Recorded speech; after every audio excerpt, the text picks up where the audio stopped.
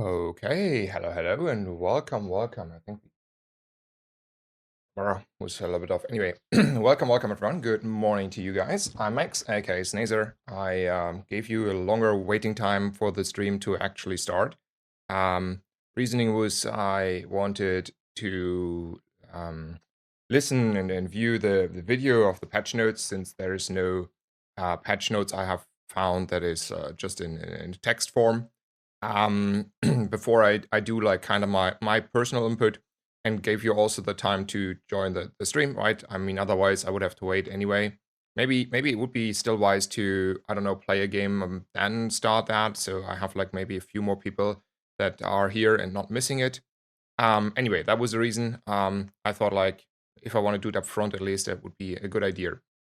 Um, while that I mindlessly clicked a few buttons there, while very much being focused on the um, video of the Reynard patch notes. So don't tell me I should have done something wrong there or different. That was not a focused game. That was just a maybe we click buttons and see where we land. Was probably a low roll because I didn't find my crow's nest while having like left and right hand. Now I have like toxic and a little bit of stuff going on.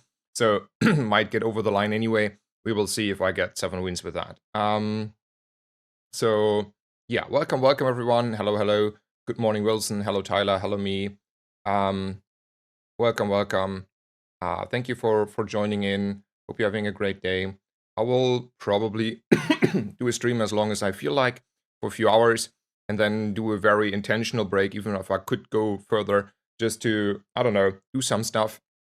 And then I will be back in the evening a little bit before release, probably somewhat an hour after the servers go down, maybe two. I think there is just the info that it will be an extended maintenance, which means it's most likely more than 1 or 2 hours. So we will see about that. So yeah, the patch notes are there. They're just like in the video of Reynard. There is no patch notes on the patch notes server yet, so there's no text form. But we have the patch notes in Reynard's video. It's not elegant so far, but it is the way to get the info there. So that is the reason why I was like muting you and ignoring you, because I had to watch it on my own for 20 minutes to get an idea about the patch notes. So I have like an idea what's going on there. So now the question is if I will like finish this game and then we do probably the patch notes, gives it a little bit more time for people to get in. I think that is a wiser decision, and then it's clean and we do a little bit of my personal value of those patch notes. I will see. I do think I have a slightly different take than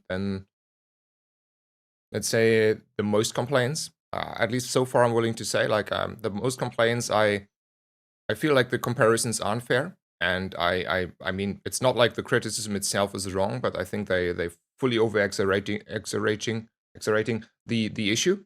Though I come on with a different problem that I see there, where I'm not happy about because it's a rather strict change in the game philosophy. Anyway, that is a spoiler. Let's go on with the game and then we see. So we, I don't know, mindlessly clicked buttons, started a little bit aquatic, found left hand, right hand, and then we're like, oh, I have a golden silencer, left hand, right hand, let's go weapons. Also never found like, I don't know, pearl and stuff, and then sustainability is like really hard. Now the struggle was we never found a crow's nest, so the struggle is still hard, but it is what it is. I probably want to go with crit skills here, honestly. Could be like a lot of crit on my weapon. Do think that is already good enough. Don't want to roll there. Could have gotten improvised weaponry. So we're gonna see. I don't need weapons. Let's look at skill upgrades maybe. Ooh, scaling upgrade. Doubling the scaling. Perfect. And then probably say hi to Keener and try to figure out what we want. Okay, game. I see you. I mean, that is a silencer, isn't it? Makes the life a little bit interesting here again. I think I want to double reload at this point. I have enough scaling. I think it's all about the get reload in. Rerolling makes no sense at all.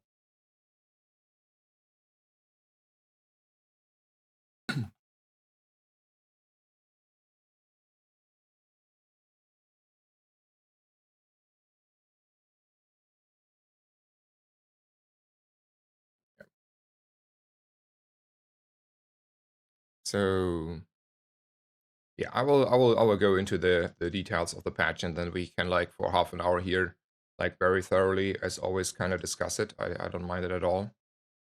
Um, weapons. Let's go for the loot actually. That's not the worst. That's not the worst. Just put it on the board probably. I mean,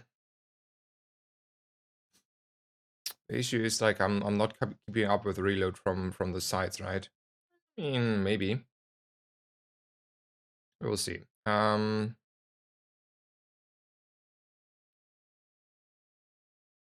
Sure, let's risk some coins. Yeah, it's the first game of the day. I've just drank my coffee while watching the video of the patch notes. So how do I feel about this? There's a lot more crit. Reload is technically still kind of on the edge here. Silencers on the board. This is just a crit second amulet for this situation then. Sure. Whatever. Let's try if we get 7 wins here. Yeah, that's that's a heavy silencer. You're correct. I should have the silencer next to it. Yeah, that's a heavy silencer. True.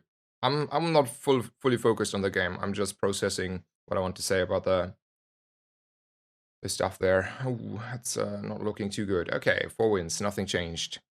Great. No rating change. Be honest, silencer should have been there.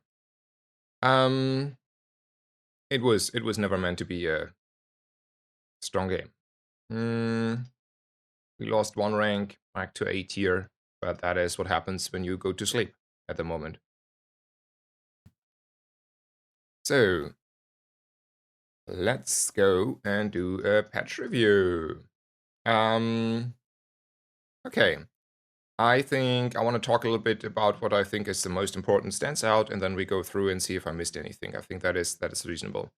So, um, so we got open beta, and I'm hyped for the open beta. I think that is good. That we get the open beta finally. It is overdue. Get the new players in. I'm happy that we have like a game that is now available for everyone. So first of all, hype about the open beta. Yes, happy that it starts finally. Was long overdue. I like when I started playing this game in November or October, whenever. I talked about people that I thought should know this game exists because they are kind of gaming nerds as well. And I told them, oh, in the end of December, maybe to Christmas, you can test it yourself for free and get an idea. You know, well, a few of those are actually already parents, so they don't have like a lot of time, and it was probably for them not really the place to spend the money because they will just play the game a few times on a Sunday if for some reason the child is quiet. So anyway, um, that is the reason I promoted this, and I'm happy they can actually finally get back and can play this game. So from that perspective, I'm happy. There will be this monetization stuff going on with like I think two things are there, a price pass and a sort of subscription, and there is there's going a lot of let's say drama about it. So I think like the first thing is the less controversial thing. It's a subscription model. So basically they have like two subs that you have to do if you're like, I don't know, playing the game all day and want to get the maximum out of your play time, when you want to phrase it like this, or you want to support the game, or however you want to phrase it, right? So I don't know if he said what the price tags are. I think if I had to guess, both like 10 euros or dollars. I think he said something about 10 here. I don't remember him saying a price tag for this one, but let's assume it's like around this. Price mark would be sounding like reasonable. So if you like want to go about it, and I just put it into perspective. Just I want to put it into different perspectives first.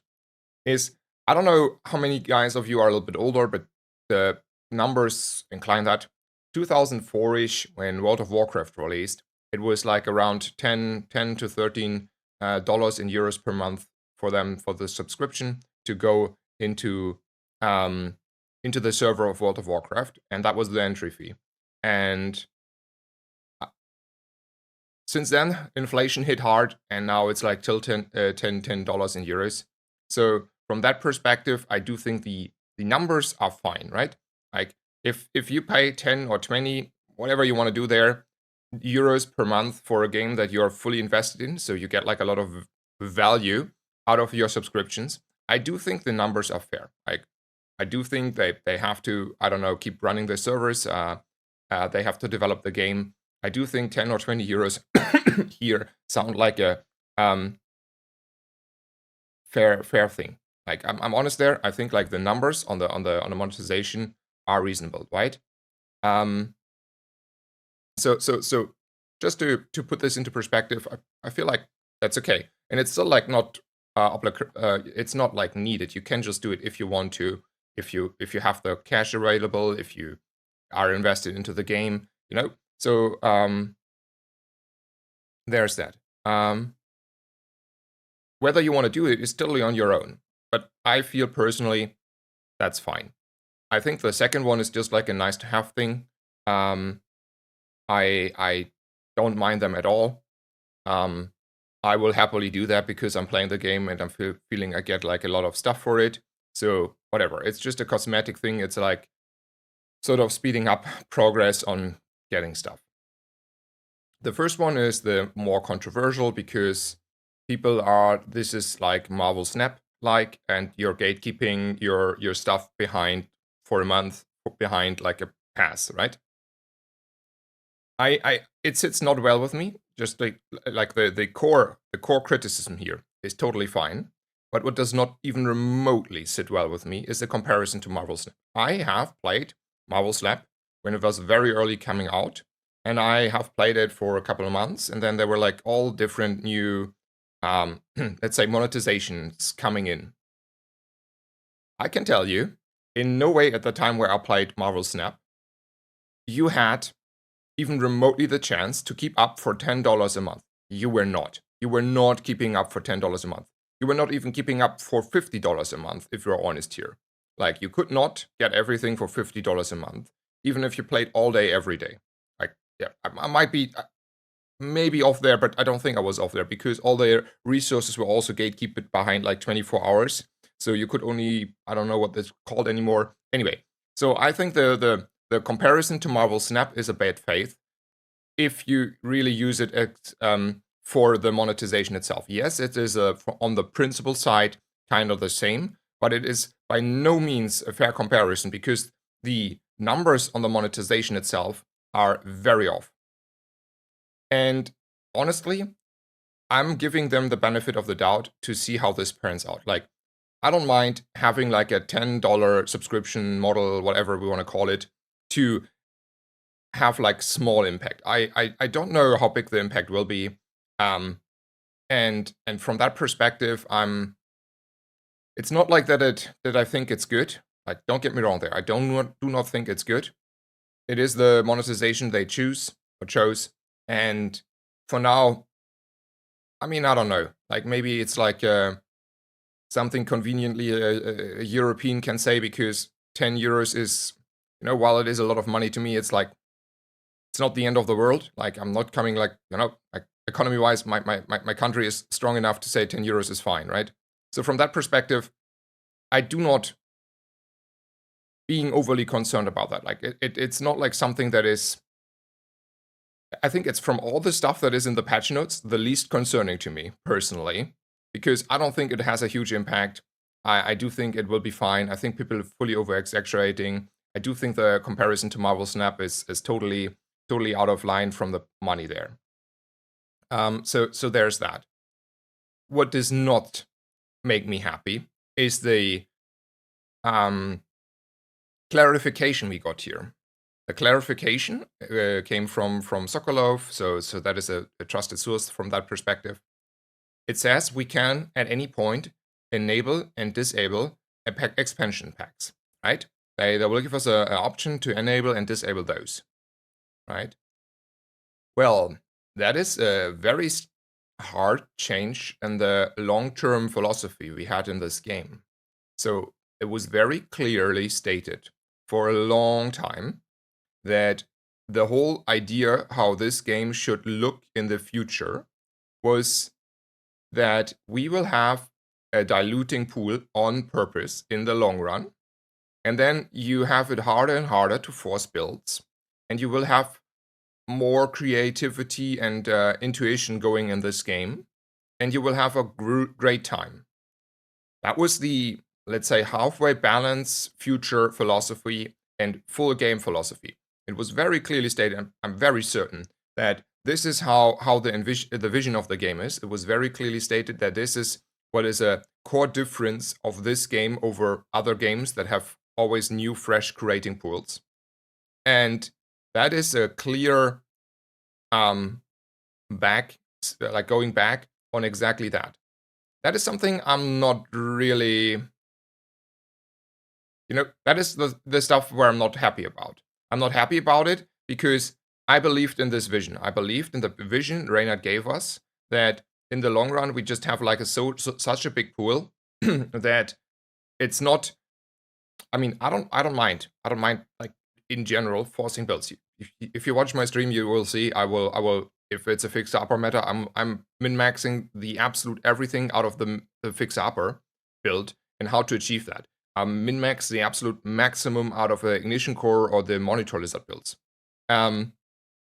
It's not like I don't mind it in general, but I was hooked on the idea we had before that. I was hooked on that because I wanted to see how that pans out. I wanted to. I believed in the long run how that will be a unique game that is pretty fun because it will be so rich of new decisions every new run, right? You will every new run, like if you have like instead of 100, you have 1,000 items available. Let's say that. I mean, it's over exaggerating because 1,000 will take a long time, but get the idea. It will be so much more that every run will be a unique run that is nearly never happening again, right? It's like the shiny force field, shiny cove situation that will happen maybe once per patch or once per year, but it's not happening again anytime soon. And so every run is sort of a unique idea where you have like a vision for the game and then you can go and see what vision is turning, and you need to be very flexible at every single point to not go the wrong direction, because you cannot say, well, I'm just like rolling from my crow's nest here. Like, you cannot do that anymore. You cannot say, well, I'm gonna roll. You have to be a lot more flexible, and that is something I'm not particularly good at. I think in comparison to others, maybe, but it's still something I wanted to learn and play. So from that perspective, I see there a heartbreak. It is like something Reynard is not talking about in his video. And I would have liked him to explain at least why that is happening. I think that is the more surprising and drastic change already over whatever the price pass drama is that I mean, I'm not saying it's not valid criticism, but I think it's fully over-exaggerated and overblown in comparison to how I feel about it personally. I will catch up with you, and then we're going to continue here.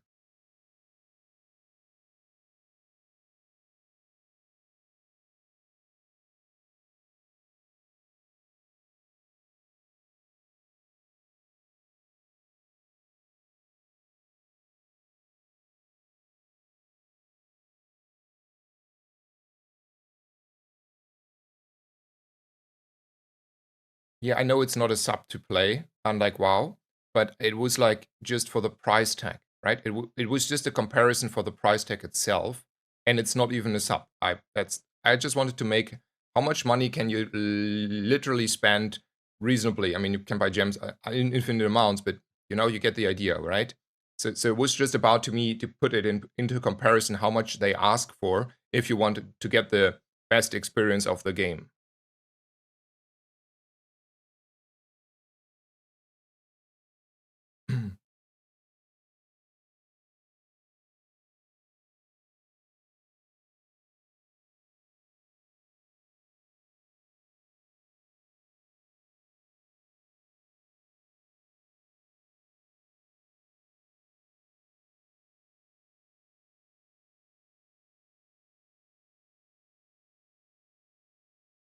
I mean, I disagree with the comment here. Like, I wanna go. Like, there are like a few people here that are unhappy.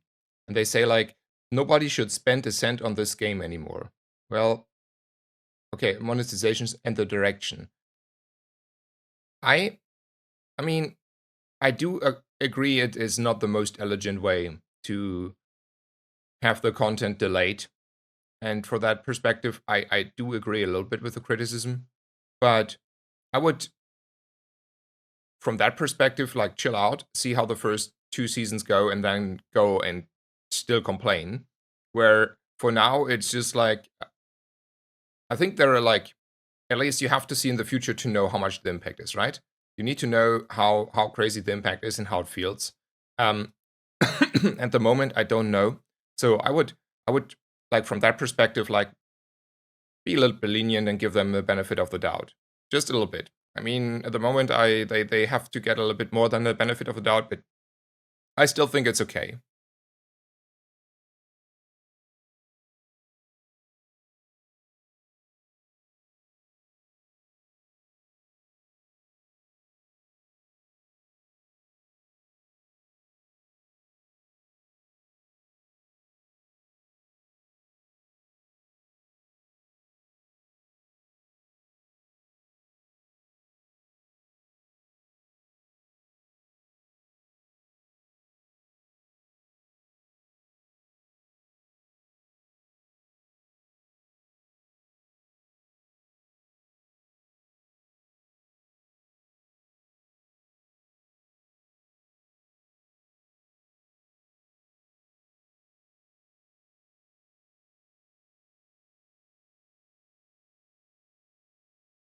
I mean, I don't think Reynard has any problem with me stating what I state. Like, I'm not like being overly aggressive. I'm defending kind of them because I do think the Marvel Snap argument has a lot of bad faith comparison there.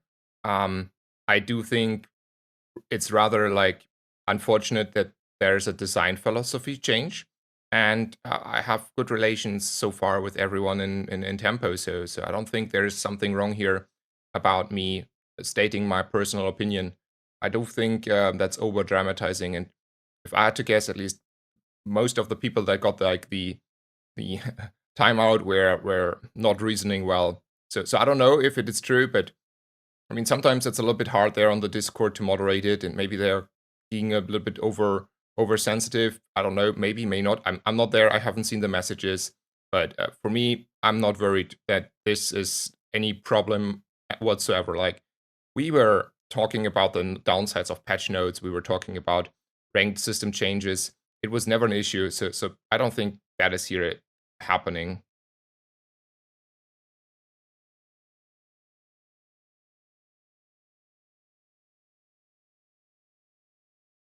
Good morning, Vitali. Good morning. Good morning.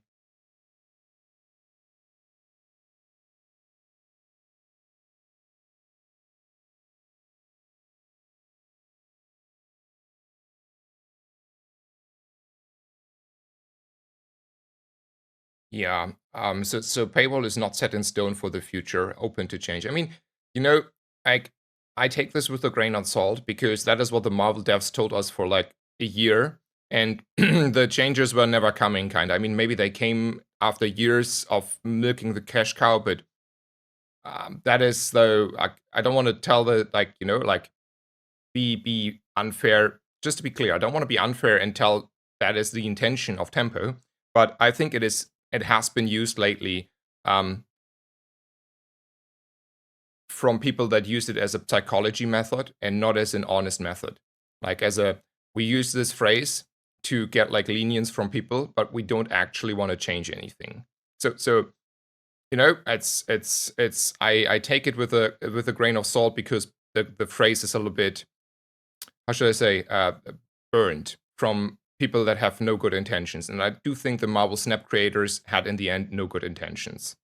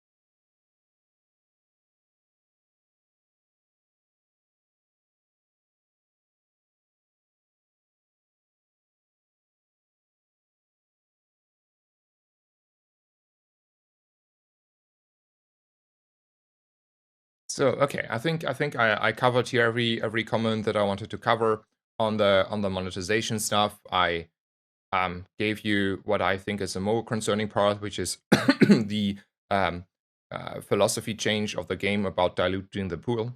Um, that is a bigger thing, and I don't know, like it's really hard to go back to that, right? Like now they said it is not happening anymore, and kind of put it into stone, and now it's like hard to go back and take this back. Like if they want to go back to the old philosophy, let's say for some reason they want to, there will be also people that are unhappy and doing the same like drama somewhere about what's happening, right? So I'm fearing we may lost our long term philosophy there, on how they like now monetize the game, and then for that reason, like the honest issue is if they do the monetization they do right now with how they view it, they kind of have a strong incentive to do it that you can disable card packs, because otherwise, let's say there are like a sweaty tryhards on the whatever reason, right? I would have to make a new account every season and just buy the few card packs that I think are the best one, and then I have like happening the stuff that they give us now an option to, right? Because the way they do it has the sort of downside that if I was like really sweaty, I would just like every month buy a new make a new account and buy only the card packs that I think will help me the most to get exactly what they give me now as an opportunity. So that is the probably the reason why they do it in the first place, because they realized if they're not doing that, this is what the consequences, and then people start to complain even more, right? Like if the top player, the top high ranked, high rated win rate player has to do every month a new account and just buy the expansions that work the best together in their mind, that is gonna sit not well with people. So that is the reason why they, if I had to assume, right, the argument why by the way we lost our design philosophy on the way. So it was like not intentionally on that part. It's just like the how would we phrase unnecessary outcome in the long run there. So from that perspective, I don't know. We will see. I mean, I saw a very small comment from Sokolov. Like I searched his history on the Discord and watched all the comments he made this morning, my time, like probably his evening time. And there is obviously like some ideas there floating. For example, in the long run, at some point, make the packs in the, let's call it, base set. So just like at some point go back and put like some of the very old sets somewhere in the base set. I don't know if that is sitting well with people anyway. Like anyway, I think yeah, I'm not super overly concerned. I will give them lenience on the monetization. It doesn't look that bad. It's like at best what you have to do is spend 10, or if you want to at absolute best $20 a month, which is, it's a number surely, and not everyone is doing that. But I think it is a fair number if you say, well, I want the let's say best experience in the game. And for those who just play a few hours a week or month, they can just like, be the part of the community and are not gatekept. Like, yeah, I do think like, I don't know, it's totally fine. Anyway, I think that is the summary on the passes here and the subscription and those new features. I honestly knew partly already about that, because for a brief moment before the access to the staging server was changed, I saw those. So I knew for that reason that the open beta had to be closed, because it was finally on the staging server, the monetization, and then I knew the open beta was closer than people might think, because that was all the point what needed to be done before the open beta starts. So I think we covered this already. I'm fine with it. Whether you are, it's up to you. I don't think it's hurting the game as much as people think. Like, at least not in general. The philosophy change is probably also not like completely hurting the game as much, because I do think there's also a big player base that like the there was an interview with a TFT crowd and Shurko very early in the game release, and I think they're like a bunch of TFT players that just like, are meta slaves, and they want to be like, looking up a guy, click all the same buttons and go there. And those people are probably a lot more pleased with this than having 1,000 cards and not being able to force builds. So, given and taken, I don't think this is hurting the game too much, but it's something that is different. I will catch one more time up with the chat, and then I promise we're going to go past this monetization idea.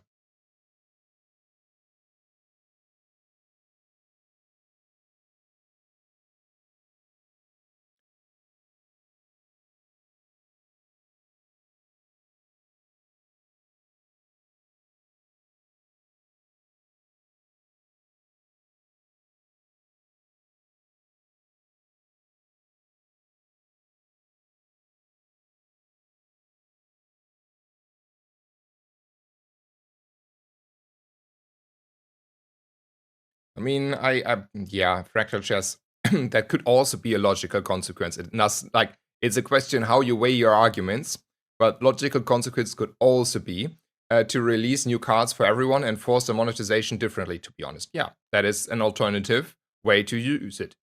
They value the monetization system they have for whatever reason higher, and then if this is the premise, the logical consequence has to be something else. You basically, the question is, how much do you value the diluting pool philosophy over the monetization they have now? Kind of, right? It's both is valid. The question is, how do you weigh the first premises? And they seem to weigh premises there differently.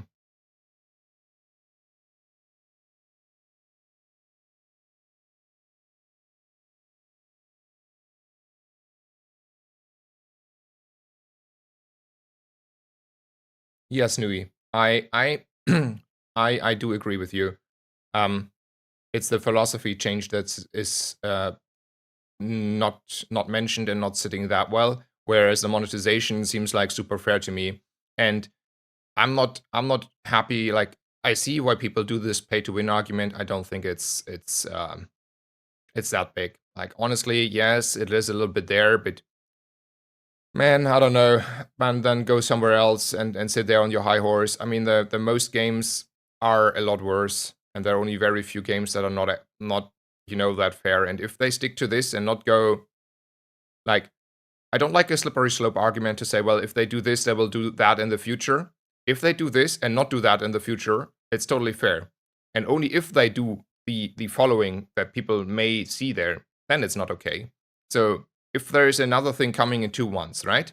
And they back up and do more like pay to win stuff. Like, and now there is like this one card you have to buy at that's like, I don't know, $50. Let's over exaggerate here for a second. Then you all were right, and that is fair to like be fully, that's a pay to win game, let's leave. And I will be honest, if that example I just made is coming reality, that's a point where I'm like, yep, I'm out of here, goodbye. So sir, I'm not buying a card for $50 anymore. That stuff, that ship has sailed. I'm way too mature now and not rich enough, and whatever reason.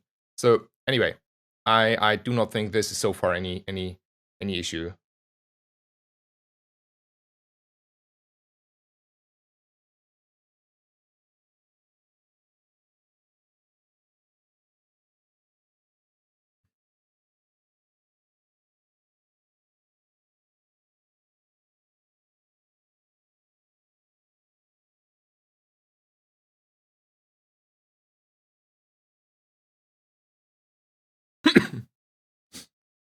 So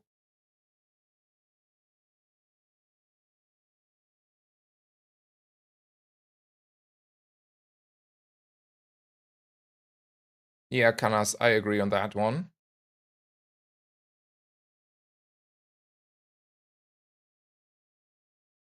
Okay. Let's I will catch up a little bit with chat, but let's continue here the review. I think we covered this now finally, at least to a decent degree. I think there's for that part nothing new to say about it, and then we're just like circling around about the same arguments again and again. So I think there is more to say about, right? So let's go and put the monetization part behind us. I think we covered that on I think most bases. You can still discuss this in chat. I will not be like moderating that too harshly here. No worries. But I will skip further down the meta analysis that is different from what we just learned. So basically, I don't know if it's yeah. So this is like the probably the drastic changes here. There are like two things that are happening here, right? So one thing is the start of run update, and first of all, the first two lines are already like a little bit, you know, interesting. Let's say giving Dooley 4 less gold available. I mean, by just by intuition, doesn't sit well with me. Do think, well, that is making Dooley not really happy, right? I would say the fact like, yeah, Dooley gets a core, I see, but I don't know, starting Dooley on 4 gold there. I mean, okay, to be fair, it's probably not an issue because you have these options, so whatever. But I don't know, man. Dooley was not in a good spot. Anyway, this is though probably not big. It's just like my sadness about Dooley at the moment. And then we have 3 options here. And it's at least more reasonable than the starter kits, right? It's a lot more reasonable because you have for the gold tiers and the enchanted items, you have like choices. So the option that you fully brick got reduced, you know, you reduce the variance there. You have like at least the illusion of agency there, and partly you have agency there. So from that perspective, this is nice. And then you have like the straightforward 12 gold free income situation, which is basically what I always wanted to have. Like he said it himself, right? Giving everyone like 15, 20 gold, whatever, is like it is the least risk and highest, whatever, consistency line. And I do like this line. I do feel good about this one, right? And most of the time I would pick this. But we will see how these turn out, because they got, obviously, because you reduce the variancy of getting like your shiny chocolate here, or your 10 gold skill here. It's not in the game anymore, by the way. Make those a little bit more powerful by giving choices for you, right? And I never liked if you face your Obsidian Enchanted Seaweed on day 2, or your Obsidian Enchanted whatever, right? Small item that is very powerful.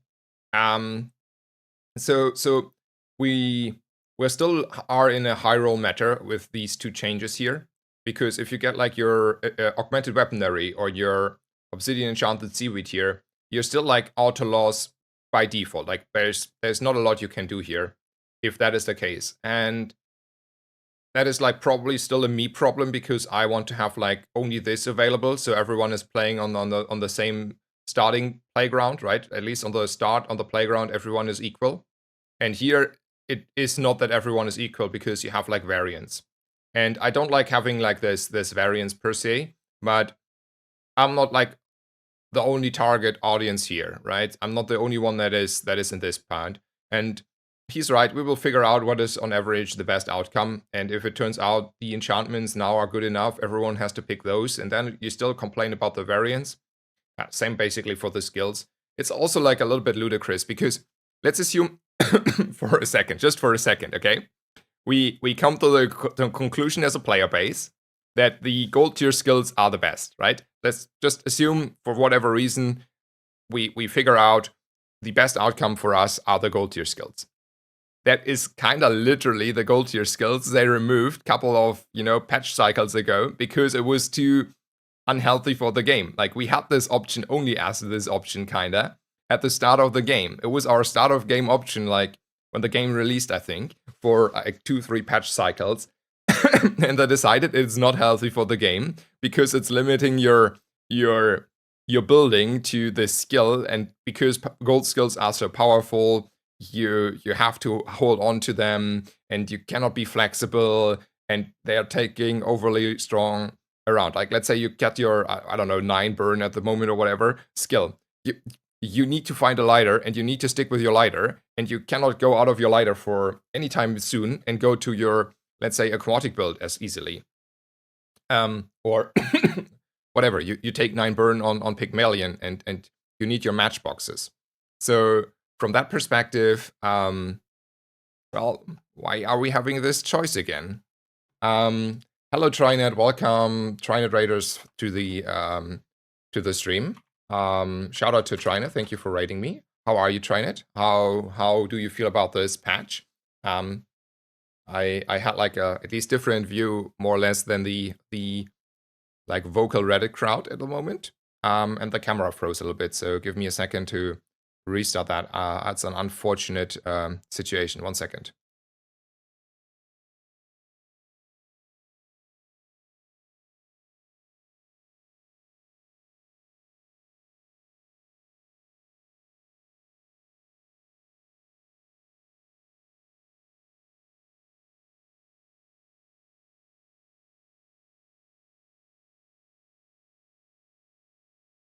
Okay, I'm back. Sorry for that. Had to restart my broadcast. So Trinet says, doing well, patch looks good. On pick item that makes me hate everything, but aside from that. Yeah, how do you feel about the monetization itself, and how do you feel about the change of design philosophy? Because now the pools will be curated by yourself with the extension packs, and that is like the one thing that is standing out that they don't mention upfront in the patch notes, but you can disable your expansion packs, which means the design philosophy of having like a big pool that grows over time got, how would you say, rug pulled out. I will catch up with with chat in a bit. I want to finish this patch review a little bit. So we're gonna do that, and then there's a long patch catch up gonna happen in the chat. So anyway, I was talking about these choices, how I feel about them. This is what I want for everyone, and these are not making me happy. I think I made a fair comparison why I do think this was an issue. I do think they removed it, and now they're giving it back. And I mean, I don't know. I don't like the swinginess. I especially early. Like the issue is the swinginess early. The whole problem with this is, I do agree that at some point you will have swinginess.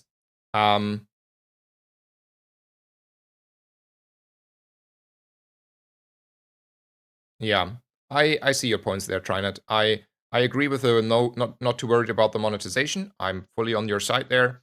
And I do understand where the philosophy change comes from. So from that perspective, I fully understand it. It's still something I would have liked to be addressed a little bit, and I still wanted to have the other philosophy, to be honest. I know I cannot have it, and I do understand why I cannot have it, but I'm sad about that I cannot have it. So anyway, back to this. I do think this game has to be at some point swing turns where you find a random enchantment, where you go and either get bonk or don't get bonk, or get free rebirth or don't get free rebirth. So from those perspectives, I do understand this game is not chess, and we want to have snowball stuff going on and like high roll potential. That's part of the game. The whole issue that I'm having, and I've stated that quite a few times, is the earliness of those swings. The earliness of those swings make it that you're, even if you have a good start, it doesn't matter if your opponent has like a high roll start. And I want to have like less this high rollness, because my impact have less, like, if I have only 4 items, I cannot compensate for my opponent high rolling. If I have 10 items, I have at least a little bit of agency to compensate for the high rollness of my opponent. I have a little bit agency to still be the better player and may get ahead. Not always, like very powerful stuff happening, and bonk is one of those, right? But you have like at least a feeling you could have done something sometimes. Here, you never have something to do. Like if your opponent is starting with a lighter and 9 burn, and you took 12 gold and 3 income, you are gonna lose. Period. There's none of my decisions matter. If I take this and my options is, I don't know, get a little bit of crit here, get a little bit of crit there, and get 10 gold. I mean, I'm over exaggerating. And my opponent gets, I don't know, 9 burn, 9 poison, and I don't know, like a million damage. Well, none of my decisions will matter for a long time before I catch up. That's the issue there. And this is why this feels not good and this feels better, because the playground, the starting playground is equal. It's not someone is like, how should I phrase it? It's not like real life, right? We would like that people have equal chances in school, in building prosperity and in income. The reality is it's not that way. And the lottery of which parents, like where and which parents you have and where you were born, will decide most of your outcome.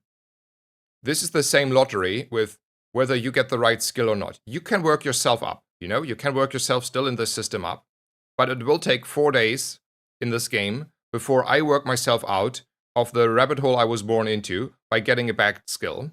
Whereas if I get a good skill, I will have a high roll luxury life.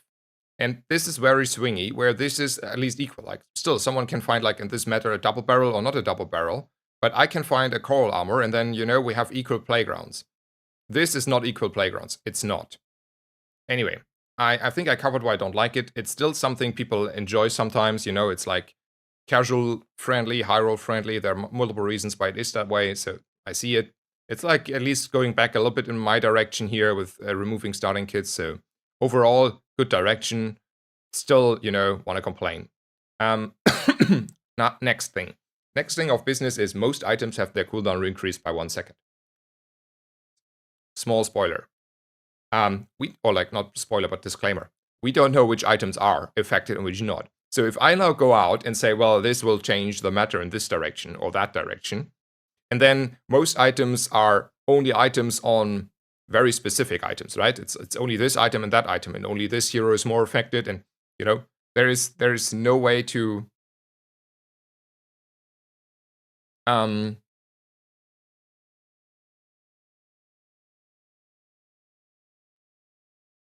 so there is no way to guess here how the matter is without knowing which items are affected and not. Nevertheless, if we just make general assumptions from this, then the first thing he said is, well, the matter slows down. That is gonna happen. Like, if you bonk everything, the matter is slowing down. Well, that is a true statement. But there are other implications, right? There is one implication, like he said, Dooley is not as hard affected, but he only names like 3 items that are not affected. Everyone that is relying on charging mechanism is affected harder, right? Because how the charge works, it's very powerful if you have a lot of CDR, and you not have a linear increase of power towards the cooldown reduction. It is a lot more increase of power. This is why cooldown reduction was, especially in any build that was using sort of charge, like all the old Dooley builds, so powerful. And you always pick like CDR. So just by this, it means probably Dooley is taking the hardest hit, just by that logic. Depends obviously how many items are hit, but by that logic, it means Dooley gets the hardest hit. At least this is how I feel about this. And then Dooley was already in a bad state and did not get reverted on changes. So I don't know how we feel about that. Like, I, as a Dooley main, think, well, we will have to sit out another patch cycle or probably a few more until they realize how bad Dooley is at the moment. I mean, even to put it on perspective, like Isocoric Freezer nerf, as well as, I'm coming to that, but as well as these increases will also make the power drill having like a lot harder time to go off. So, there's that. Secondly, it will not affect as much builds that have a lot of CDR, like silencer builds. Silencer is like circumventing kind of this hard restriction, right? It says, I have a silencer, so this is already decreased by 30% on its own. Like, it's for everyone, it's like 1 second, but for the silencer build, it's only 0.7 seconds around, right? Or 0.8 seconds, whatever. So you have already like a straight off like sort of buff in those CDR builds. You feel that against Bonk especially.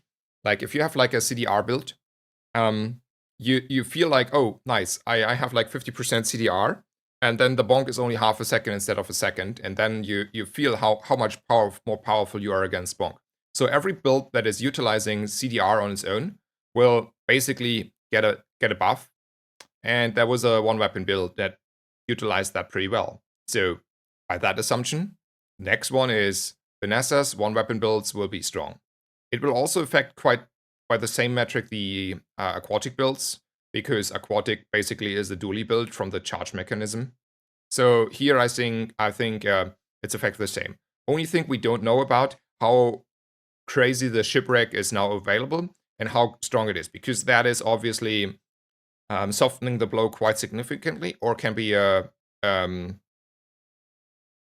even a buff. So from that perspective, we don't know. But if we ignore the shipwreck situation, I think the aquatic build also gets a huge hit there, because it relies on hasting you're hasting not as much your jellyfish. You're not charging as much your water wheel. Your water wheel may be even slower if it has 1 second longer. Those things. So, and then there is this whole pick situation, because I think the one guy that was, except if you have your fixer upper in a crazy spot, but in general, who had like no issues with like slower game plans, and Pygmalion always wanted to have like a slower game, because they are the mid-range and tanky guys that are making most use out of it. I think he will be by far the least affected hero, which means we will have a one weapon Vanessa meta and a Pygmalion meta, if I had to guess. Also, like the bunch of weapons ammo build is also getting obviously quite affected by the 1 second increase there. So because you're not killing, and then your opponent has more time to ramp up, and I don't know. That is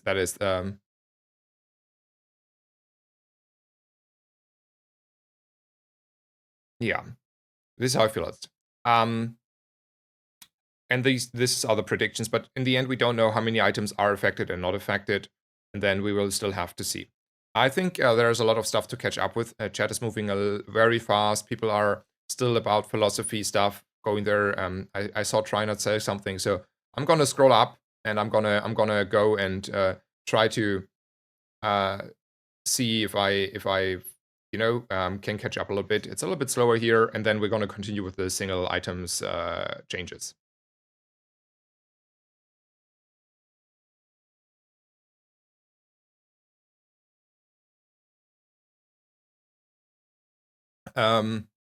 Void King, thank you so much for the Prime. Thank you for your support 15 minutes ago. Sorry, I'm just catching up here. Thank you so much.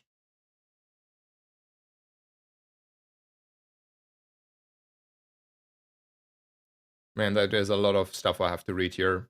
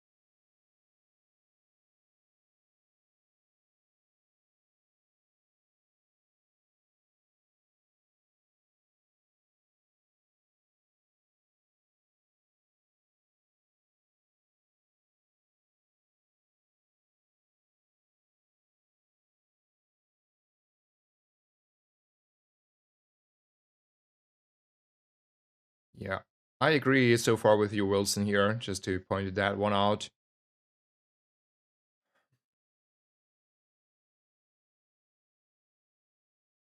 We can see the new cards. Oh, nice. Let's do that in a second then, Regis. I will do the chat, and then we look at the new cards. Nice, nice, nice. So it was already in the patch, and the databases just didn't show them, right?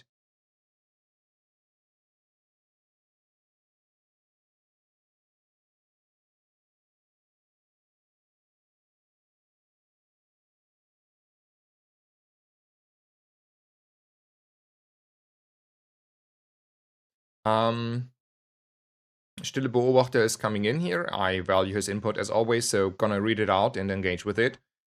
He says, if you cannot choose to not play against ghosts which use the new sets, a free-to-play player will have a disadvantage in the run whenever a new pack is drawn. And as far as I understood, this is the system I remember from LoL, and it is, as far as I read, also in Marvel Snap. And this meant devs being incentivized to release strong new content only to be nerfed when free-to-play available. If my top assumption is correct, this is bad without any bad intentions. Yeah, that is true. I do think it's true. I want to have like two things to say about that. Like, that is probably a true statement, but we have like a few if clauses, right? Because let's say even if all of that is true, it is technically pay to win, like by definition, but it's only $10. So it's not like pay to win as in Marvel Snap and I have to pay 100 of euros or like 80 euros a month to catch up there. Like, it was really, really hard, even as a playing every day to get there. And otherwise it was like a lot of money. Whereas here it's just like a a very, very, like, I think reasonable flat fee. And that is only if all the ifs are true. We don't know if that is stronger. We don't know if they will nerf the stuff afterwards. We don't know all that. That's a lot of ifs. And if the ifs are all true, that is very correct. But I want to be a good faith person. And by that, I would say measure them by their actions. Measure them by what their output is. And maybe I do believe too much there, but I would give them the lenience of 2-3 months to show us how that is. And then we can see how it feels, right? We can see if the ifs are correct and it feels overbearingly hard for players that don't have the sets. We can see if the impact of those sets are even like big or measurable in the win rate. We probably could have like at least an intuition, even if we don't have trackers and data. We can see how if they change stuff afterwards or not. And then the ifs are true or not true. But up until then, I would like be like, okay, all not that bad. Let's see how this pans out. On that perspective, and that is like how I would view it, even if I would not be streaming this game and be like, let's say, a content creator. I would do the same thing. I would give them a little bit of lenience, and if they go the wrong direction a few more times, I would be up and goodbye. It's the same I did with Marvel Snap. Like, it's not like it's a game that has like a brief glimpse in my gaming history and was a fun concept, but then it was gone. So, well, please don't be Marvel Snap is my answer there, but I don't think the comparison is there overbearingly strong so far.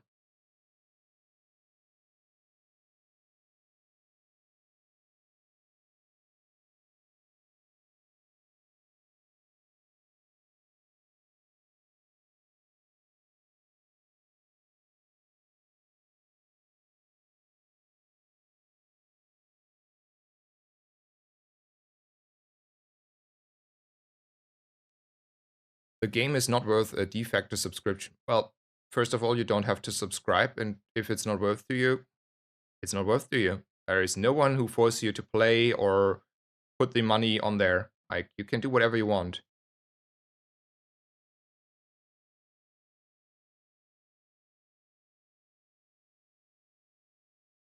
So Trinet says the old philosophy was incompatible with wanting to sell packs. In my opinion, either they could try to monetize new cards or they constantly expand the pool of everyone.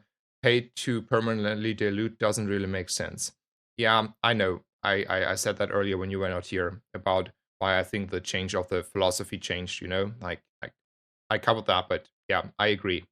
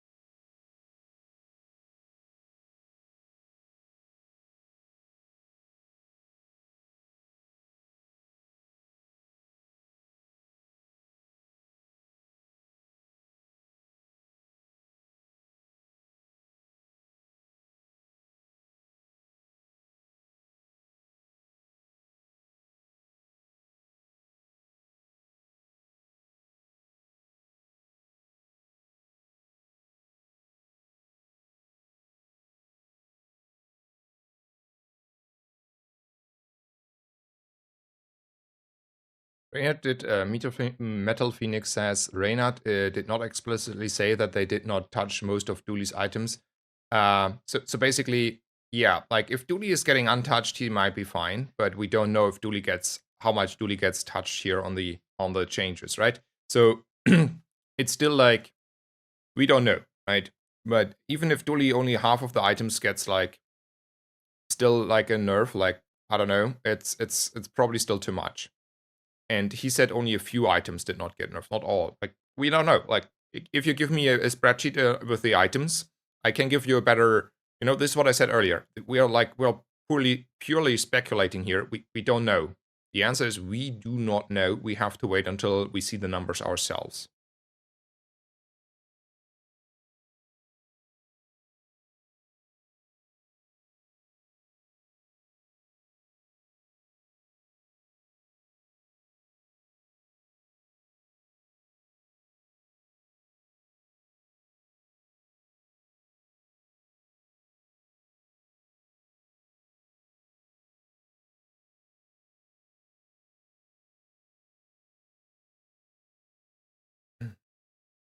Good morning, Antitime. Welcome, welcome. Hope you're doing well. Are you excited? Partly, yes. I mean, I am excited, yes. Changes, open beta. I want to see how this game is developing. And I still believe in this game, so I'm looking forward, yes, I do.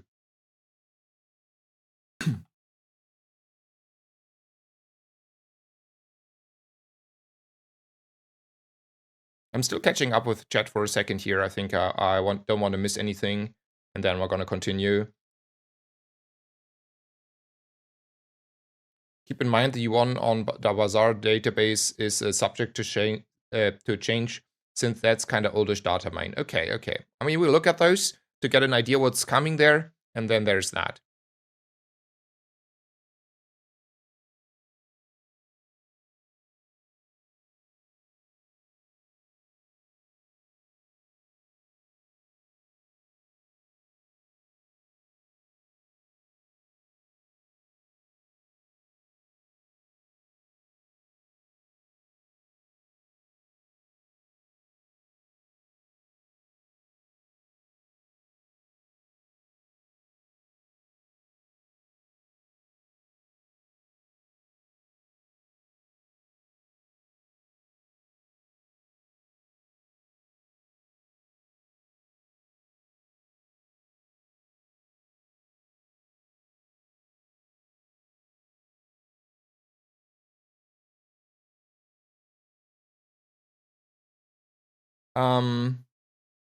Yeah, we will see. Like as mentioned in the very start, I think the hate about the monetization is overblown by a lot, and I see something else there more concerning to me, and we will see. We will see. Like, I'm not saying it's all good, but it's definitely not that bad. Like, you cannot convince me even remotely that so far this is bad. You have to making a lot of slippery slopes and bad faith arguments to even remotely get there where it's bad. So for now, just take what is there and don't do like bad faith interpretation and slippery slope arguments, because they will not get us anywhere in any good direction. So I think a little bit lenience, good faith. Let's measure them by the words, see what the actions are, see how it feels, and if they're like honest about they're open to change. If we feedback them like this is like not feeling good, maybe they're open to change. Like I mean, at least so far, I can literally write Reynard on Discord and tell him, well, Reynard, look, my half my chat is not there anymore. This is not looking good. It doesn't feel good. These are the issues. I will give you a detailed analysis. They may listen. I mean, I don't know if they listen. They should not like only do what I say them to do. But at least there is like a way in the first place to feedback stuff, and a very direct line. So I don't know, like, give them a little bit of lenience and hope, and see if they're at least take this into evaluation.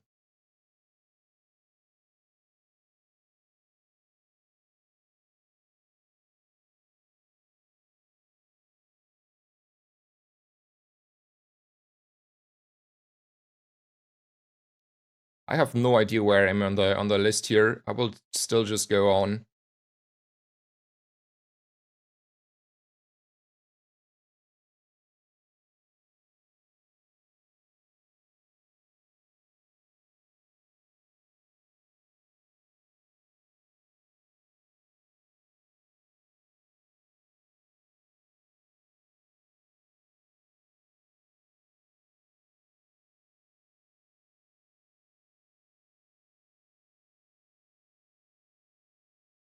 Yeah, I agree there, Sendorf, about the pool situation. That is the thing that is making me also a little bit. We will have to see, but I would have probably preferred another direction there. Yeah.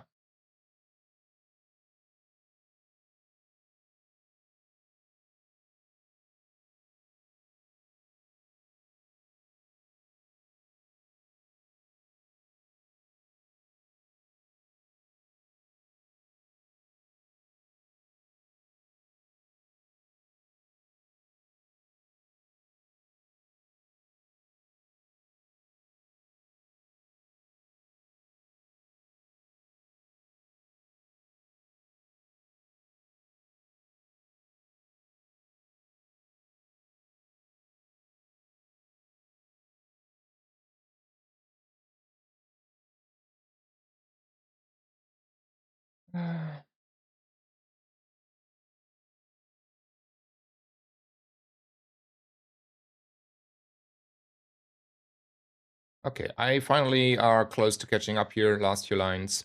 Hello, Black Coffee Fee. Welcome, welcome. Hello, Teagle Biddies. Hello, Water Coolest. Hello, welcome, welcome. Hello, Ruthless Sympathy. Welcome, welcome as well. Okay, I think we covered everything. I read everything. I at least engaged with the stuff that I think was engage worthy. Um, don't think I want to circle around the stuff over and over again. I think I gave a very a thoughtful feedback how I feel about this, and it's obviously up to you to agree or disagree. Like I'm not forcing my opinions on anyone. I think like a few people are though too destructive, and that is not like helping at all. Like if you feel like, well, you need to rage like that hard and go that way, do that. But maybe I don't know, play Slay the Spire. Um. Anyway, let's go through the other changes. Very small here. We don't have patch notes, so I have to use the video here. So double barrel got put a little bit into line. We will see how this is feeling in the long run. I do think it was too strong, but at 4 seconds also like a little bit weaker, so we will see about that. Ice Pickle is probably a good change, was never been used, port, whatever. Ramrod is a hard nerf to the Ramrod build. I think that's like, your throwing knives will be out of ammo very soon. You're already slower. So probably also will not play double barrel in the one weapon build anymore. You have to go to the powder flask back. So I think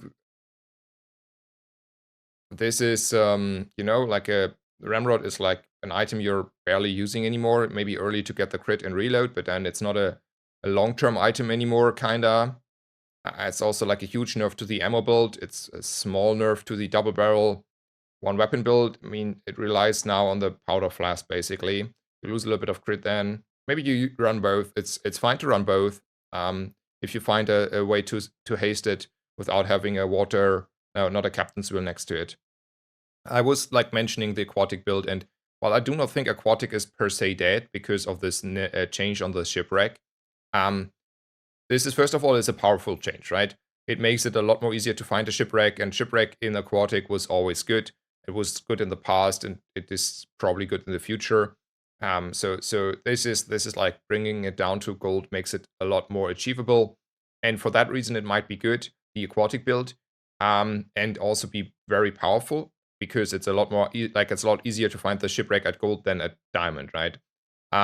Nevertheless, the constraints that you have no higher CDR makes still the aquatic build without the shipwreck definitely weaker in the mid game, maybe even in the early game, but definitely in the mid game, probably also in the early game, because you rely on faster procs on to charge the pearl, to scale the seaweed, to scale the or like haste the jellyfish. So the nerfs are more like stronger towards the aquatic build without shipwreck for sure. And then yeah, this may compensate and gives you like another way to play this in the long run, but it doesn't change the fact that aquatic itself is probably, maybe if I had to guess, not as strong early anymore.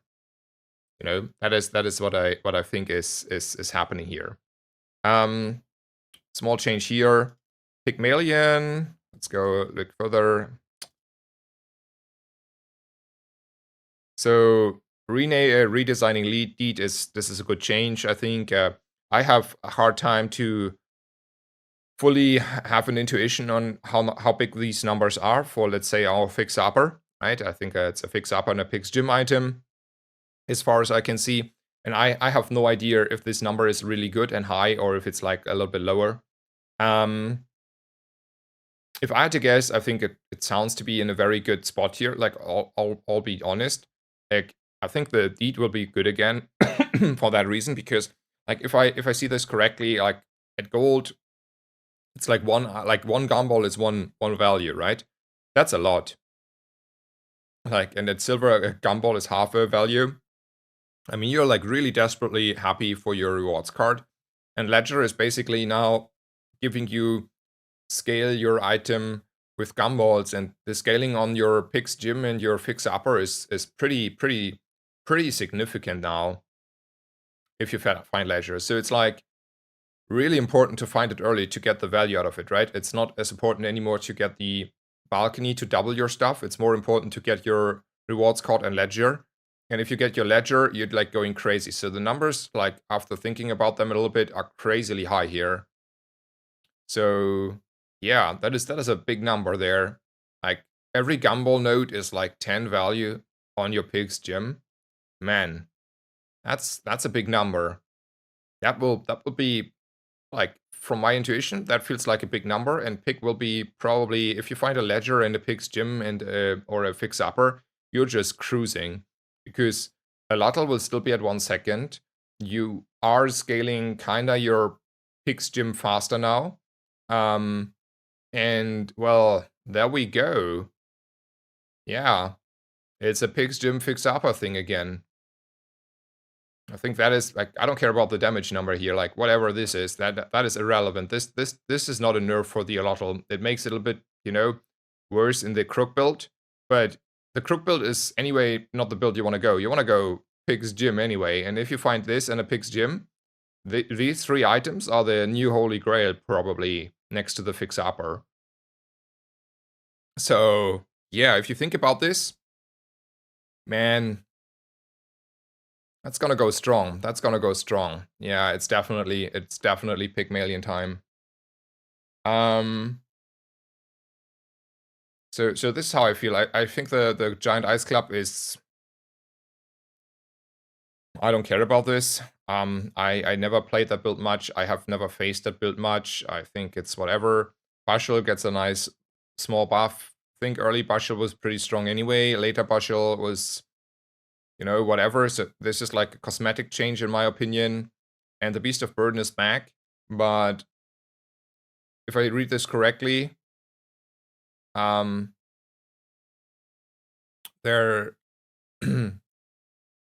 is it still done multicasting, or is it like something different? I missed the Beast of Burden patch meta. I was like still sick when the Beast of Burden was in, and then only came back after the hotfix and it was out. So if it has still multicast, maybe be good, maybe not be good. I have no idea here. I have no strong intuition to the Beast of Burden. Let me catch up again.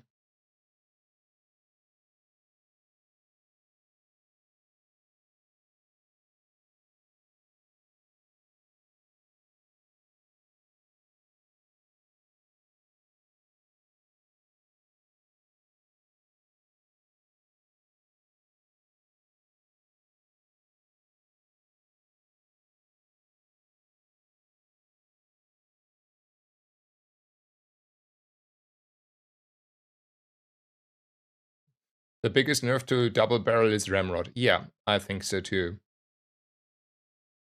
I mean, double barrel will still be playable. That was never like the case. I stated anything against that. I think it's not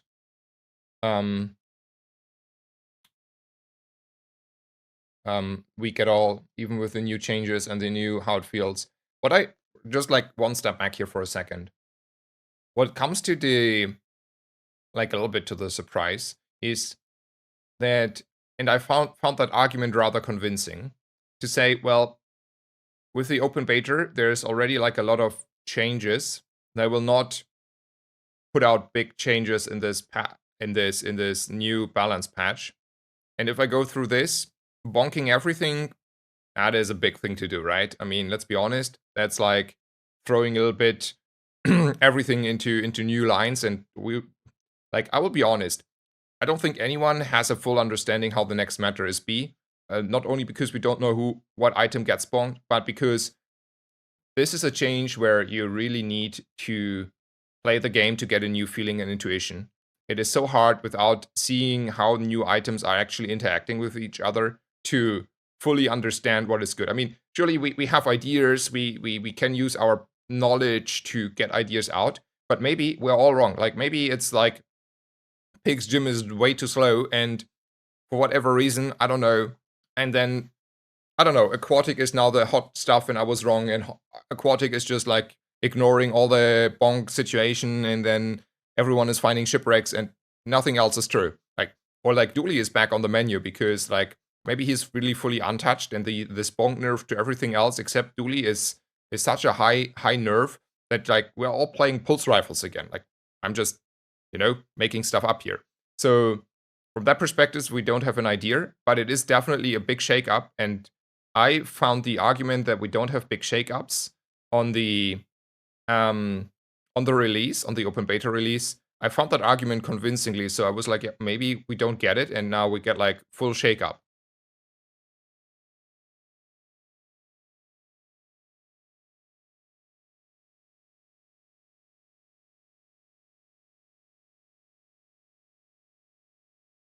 Mhm.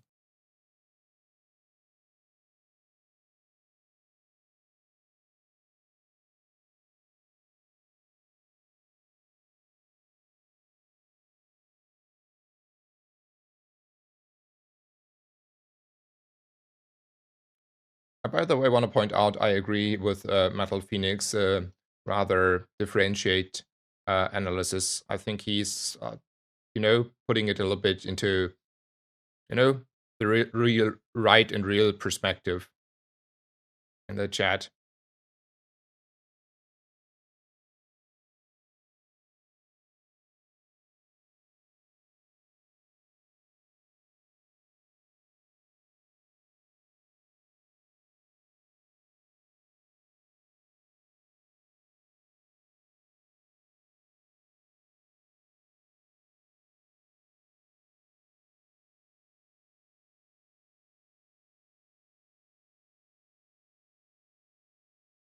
I mean, I wanna catch up with all the people in chat. I think it is respectful.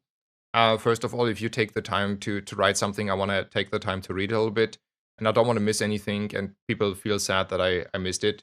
And then it's just for today on the reviews here.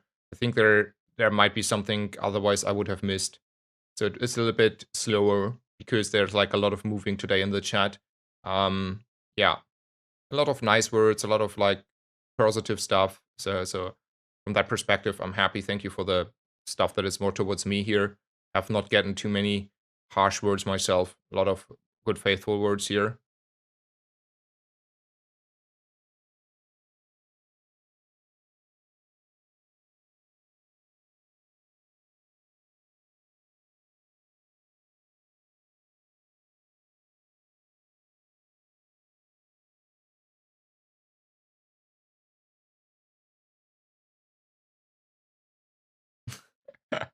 That is a good question. Since my partner saw Beast of Burden back and asked, can you snapshot with 2 Beast of Burdens? So like with the upgrade hammer duplicate situation, add a food item to the board, both Beast of Burdens gets the food tag, and then remove the food. Will the Beast of Burden still be food? that is a very interesting loop question. I would, like, without bad faith, think they have not, like, I can see at least how that is not being considered, and we will have to figure that out. I think by intuition, how I think they programmed the game, if they did not think about it in advance, we will probably have it, because the server has a, like, I'm not a, like, neither game dev, not an IT guy, but I would think that you have like server ticks, and it's like ticking one way and then the other way. And if the tick is happening one after the other, it says, does the left beast of burden has food? Yes. So I have the right beast of burden. Then the right beast of burden has food. Then the next server tick happens where the right beast of burden asks the left beast of burden, do you have food? And yes, you have food. And then, you know, you ping pong and it's always true. Fair estimation could work that way. I have no idea. But sometimes you have, like, you know, server ticks happening, and I can see them having a separate tick.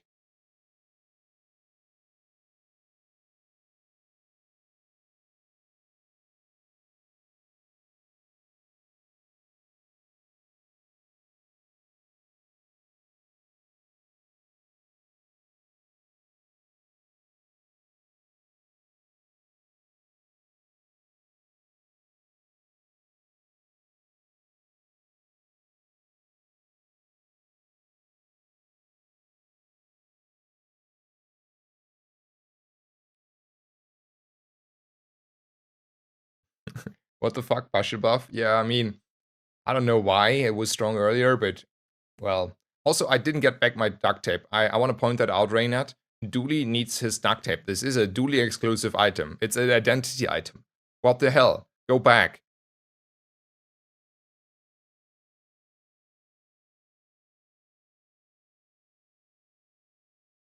I mean, yeah.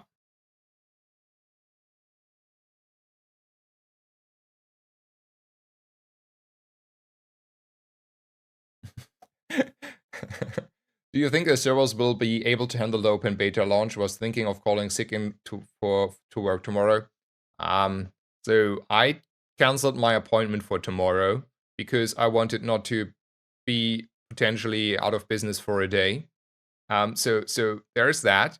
Whether the servers can handle it, that is, I think no one knows, because the main thing it depends on is how many more people are coming that were not, you know, expected by tempo, or how many people are not coming. There might be a case from, I don't know, a lot of people don't test the game, they're not coming, and then the servers will hold up. There might be also this, I don't know, whatever momentum thing is happening, and for whatever reason, 1 million people are coming in, or 2 million people are coming. I mean, that is a possibility. Like, maybe not at the same time, but, like, let's say over the course of 2 days. Like, that is a reasonable number. And they accounted for, let's say, 500,000 people, right? They said, well, we have 100,000 here. Let's say 500,000 people. Maybe that is what they have, like, as server capabilities there. Like, I'm just making up numbers. I have no idea, right? And then only a few hundred show up. Servers will be stable, smooth. Everything is fine. Maybe the account creation servers get hit. I expect them to be like a small needle. But like a small needle hole. But I can see them working fine. But maybe there's a lot of momentum. They're coming millions of people they didn't expect. Well, the server's gonna go down. That is happening again. So no one knows. I think it's no one can know. Like, how would you know if there is, like, sort of a momentum and every single TFT and Hearthstone Battlegrounds player that ever touched that game or Slay the Spire will come or not? Like, who knows?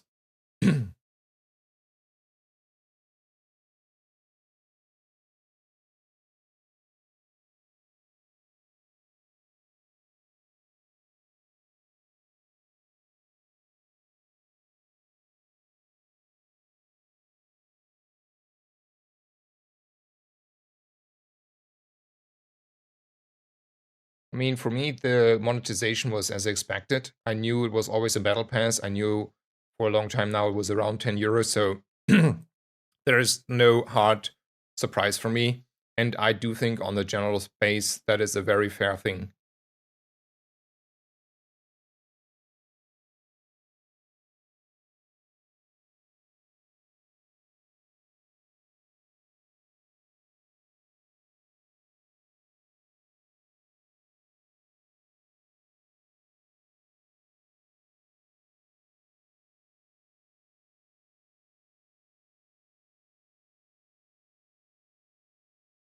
Okay. I think we talked about the Pygmalion stuff. There was like one comment that said there are also the new items. So first of all, we don't know if it's coming out like that, but we will look at the new items in just a bit. So there are the dually changes. So bunker may be crazy because like, okay, like bunker may be crazy because you can like multicast your armored core force field build, right? I don't know how good this will be, but I can see with a few skills and haste, multicasting your shiny force field, like your shiny force field was always great on an armored core.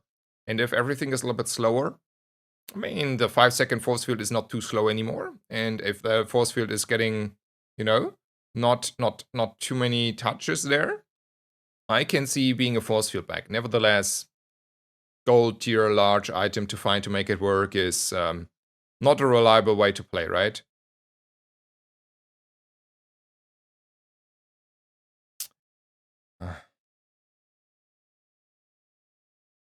Okay.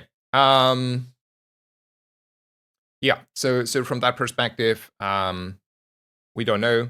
I think like at least they tried to make bunker work. I think bunker was like fully not used at all. So this is something that makes me happy that they try to utilize items at least. We will see if this is a good item or not.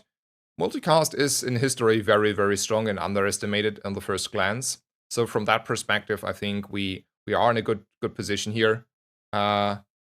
So there's this. I didn't ban anyone here. I gave a small timeout to rethink their decision making. So this will be interesting. Same as Robotic Factory being back here. Might they nerfed like Robotic Factory and Chipwreck to Diamond because it was overbearing. So from that perspective, it's like they go back on these. And I think multicast is strong, will be strong. This way you only get always one multicast, but they switch from diamond to gold to get this one multicast going, which makes friends probably a little bit better. I think friends were not in a good spot here. Whether this is good enough to enable like dinosaurs and stuff, I think that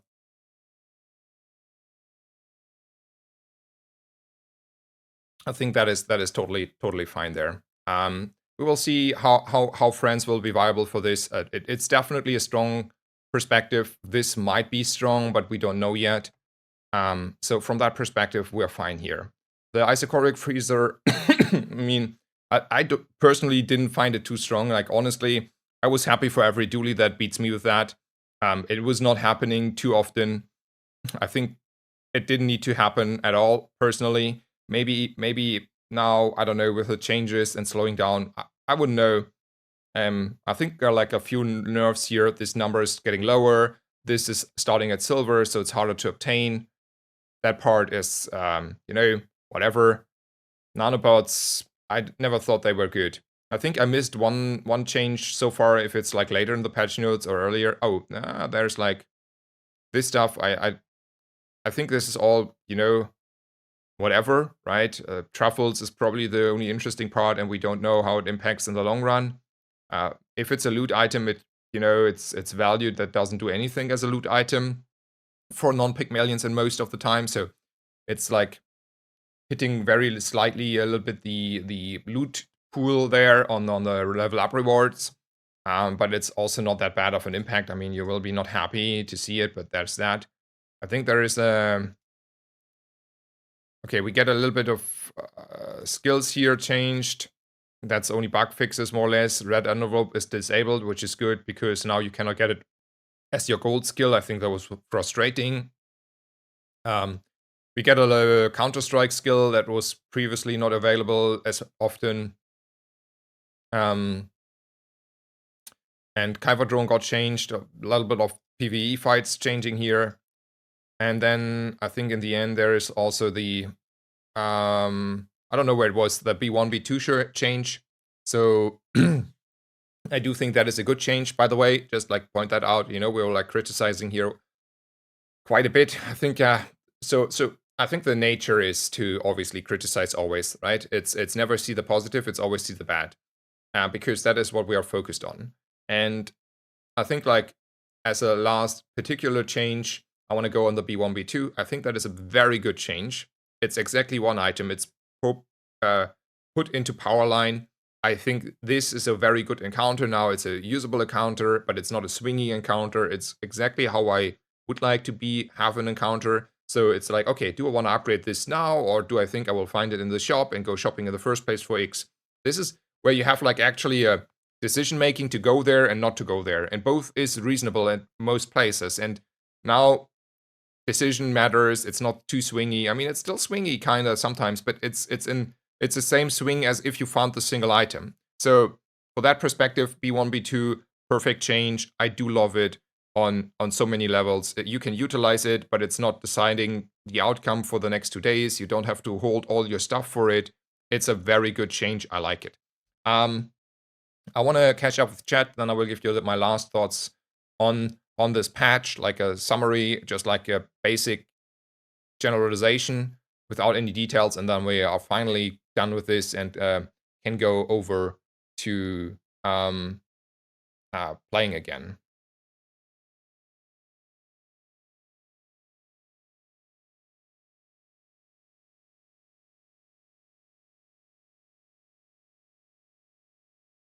Oh, Fang was a buff. I honestly I didn't watch that too detailed.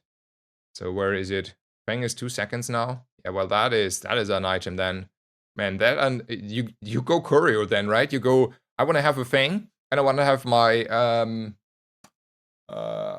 shadow cloak, and then I'm having 3 seconds. Okay, but like 3 seconds Fang actually and a shadow cloak are probably reasons on some heroes to value courier early.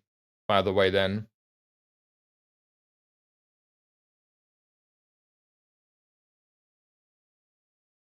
Oh, we wanted also to go to the new cards. Maybe we need to do that first, though. Yep, forgot about that already again.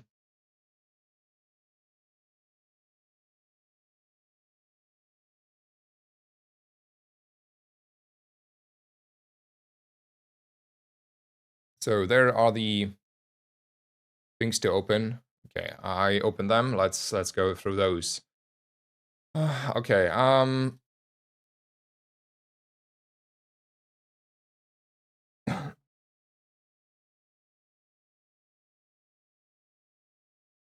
okay. So this this looks Vanessary, and then this is the Pygmalion side, right? With Pygmalion and Vanessa, right? So this has to be the Pygmalion then, kinda. And this is so 5. I'm. This is not pleasant for the eyes to read unless you like fully are used to it, kinda, right? So we have an hot stones, burn a little bit, gain regen for the fight. I mean, at 5 seconds, that's reasonable with the bonk. Like, let's say it's old 4 seconds. You get a little bit of stuff going, and you want to burn a little bit. Burn is probably more powerful now, because if you go for your gold skills and get burn, you need also have like burn items available, and it's not only need to be matchbox, but like if you think this has like 11 burn if you go high rolly on day 1, like this is why I think this is strong. In the long run, I don't know, we will see, but burn will be stronger probably, because the game slows down and then burn has more time to tick on your opponents, and a little bit of regen and stuff. Yeah, I think like seems like a reasonable item, right? This is burn equal to this item's value, 10 second. So basically you have a fallback if you don't find the pig's gym and the fix upper. It is really slow, so 10 seconds is a large number. But maybe you can like buy yourself time in the new meta if you can. Well, like I don't know, burn your opponent for a few hundred. Though if you compare that to a flamethrower, let's say a pig's gym flamethrower, I mean flamethrower was already not doing a lot because it was so slow in your pig's gym build. So it is rather depending on how fast the meta is cooling down and how slow the matches are. Can be good, is very slow though, right? As far as I see here. Freeze all items for 1 second, every 10 seconds. Oh, here's a passive. Okay, I forgot the passive here. So when you sell a property, this gains value. Okay, that is whatever, right? Like, let's be honest, this is like not, the property stuff is not happening that often. I believe you not. This whatever. Okay, freeze all items. When you freeze, gain X amount of regeneration. I mean, you freeze not as much normally. I don't know what's coming up here, but normally you're not freezing that lot. So I think this is like not an item that I feel like will be run a lot. 6 second, burn a lot. When you burn, heal and gain regen for the fight. Okay, so we're gonna go a little bit harder on the burn. Pygmalion here can be good. We will see about that. 6 second, 20 damage. This gains for the fight. So this is like a, let's say, a little bit stronger, slower shock class. And it's only for itself. I mean, it is scaling. In combat scaling is nice. Whether this is really good, I don't know. It starts at silver though, right? It's silver plus here. You see it on the numbers as well. So don't know if this is, I have no idea. Maybe, maybe not.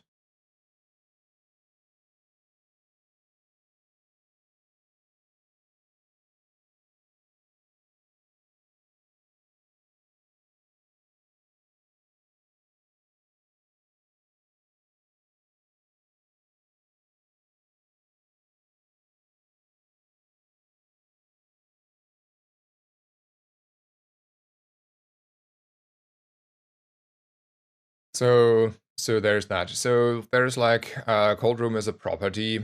So I mean, okay, but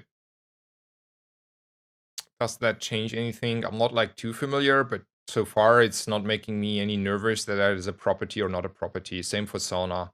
I mean, I would know.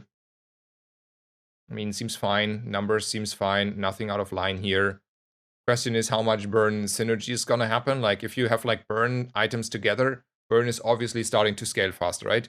Burn profits highly if you have like more burn stacking on your opponent by the design of how burn works. And then you have like a lot of regeneration, and then you have unkillable picks that burn you in instantly.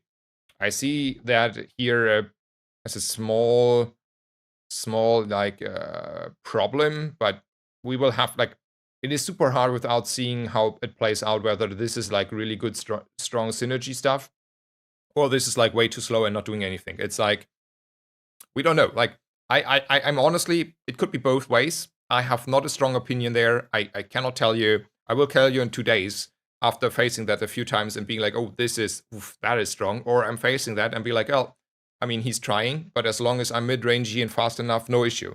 I mean, it can be both, right? If you find enough regeneration and burn scaling and your opponent is just poking with weapons, he ain't getting there. If he's not getting there early, he's never getting there. So, and then people feel frustrated. So from that perspective, yeah. Okay. Let's go through the other ones. So we have a 3 second burn item. That is fast, right? And then you slow, and this has, oh no. Okay, that is an item, guys. That is, okay, now I see something here. Like, what the hell? That is, that's a very fast, slow your opponent, burn your opponent item, and stacking burn is not that hard.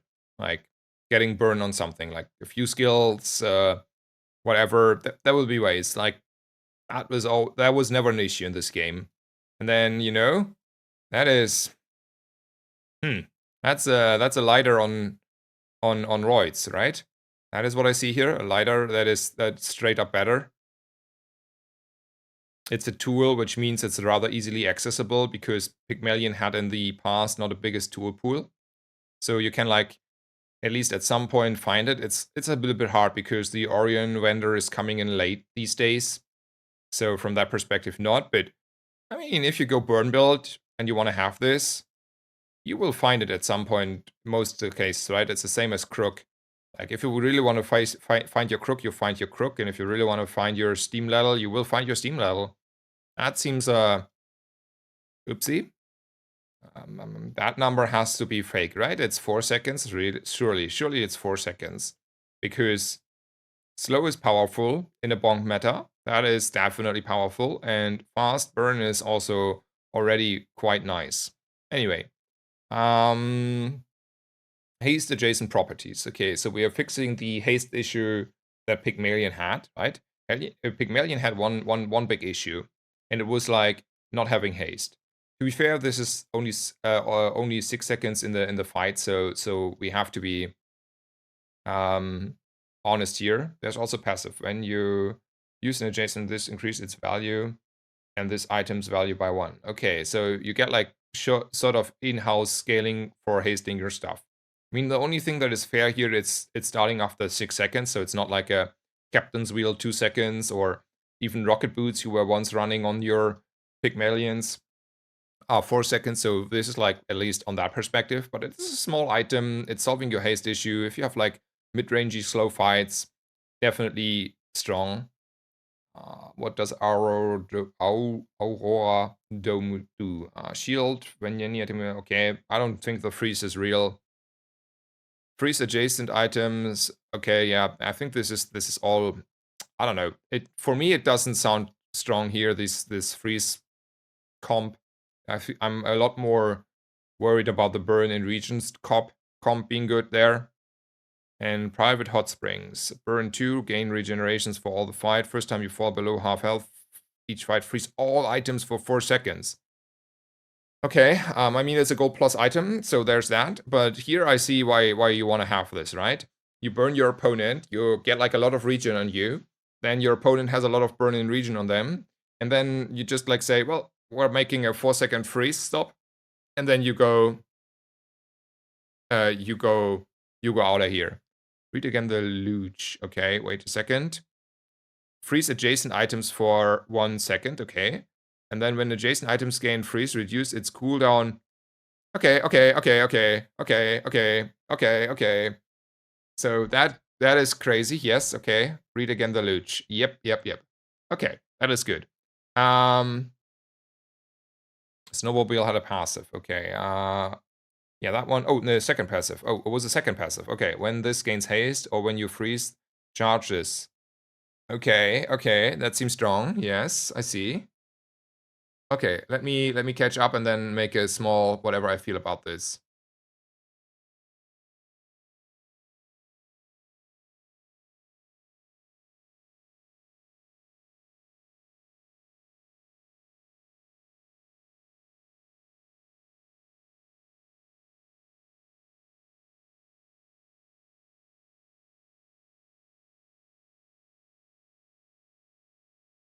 Permanently scaling. Is it permanent?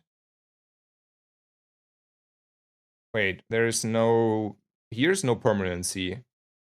It increases its value by 1. It's not a permanent thing. It's not stating it's permanent, so it's in combat scaling here.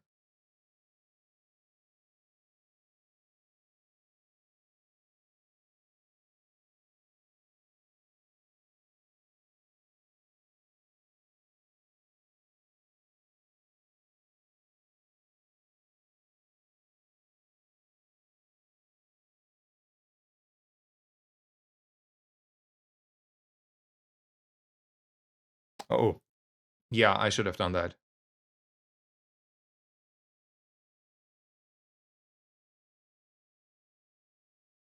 Okay, I mean...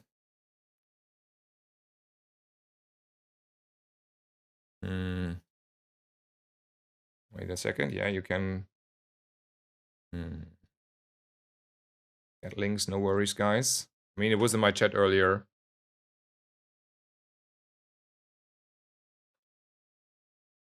So by bare intuition, I would say this is in combat and not out combat. But I don't know. Like, here's the thing. I do not know. Like, just like if I read this and my game intuition would be Seaweed and Snowmobile save for the fight.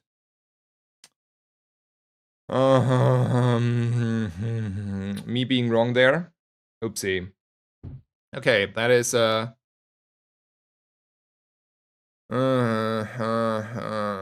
okay.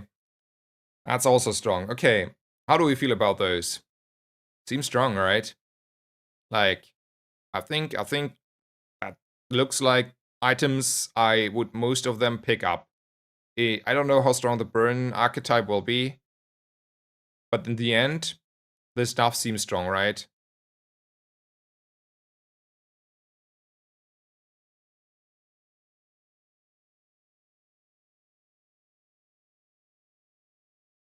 But like water cooler, for example, yeah. So let's go how bizarre. I always have to change at some point that would. This says permanently gain, right? Permanently gain. This is why I was like, this is in combat. Does it change? It changes a lot, right? It's another way to scale your properties otherwise. And you know, I mean, to be honest, by how it's phrased as well as the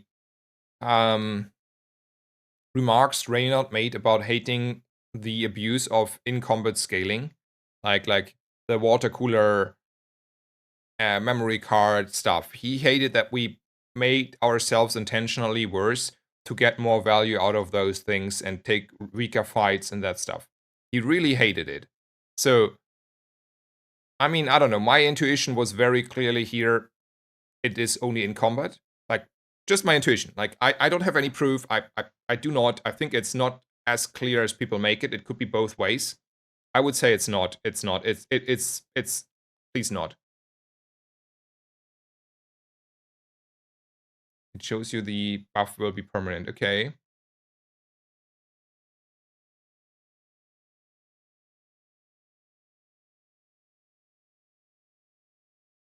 Okay, it says permanently. Okay, we figured it out. There is a permanently in the.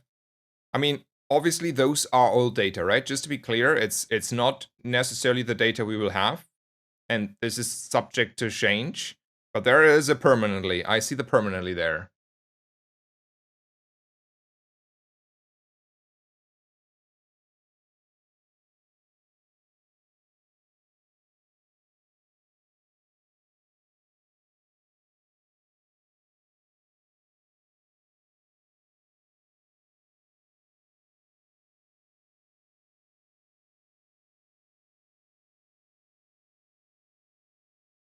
Hello, Fritz. Welcome, welcome. Hello, Katja. Welcome, welcome. Happy to have you here. Hope you're doing well. Okay, okay. So let's finish this up. I'm a little bit long patch notes review, right? I need to get like some breakfast in. I mean, I'm not stopping streaming, but I need to get some breakfast in. So summary here. Seems like strong items. I think we have to see a little bit how they play out on the regeneration part. If it's fast enough, it's not fast enough. We have no idea how fast the meta will be with everything being bonked. We don't know if these numbers are real or still get the bonk treatment. Makes a huge difference, to be honest. Seems strong. Seems usable. Seems like defining archetypes. So you either play this archetype or not. Like Burn Pygmalion was not as prevalent without these items. So far, it was just abuse a little bit of duping mechanism of Matchbox. And the freeze one, I'm not too overly scared about, the freeze in general. Like, it's not like you're getting stun locked, freeze locked the whole time. It's more like overall, like, synergetic stuff going on here. Just to put it in mind, like, you see these items and be like, oh, these are all good. But let's be honest, it is hard to find like silver plus or gold plus items on a okay, I go shopping and I want to have like, let's say I'm gonna go shopping and for whatever reason I want to have the left 6 items here, those, right? And you say, well, those 6 items together, they look strong. Well, how often do you have like a few silver and a few gold items together coming together when you want to have them? So what you will have is you have a few of those and then you have a few of other items. You will never like can expect to have all of these items. So you have not to see the picture of, oh, these are all great items. You have also to put in mind how strong is like this package without the private hot spring. How good is this and this or whatever, right? So it looks maybe a little bit stronger from that perspective. The only item that's like really stands out, like for me, like this is solving haste and scales, and this seems like overly strong. I don't know. Seems strong though.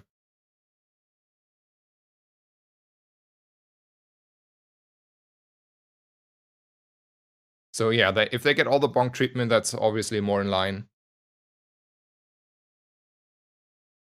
And last thing here. That is the Vanessa stuff. So we get burn when you slow charge this, okay? Dock lines and this gonna go crazy, it seems. Number is high, so you have like a medium-sized lighthouse, right? Let's call it a medium-sized lighthouse for a second. A little bit slower, but like charge number. It's a tuned down lighthouse, okay? So you can play probably this and lighthouse and have a great time. So 7 seconds, 1 second charge, that's like a slow repeater, right? Sorta. So it's not going fast. It's just, there and fits the lighthouse dock lines theme. Not too concerned here. Do ammo too when you slow. This gains a lot and burn. Okay, so we're gonna go down the slow road. So dock lines OP for the future. I see. Very slow item though, only 2 ammo. The scaling numbers look real, but then I don't know. Doesn't seem that strong to be honest. Yeah, like it's neat. It's fitting like a little bit of a slow burn tech, but doesn't seem like standalone something here is standing out completely crazy. 6 seconds, multicast 3, that's fast casting with a little bit of delay, so like sorta rocket launcher, right? Numbers, those are rocket launcher numbers. Yeah, I think it is, yeah. And then if you put it into rocket launcher perspective, well, nothing to worry about, I would say.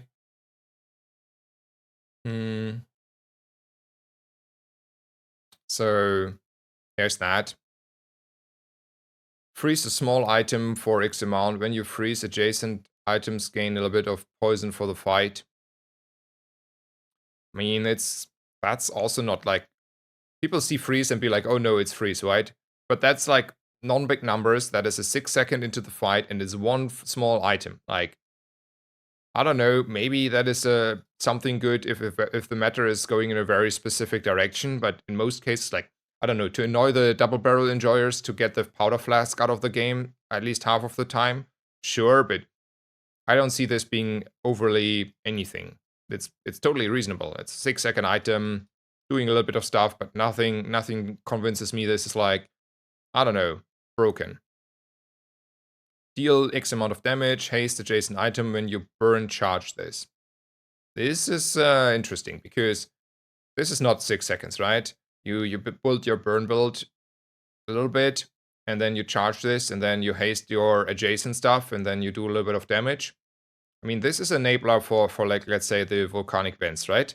Now, those items look a lot more convincingly because they will be hasted, and then you're looping yourself here, kinda, and then you haste a lot and do a little bit of damage here on the sewer seat.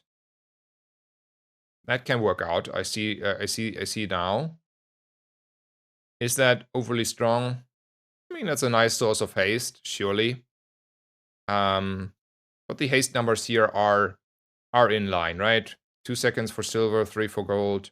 I think it's fine. Like nothing convinces me here that is out of line, dominating anything. Dive weights. Haste 1 item for X amount of seconds, ammo 3. If aquatic reduces items, so then it's 3 seconds. This has multicast to its ammo. So that is a 3 second perma-haste your board, kinda, if the fight is not forever. Basically, and extra ammo makes it crazy. I mean, it's just 1 second on silver, though. So it's like 3, if without extra ammo, it's like 3 seconds on silver and 6 seconds After 3 seconds, 6-second haste. Okay. I mean, I think it's fair. It's fair, I think. It's not crazy, but it is fair. I don't know. Maybe that item is good if you find extra ammo though. Then it's definitely good. But this is like a hard condition. Like ammo is not that easily pick up. You have to work for it. So seems good, but only good. Like Captain's Wheel is still also fine.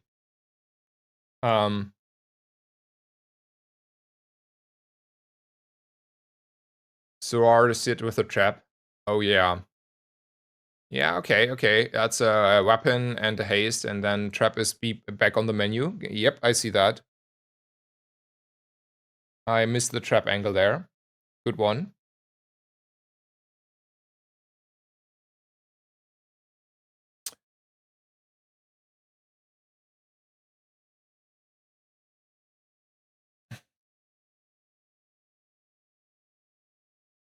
Ten seconds, 9 seconds, 8 seconds. So here's this. Okay, poison, burn, freeze. This has multicast for each other, and you have.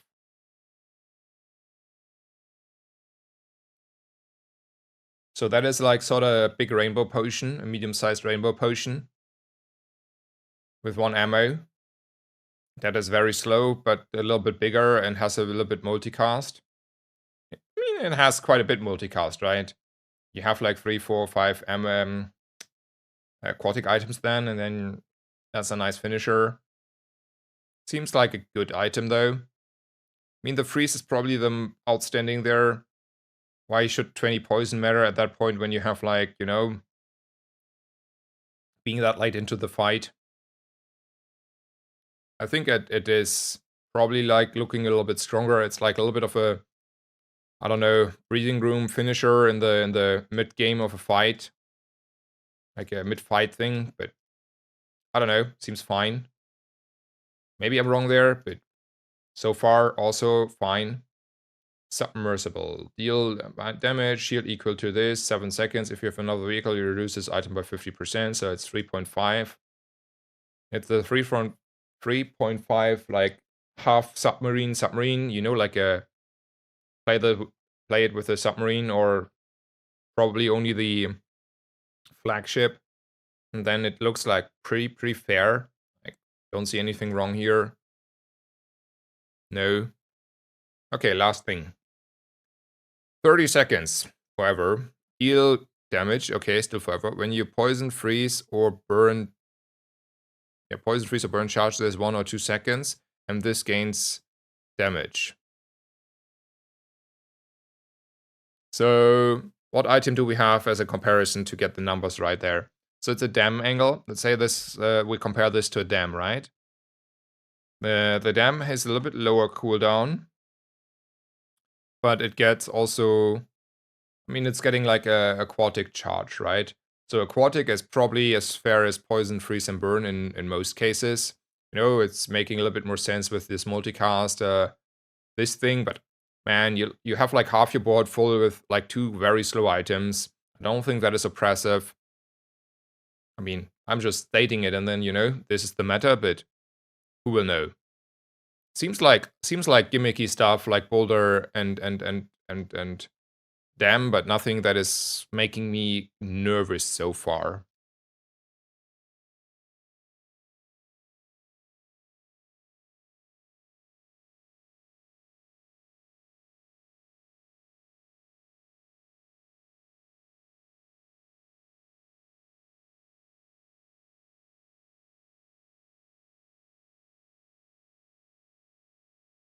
Also, just a random note here.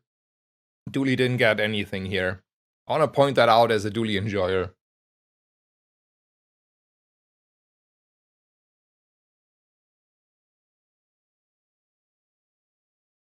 Worst CAC? I mean, kinda, yeah.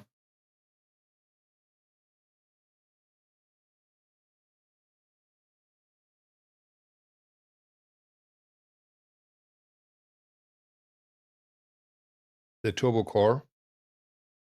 Focused core. Oopsie. Did I spot? No. Taisama talked about it. Okay. Yeah. No, it's a focus core. It's I think it was a turbo core. Yeah, okay. Yeah, yeah, yeah.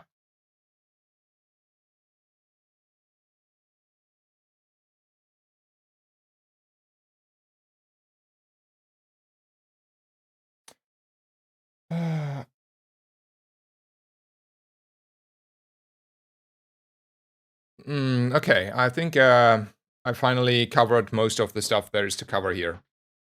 So, what is the summary here?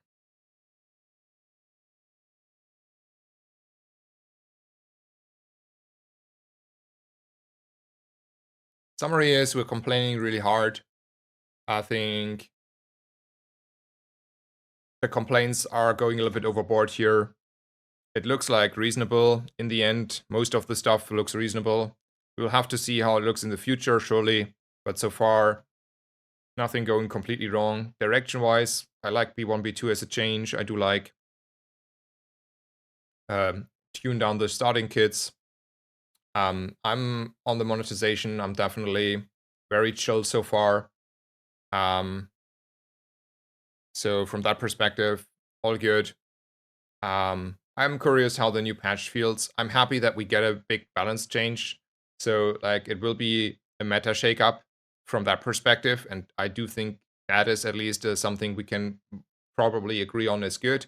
So it's not feeling like dull and repetitive. It feels like fresh and new because it is fresh and new. Um, so from that perspective, I'm kind of happy. Um, I think the changes in most cases are all decent. We will see how they feel in the end. I have not the strongest feelings against those.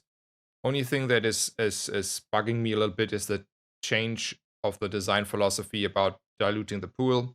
That is something I'll have to see how I feel about that. So far, I was looking forward to it. I'm honest. I'm a little bit disappointed that we lost this. I see why, and I explained the probable reasons for it. So that is there. Other than that, it's a patch. Let's be optimistic about the open beta. Let's hope the servers will hold stand. But at the same time, we get a lot of new players. So 10 wins into 10 wins, having an easy life, and enjoying the open beta launch, having a good time there. I think this is what I want to do. Um, and the rest is the rest. Um, we will see about that. Yeah, I think that is the summary of the patch. Um, Probably though, I will probably do a dually run. Feel sad about dually, and then I go back to play Pygmalion and maybe Vanessa. Um, for now, it looks a lot like that. Um, so yeah. No, there will be no reset on the rank so far. Um, this is all I have to say to the patch. I mean, it's like around 2 hours into patch notes review. That's a long review as always, but a lot of thoughts to cover there and things to say. I hope you enjoyed it so far. I hope most of you at least are still enjoying the game, are optimistic for the future of the game. I'm at least here not too disappointed in the future of the game, with this one exception. So from that perspective, it's all good for me. I do enjoy though still streaming quite a bit, so there's also no fear that I will stop streaming and enjoying the game and playing the game for the near future.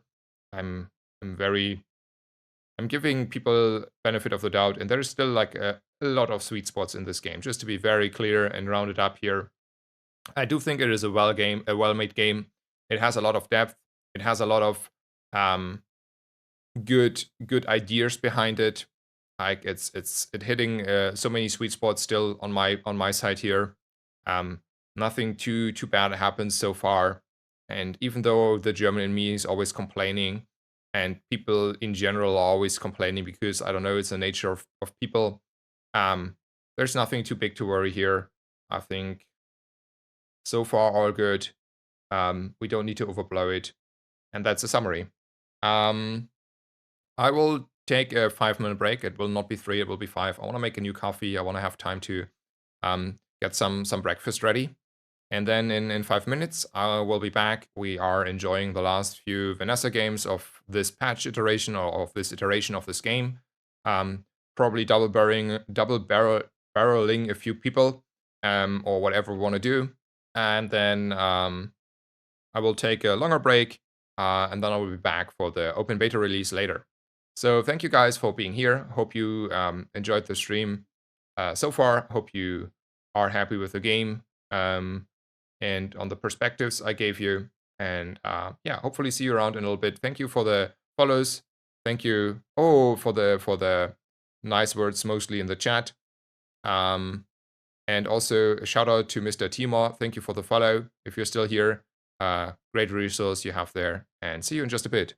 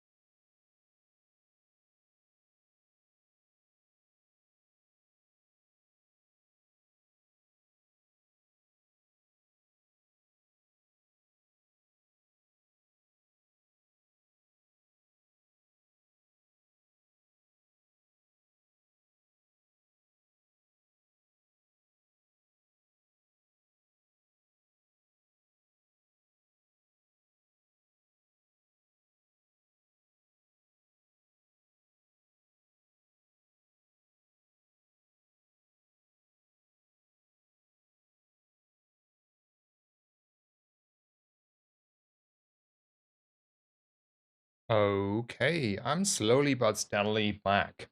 Thank you guys for staying around. Hope you're having a great morning, evening, wherever you are. Hope you're doing well. I have one last thought. I think I should have covered on the patch notes, and I didn't cover it because it didn't came to me. And some people sort of were dancing on the line to this train of thought, but not fully there. Here's the thing. If you have generally speaking, more items available, it is harder to find items that are synergetic with each other. Let's say if you have only shield and weapon items available to you, like Pig's Gym and Fix Upper, namely, right? And builds around them, it is easier to find items that are fitting the theme. Like it's easier to find a spiky shield, it is easier to find your allotl, those things. On the medium-sized pool, for example. The moment where you put in new items, you find half the directional items. Let's say you find your Pig's Gym. But if I have more items available, it's just like slightly, but it's slightly worse to find my allotl now if I have a bigger pool. So while there is this argument about these items may strong or not be strong, just on its own, you have a very clear and literal downside if you have now burn items in that pool. Because now, when you look for your spiky shield, or when you look for your allotl on the medium item pool, you will see burn items, or like whatever the items were that are medium-sized Pygmalion items now, maybe instead. So you decrease the odds for those. I don't know how much the punishment is there, how high the numbers are, how much the upside is, right? That's like, I didn't math it out, I didn't feel the game about that, but like, if you have like 4 more tools now in the pool, and I think there were like 3 or 4 more tools in the pool of the let's call it expansion pack there, then it makes it a lot harder, for example, to play Crook. If Crook were like really good, or is like a very medium, like a very good tempo build, and you decrease significantly to find your odds for Crook, the whole expansion is not as strong anymore, even if the items on their own are strong. So that is a literal downside, and it's part of the reason why the disabling expansion packs is a whole feature, right? It's not only for now, but like for the future, it's also for now already. So I don't know. I mean, we talked about it when we talked about why disabling needs to happen and stuff, but basically, yeah, I wanted to point that very clearly also as a downside out, as clearly as I think I've missed it. Yeah, I think I will, like, for sure, I'm just to be clear there, I will buy those whatever passes there are. I will use them. I will get a lot of more chest and hopefully my dually skin. I will play with the new cards because they're new cards and I like new content. So from that perspective, it's very clear where I will go with on my main account for now. And the rest will be the rest in the future, right? Okay, good. That is the last thought. Let's have a Vanessa run to end not end the stream, but like, you know, to smooth out the last few runs on this patch.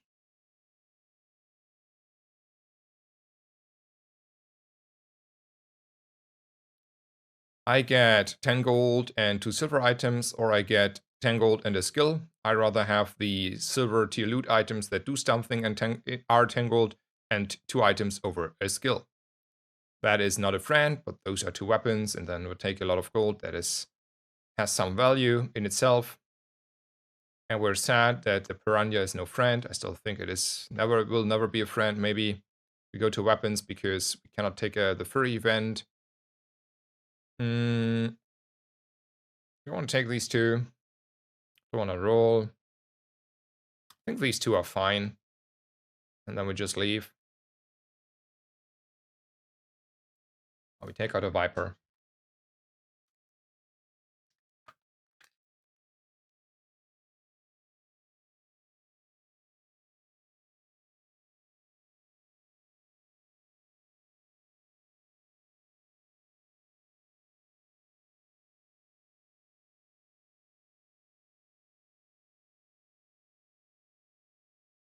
So what is it that we want to do here?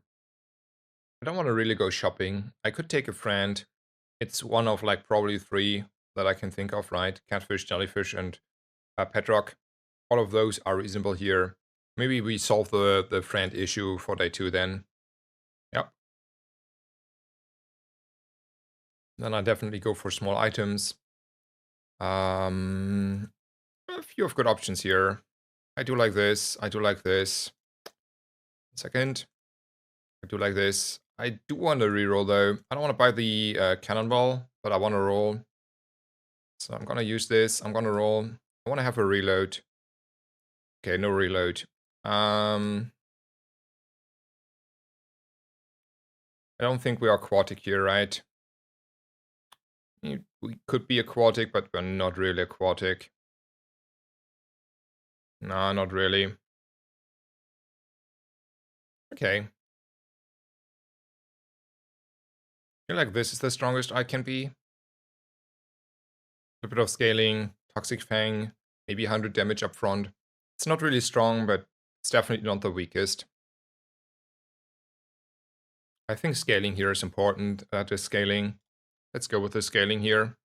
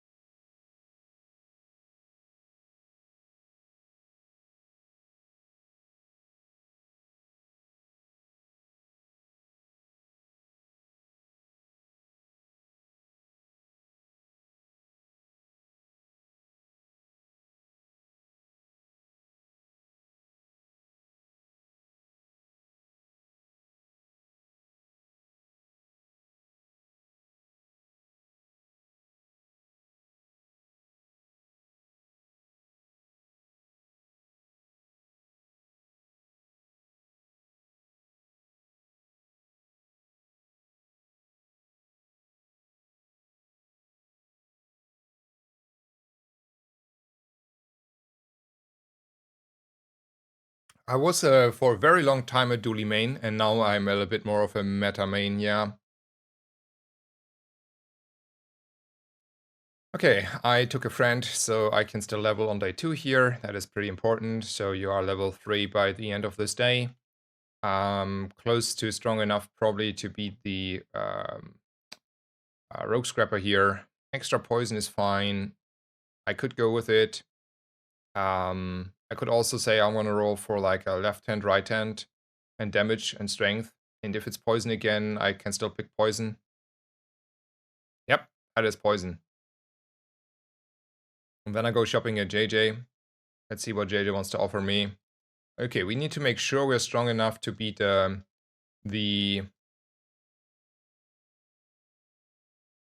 Rogue Scrapper here. Sure, I pick it for sure. Let's make sure we're strong here. Gonna roll. I do take this as well. And probably want to take this because it's free and this because it's scaling.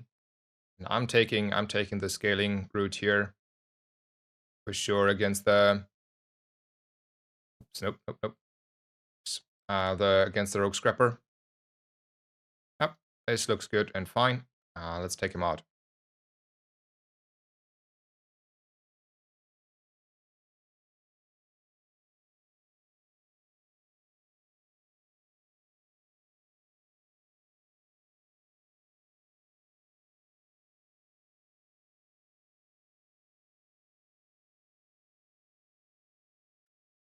I think there is nothing wrong with you, Simp. I totally can feel you there.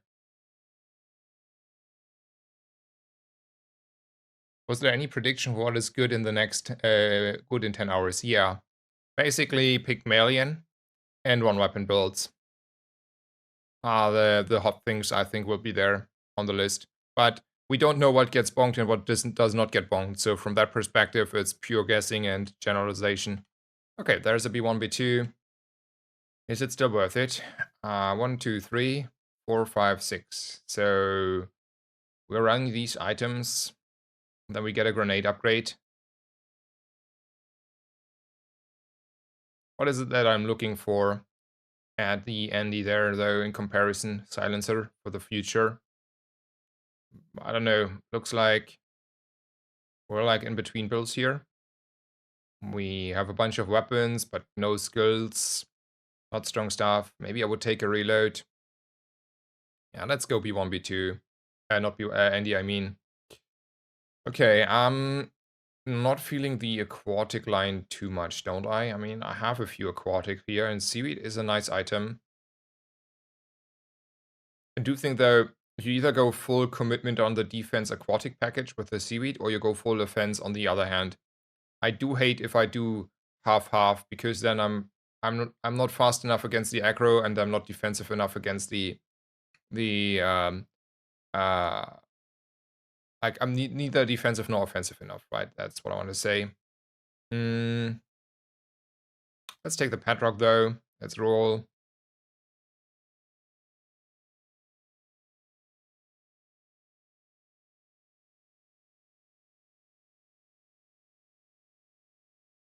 I mean, let's take the grenade as well. Let's go as much as we can to win day 2 here. Let's go to... I wanted to go to middle for a start chart. Over the 5 region, and I do think I still want to do that.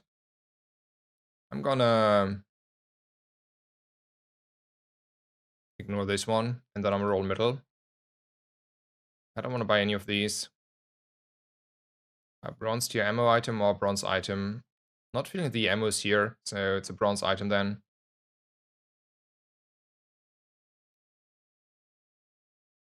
I'm still a little bit behind on chat here. I need to restart the main menu. I cannot open the stash.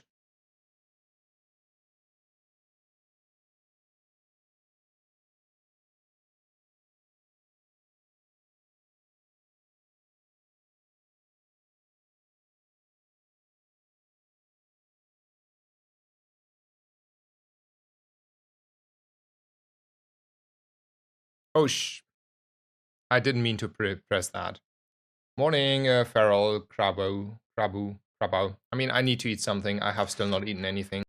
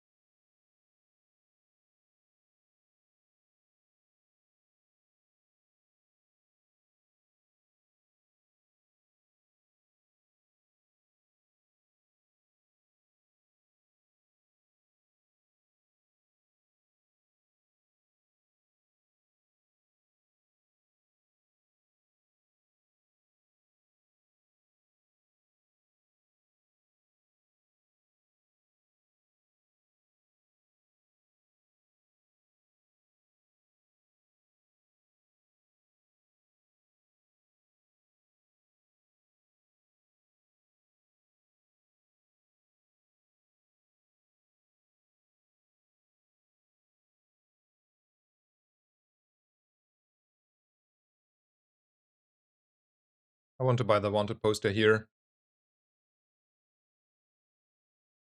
So, let's take a skill here over 1 XP. Get stronger. Okay, when your enemy, when you or okay, I see it. So Zergberg has like a different take on the aquatics. He says like, and that's actually a good point. He says like charges, in general, like charging cheats a little bit cooldowns away, which is true, right? It's not if you go back in time and we say we have this charge calculator, you can see that if you charge the CD at some point is not changing, the effective cooldown is not changing as much. So maybe aquatic is actually kind of nice. I don't know, maybe. Yes, I did a 2 hours talk about the monetization and the state of the game and patch. And yes, I forgot to put stuff on the board there. I was like pressing Force of Habit, the Pygmalion there.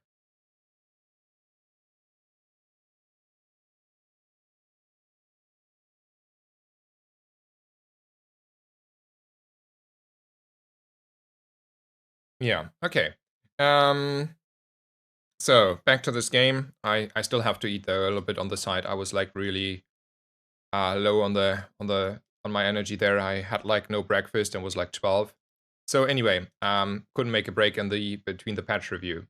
So we found a force field. So if you get like a Cove and let's say the next day, you can really nicely play a Cove force field, and that is a decent build that can win you a lot of games and rounds. And I do enjoy playing it because it's like unique, sorta. It's not happening often. Yeah. Also, I'm like Zerberg is coming in here with a lot of good comments lately. Also, with the upgrade, gone the hammer duping is more enticing. Yeah, that is true. Really interesting that they didn't address that at all. By the way, like they could have addressed it, and they decided not to address it at all. So they actually want to promote it or like have it in the game. Then there are no words against or for it or whatever. Probably with the slowdown matter as well, there is more incentive to do those because like matchboxes are also charging a little bit like CD. Silencers become definitely more powerful, obviously. If you have like one weapon builds, you're just like a lot faster than. Pearls still do like the stuff. I don't know what Dooley wants to dupe, but that's a Dooley issue, right? Back to this game. So there's like a pressing Cove issue, right? We wanna get a Cove here, but I don't think Sylvia is good enough to get a Cove. Like if that is a Cav, we might go to Cav instead of taking a risk. But you cannot make me take a skip a risk for a Sylvia on day 3. That is not happening. We are never upgrading. We're gonna taking skills. I don't like these skills. I like the damage one the most by far. And then we can go shopping instead of Gumballs. We can roll here for a Cove. Let's make a small break and think about decisions here. So we could say there is a Javelin, and that is a lot of damage. And after the Javelin is there, the fight is over anyway, right? It's never like 12-second fights on this board. So that is one. Secondly, we could also like at least should talk about that we dropped the Poison Tyrant skill, which is not most powerful, but definitely giving you a little bit of leaning towards poisons. But I think for now it's just this, and that is a very hard, expensive thing, and I need to sell the force field for it, kinda. And you know, I give the Cove a day. Like if it's not showing up at the end of next day, the force field, or really need the money, the force field is out. But up until then, I'm totally fine with it. Positioning looks fine. Let's go.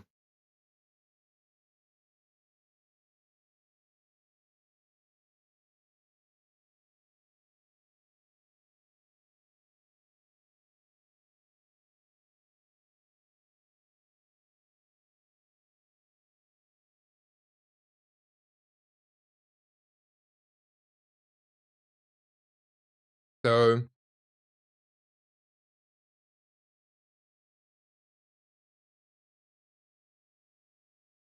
2 comments there. About meta, there's a trebuchet hype, and I do think the trebuchet will be amazingly strong again. Because Trap is probably profiting from the bonk area we get as timeline we're gonna go in. And also there are a lot of new synergies. So yeah, Trap is back on the menu for sure. And then there was the idea of me putting on a wanted poster on the board here. Let's think a little bit about it. I get 10 crit. I mean, 10 crit is a number. I would lose maybe these two and go hyper aggressive, if I had to guess. And then I can also get a extra XP out of it. I mean, I think that is a fair thing to do, honestly. I'm not, though, think it's like as straightforward, because this is quite significant, like a little bit of scaling and then extra poisoning on my opponent. Like if it's like a very slow matchup, I, profit from this quite significantly. So, I mean, in hindsight, surely it was better, but I think it's not as clear forward. Hello, Dave. Welcome, welcome. The game will be available after the patch. We don't know how long the patch takes. I would say EU time, probably a little bit before midnight.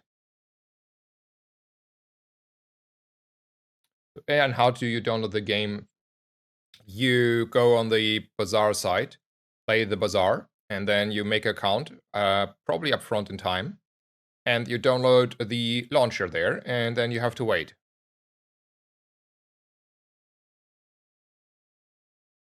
You have to recalibrate your PvE fight intuition. Yeah. That is also a good question.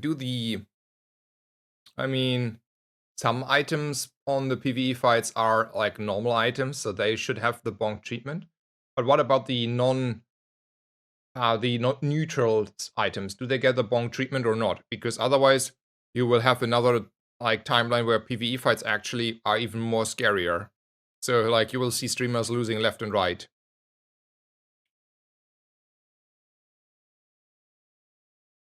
Yeah, Lich will be. I mean, I don't know. Like, Rigas, we were talking about the crazy trebuchet stuff you can do. If you get like really good on the trebuchet stuff, like I have been like yesterday off stream, I had a guy who had like the craziest trap stuff, and I was like super strong. I was like really strong, and I got deleted in 2 seconds by a trebuchet. Like I don't even kidding. It was like below 3 seconds, and the trap got me down 6,000 health. Half of the damage came from the trap, like 3k in damage from the trap in below 3 seconds.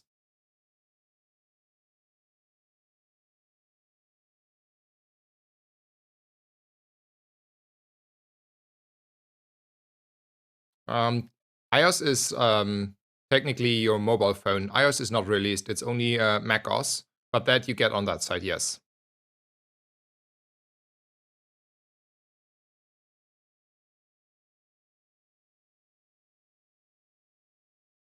Hello, Kistro. Welcome, welcome. Yeah, we had the patch review. It will be available after I release the VODs, as always. Okay. I don't want to go for chocolate here. It's 2 reasons. One is I'm a little bit poor. Second, there is a dream of a cove. So, Kina, I have a dream. Ooh, those are dock lines, though. They enable quite a bit. There's no way I'm not taking the dock lines here. So maybe we're saying Grenade, you're out. And Seashell, you're out. And welcome to the party, dock lines. Yep, that is what I want to say. They're like opening up the lines of the lighthouse. They are pretty well in the long run if you're gonna play like other stuff, like a little bit in the mid game, force field and cove. This is overall like a decent item, especially if you're not hyper aggressive for now. Rerolling here seems a little bit wacky. Even if I can, like, I don't know. It's not like Kef. Kef I would reroll for the cove here.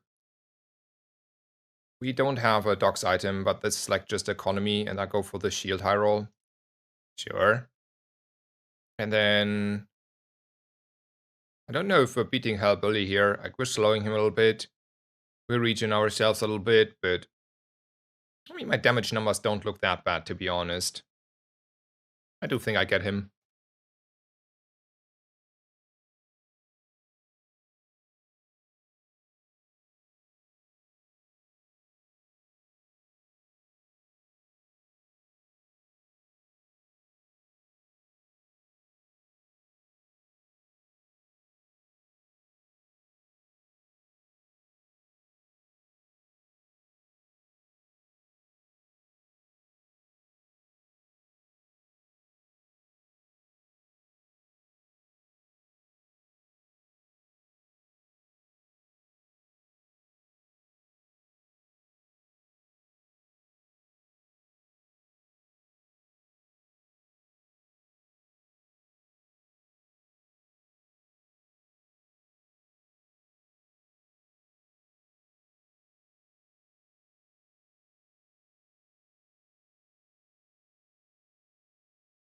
Okay.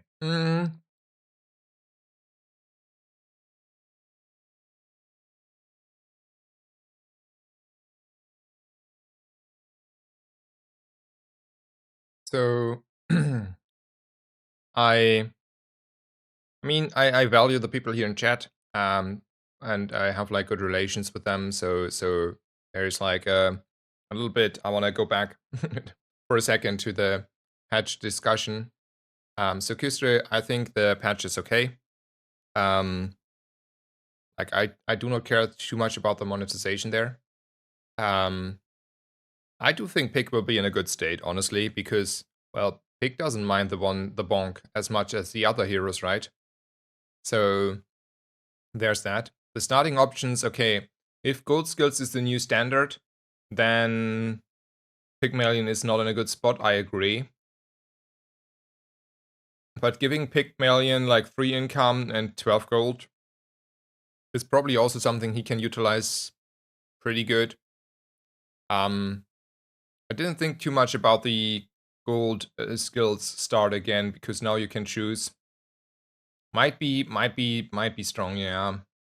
Might be stronger than taking the conservative 12 gold and get your stuff ready. I mean, I don't know. We will see. Let's wait a day and then make, or like 2 days, and then we make our minds up, right? It's like also a little bit unfortunate that normally I could spoil a little bit how it feels if I had staging server access still. But there will be new sort of staging server up in the future, and then we have like test servers, like whatever we want to call them, PTR servers.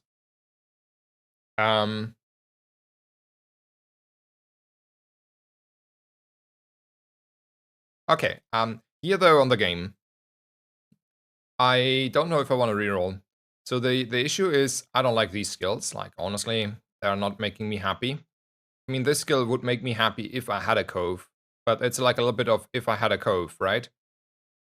And if I don't have a cove, I don't want to have this skill kinda, and then I want to reroll, and then I don't have money available for the cove, so this is why I don't like rerolling here, but I do think I have to do that. Okay. I got minus gold here, so -4 gold, kind of same skill. Orion has no cove and there is a risk, so hell yeah, I'm gonna take a risk.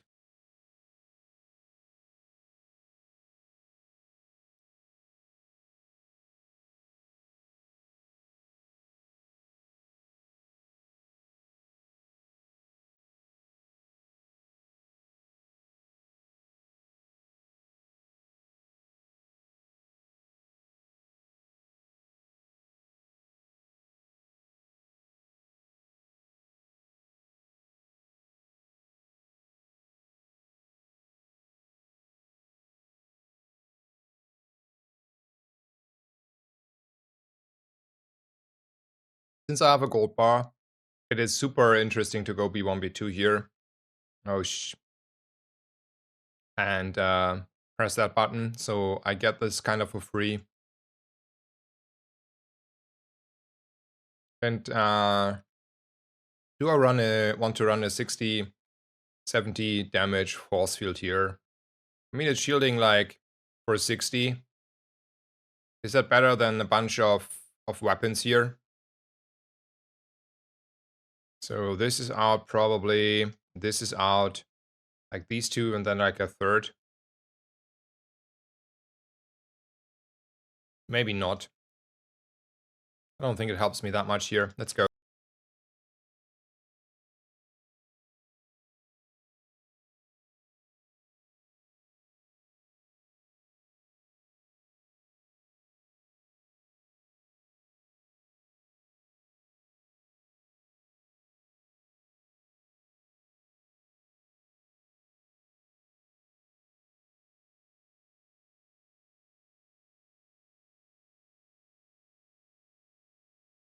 Yeah. That is a build that is a little bit more real than my build here at the moment. I mean, there will be new sort of patch server, like the test servers. How accessible they are, I don't know. So no No idea.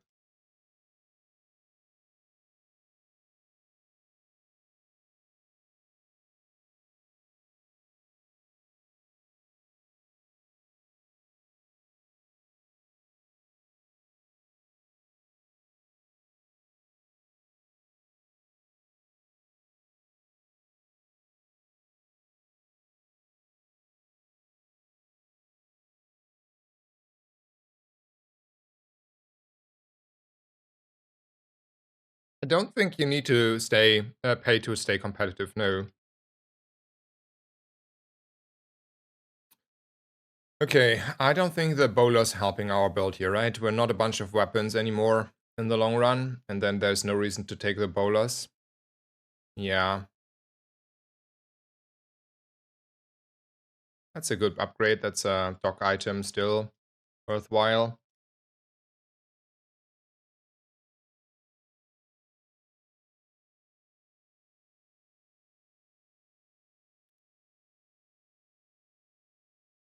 I should be able to beat her still.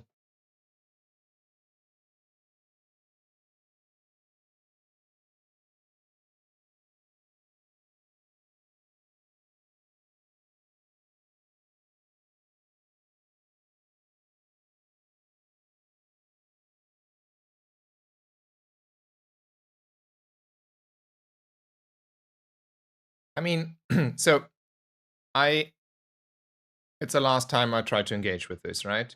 But people are complaining about people getting banned or like timed out on the Discord server.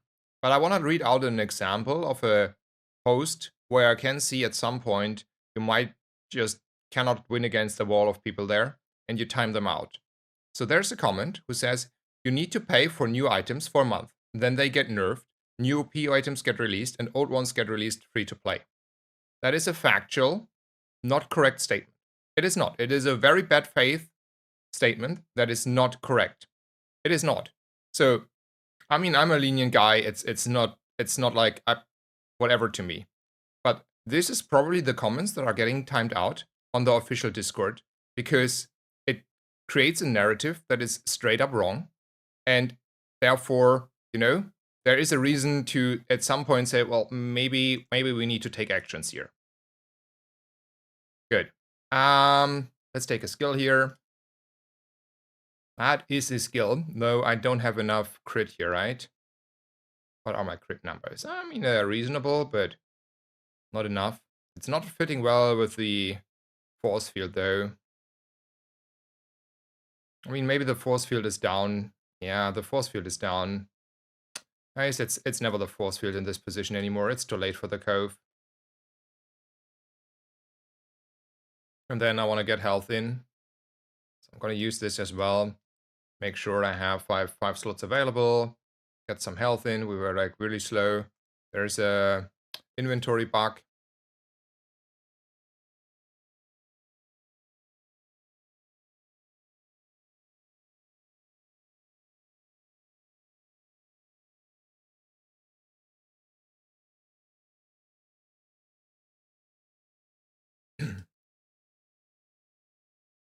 I want to use the crit here. I mean, do I have any items that I consider really permanently? Not really. I don't want to be greedy on my crit here.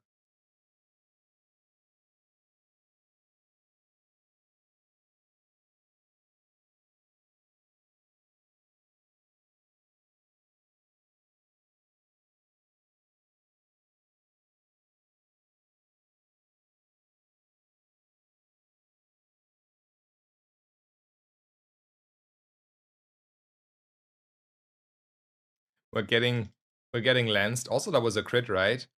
The first one. Looks like we're like a little bit behind here. If I had to guess, that was the first one was a crit. Not that it matters here. Okay.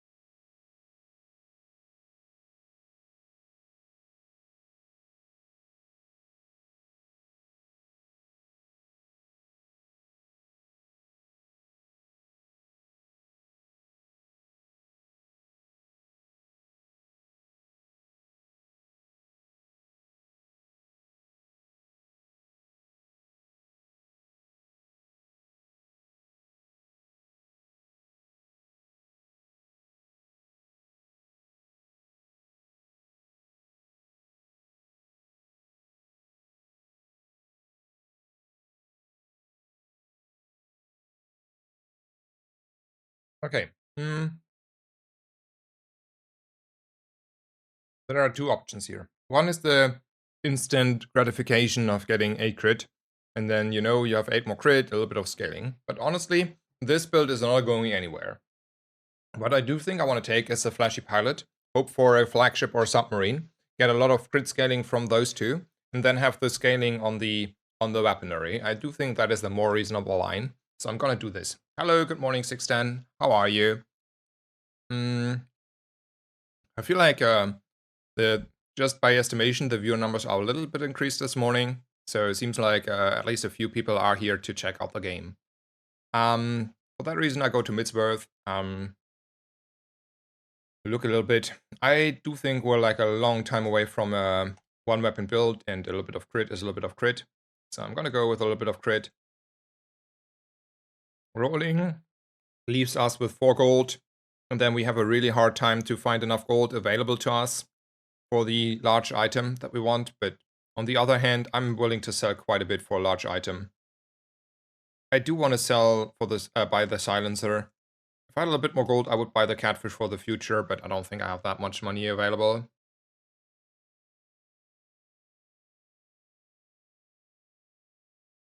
No, ranked system was large items. Hell yeah. I mean, I don't have money, but I will find money. I will find money. I have to find 12 gold. Okay. You are out. You are out. You are also out.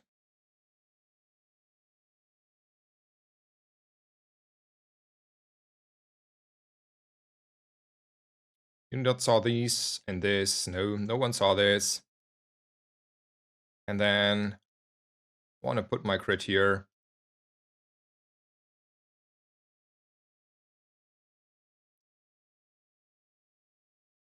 And all of a sudden, I have a direction. I want to take out the mosquito for the CDR.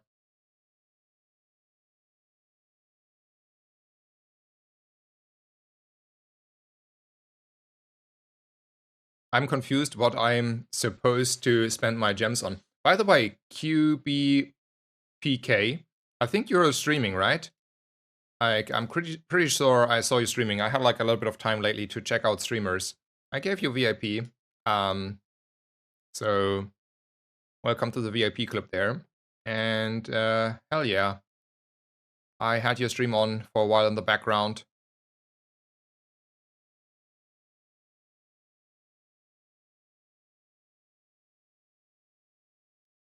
I don't have a docs item anymore. I just sold it. Weapons seem a little bit, so it's either gold or a relax. I mean, maybe it's time to try to get a nice cheesy 4th win in. So there's a relax. And then, just to round it up, we take another temp boost, getting our 4th win here, so we're not losing anything. And go.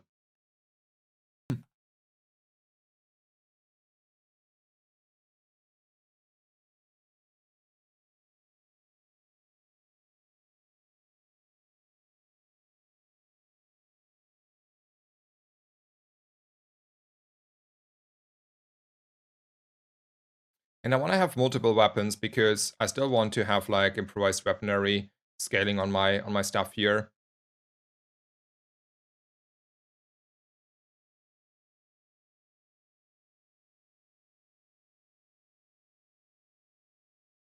So yeah.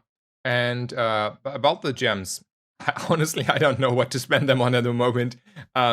If it's, I mean, in the future, you can use the gems to trade skins, right? It's the way to somehow trade skins, I think. But that is like a very far future, probably at least months away, if I had to guess, like without knowledge, just to put it out as an estimation. And other than that, it should be like something that technically gates the ranked system, sorta. But I don't know.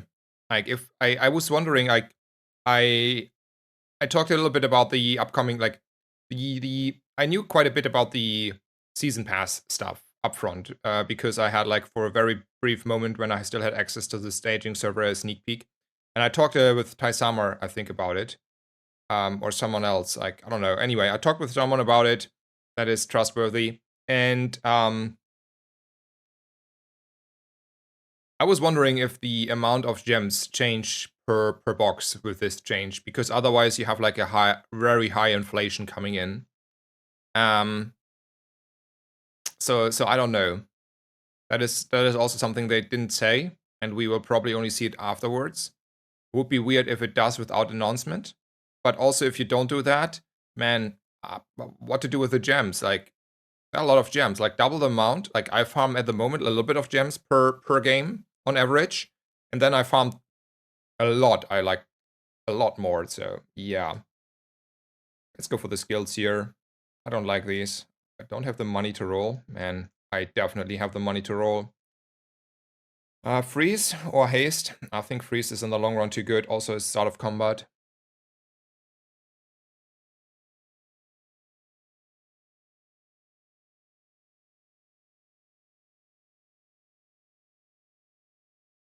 And then I don't care about weapons, so I take cheap chocolate here because I want to not spend my money. And then probably there is a docs event. I go for tools here probably. We should be able to kill the shock trooper though, right? Yeah, we do.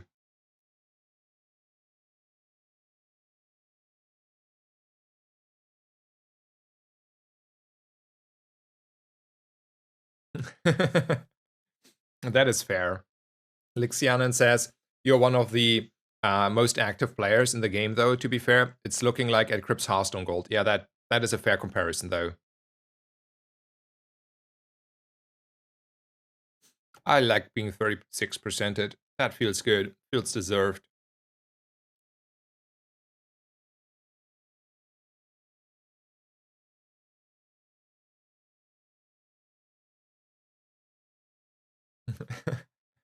So let's see what Kina has to say. Oh, no, that's a wrong large item. I'm one of these. Let's roll. That's a rowboat. Does the rowboat feel any incentives? No. How is Sextant, though? That is a lot of haste, yes.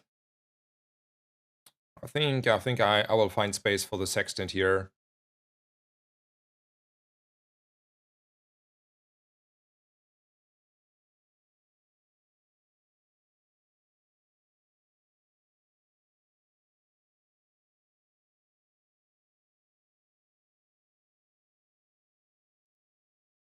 There is a risk. I mean, I'm not fully focused on the game, by the way. I try to catch up with chat quite a bit here, and you know, want to stay on topic on that stuff as well. Yeah, for now it's this. How do you think bonking every item will affect Vanessa? Well, it seems like I was a little bit wrong. I thought like that will hit harder the Quartics, and then Zerberg made the comment, servers are lagging, made the comment that the charge mechanic is actually sort of circumventing a little bit cooldowns. And that is true, right? The effective cooldown is not linear with the CDR. So there's like breakpoints that don't care that much. And then it's actually quite nice working. So maybe Aquatic is still fine. Also, the one-weapon builds that use like silencers and star charts and stuff are circumventing a little bit the bonk. So from that perspective, it's also fine. And I think Vanessa, like, it's so hard to say. It's so hard to say without playing it. And we don't know which items will be affected. I think Vanessa is fine. The Hyper Acro builds probably suffer the most, if I had to guess there. And the rest is probably going fine.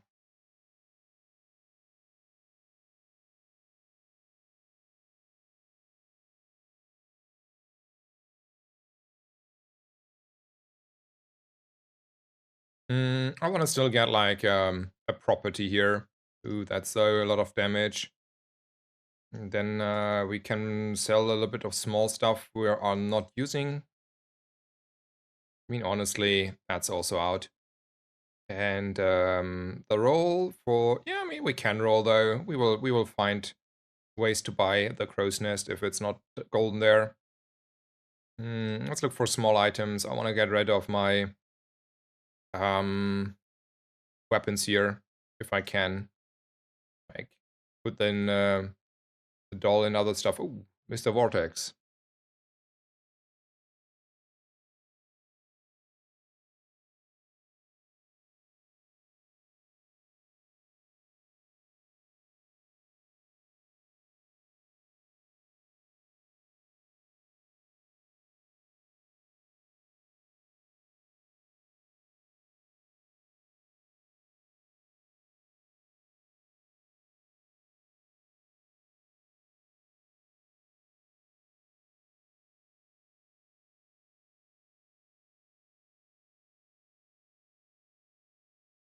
Um,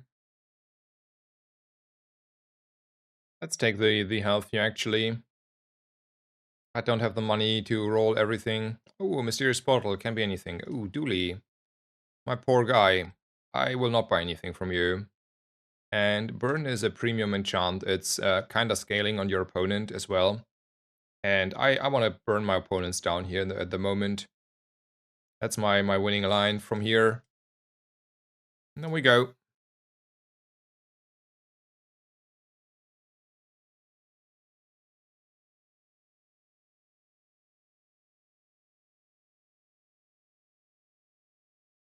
If Uzi is 3 seconds, that would be so sad. Yeah. Man, my poor Dooley. No one will ever touch Dooley again.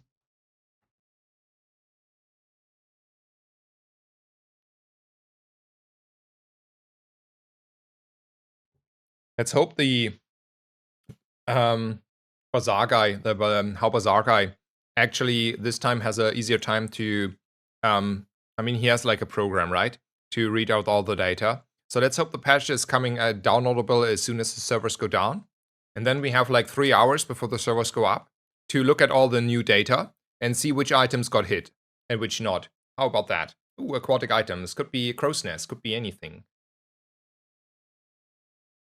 Could be an island. I am probably not rich enough for an island, right? 4, 8, 10, 12, 20, 24. Man, that's a lot of health, and I have a long way to go, but I will find a new friend. Don't you worry. I will find a new friend. That's an island. I'm not passing an island. Also, a Bazaar database might also have early info. True. Shout out to Timor. Thank you so much for the Bazaar database. Let's take XP here. I don't have money anyway. There's my XP button. I hope they change it this patch. Please, please, please do that. I am inclined to go to the left guy. He has so many good hits for us now, right? I would take a Captain's Wheel any day over a Sextant. I would take a Crow's Nest any day. Upgrade here would be not the worst, and then obviously I can get like good skills.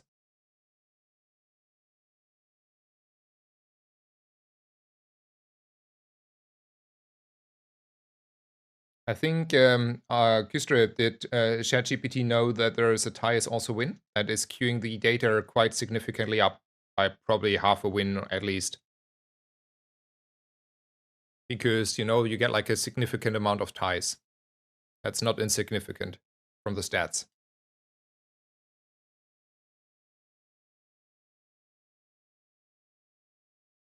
Ooh, we get an upgrade at least there. I'm again behind so much on chat. Today is a big chat day, right? Let's take the aquatic skill pool here. That's a lot of crit, but yeah, that's a lot of crit. That's a lot of crit. I cannot take the silver one there. And then probably a small aquatic item. Ooh, it's a friend. Who doesn't like a friend? And then we are not getting more XP, like we're not leveling here. I wanna look at stuff here.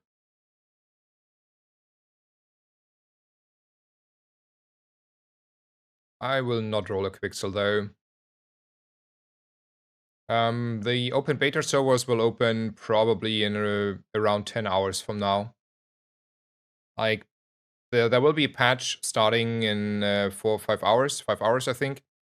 And when they are ready, they open the servers after that. So everything in probably 8 to 10 hours, if I had to guess.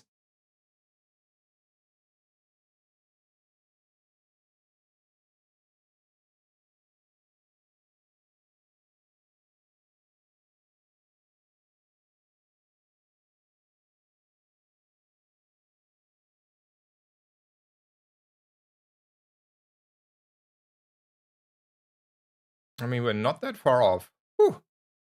Health matters. The slow also helped there. Holy smokes. Uh, any advice for new players? Actually, I should probably make a comment for that. Yeah, I will give a small advice maybe. Maybe I do that. Okay. Um, so basically, it depends a little bit on how you view games, right? The advice I will give people is first just enjoy the game and play the game a little bit and get a feeling for the game on your own.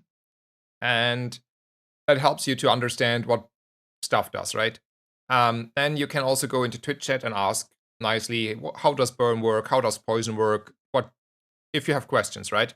But first, just play 2 rounds on your own. And then there are like databases, How Bazaar and Bazaar DB. They give you all the items, and then you can look up your odds for specific items. So what is all the small items that are bronze? So probably you will figure out by now, hopefully bronze items occur a lot of them early, and later they will fade out. And then you can like look at these items and say, well, this build needs silencer, or this build needs small aquatic items like jellyfish, pearl, those items. Like I'm bombing you with names, but you will understand, hopefully. And then you look at these odds. And I think that is a way to learn the game. Alternatively, watch streams. You will see like probably a lot of good and very good players streaming the game, and then you can just like mimic a little bit their decision making and just learn by watching, let's say, 10 hours of good streams. And by then you have an understanding what I give you at reasons. I'm starting to be a little bit lazy in the last few, let's say, weeks of making an explanation for every play I do. I should try to this evening be a little bit more precise on why I do stuff, because this is obviously very helpful for new people. If I'm saying, well, I'm going here for XP because X, Y reasons, and I do this for X, Y reasons. But I think that is the summary there. Okay, I mean, so much on the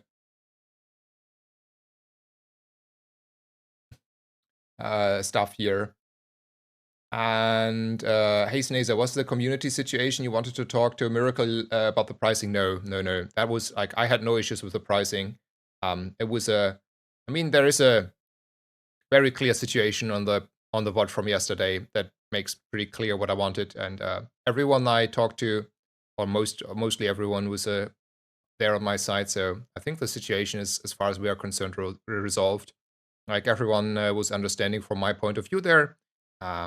Followed my whatever we want to call it, my feelings. So we have that figured out.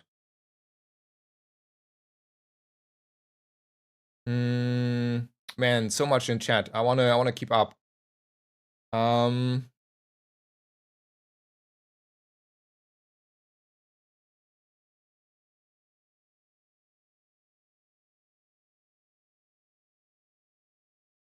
I mean, the gold skill, yeah, I don't know what will be good. Like, there's a lot of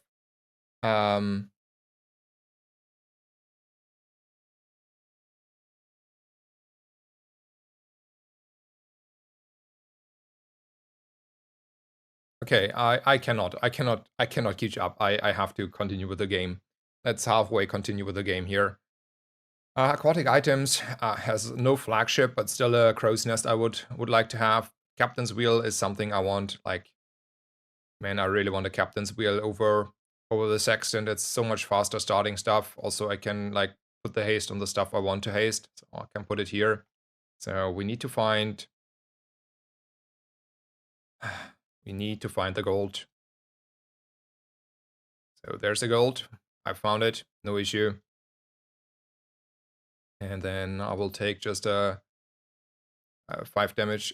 No, on my flagship, sir. On my flagship. And then I lost a multicast for now, but we'll regain, no worries. Void Colossus, though, is scary here. Void Colossus is very scary. I don't think we are putting out enough damage here. We're slowing him, and we're hasting, and we're freezing, and then we're scaling. Looked away, guys. That's a risk. Definitely not. Is Bazaring coming back? No. They will have an in-game function at some point on their own. And probably it's not coming back. Or it's coming back if we have like an application, an AP there. But for now, we don't. So for now, we're not coming back there. Oof. 160 damage. And we got lucky with the destruction in the first place.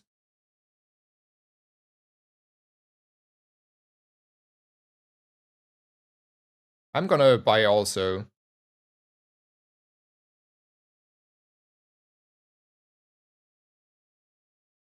You what a night gamer? I gave you moderator rights. Feel free to do that if you want to, by the way. But I think there is like a comment, I just forget how it goes. That was an unfortunate kind of situation here. We screwed ourselves a little bit there. Let's take a freebie here.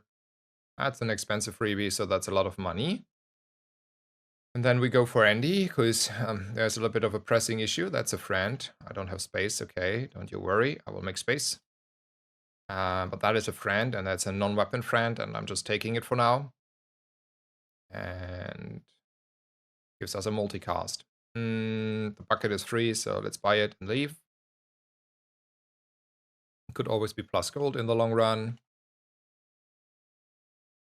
Let's hope for the best.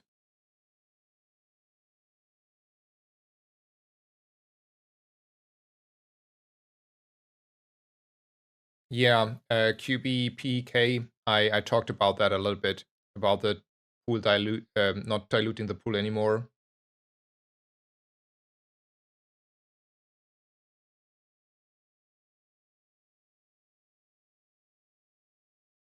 Does look like we're winning this one, doesn't it? That's quite a bit of burn, and he's way too slow. Nice. Somehow we're making our flagship work here. Oh, I need to a night gamer. I need to un-VIP you first. I forgot.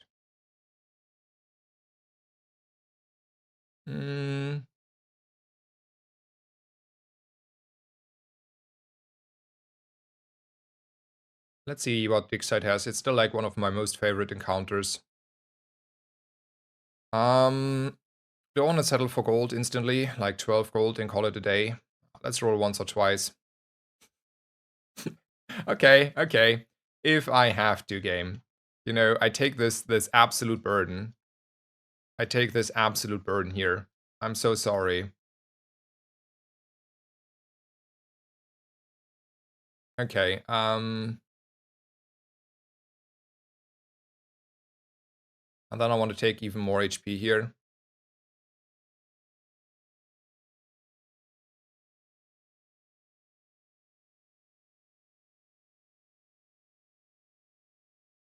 And this time we're gonna easily win that one, I think.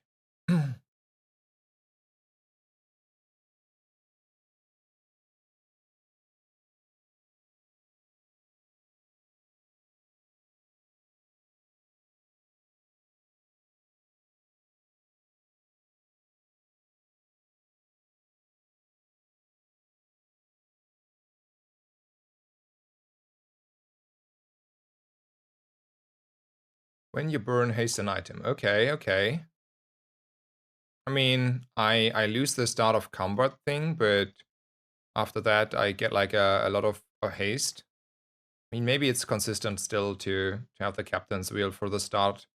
Oh no, we will figure that one out. Do you want to upgrade anything? I need crit, I don't need. I scale crit quite fast. Silencer would be okay, but not too much. Oh, let's go for all in. Okay, yeah, charging sounds good. Skills sound amazing, yes, give me more of those. Crit is solved. A lot of burn though. I mean, cost money though, right? And I don't have the money. Sad. This is not important. Roll is too expensive. We'll leave then. Monster loot for free. Hell yeah. Give me CDR, sir. There's CDR. Thank you so much. And we're gonna go here. Use the feather. All good. So do I want to run my captain's wheel or do I want to run my dock lines? I will have like organically quite a bit of haste going on from the skill I got, right? When you burn, and you know, I'm burning quite a bit. So I have like a bunch of haste. Not full haste, but I have a bunch of haste. I do think I need the full haste, and then this is full haste.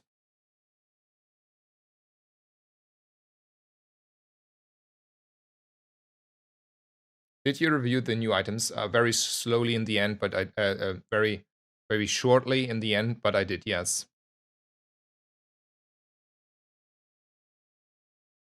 Okay, I finally catched up with chat again. I'm sorry. Today has been a crazy morning on the amount of people that are here and especially active chatting. And I always try to be there, at least read the stuff. Crit. Yep, yep. We're gonna take the crit and we put it on the crow's nest and then we do a lot more damage.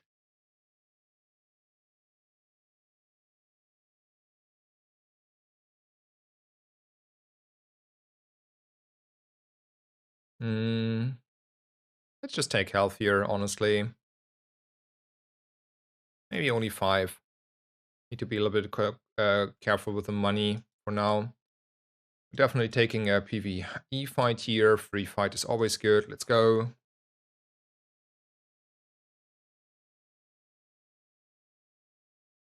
Okay. The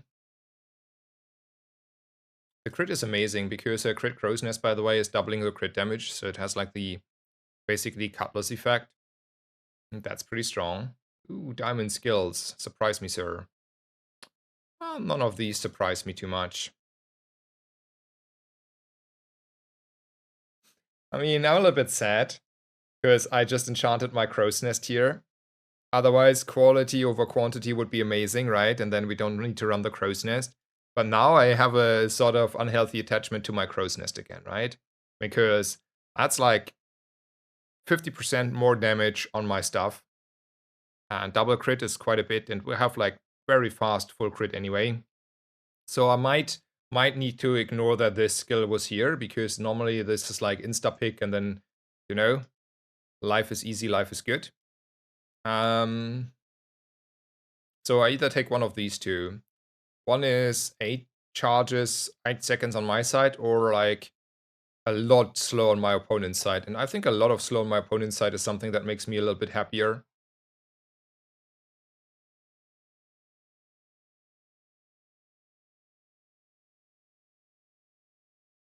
I mean, the shield bash is also good, but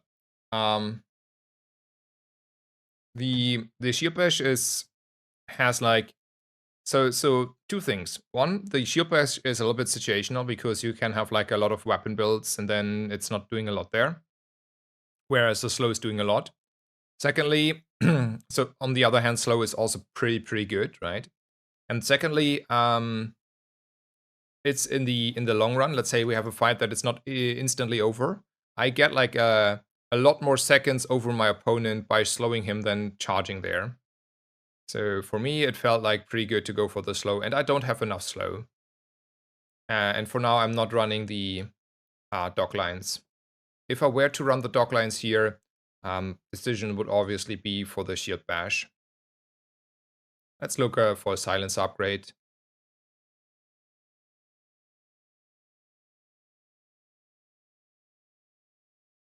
This is just a friend.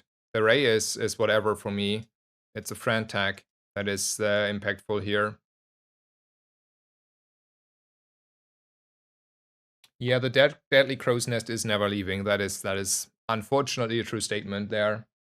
Because otherwise it was leaving there in this position, because crit is solved anyway. Crit is solved, and then there's no reason to run a crow's nest for the because at the moment it's only there for the lifesteal.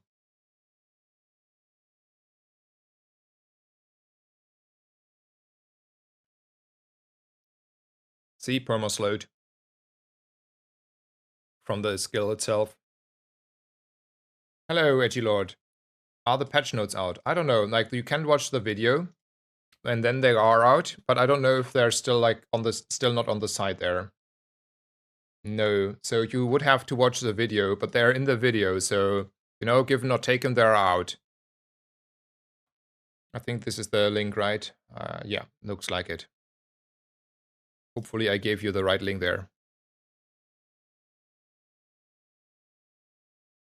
So in the patch notes, there will be the full, like in the video, there will be the full patch notes.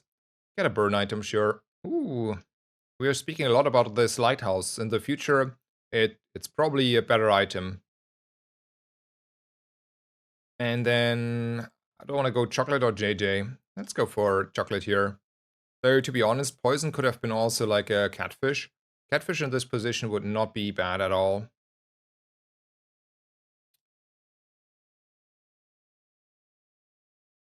Let's take Outlaw Arcan, Focused Core. Yeah, that's a new core in the future. It's not out there. It's in the database though. So I didn't spoil anything. It was called different at one point though.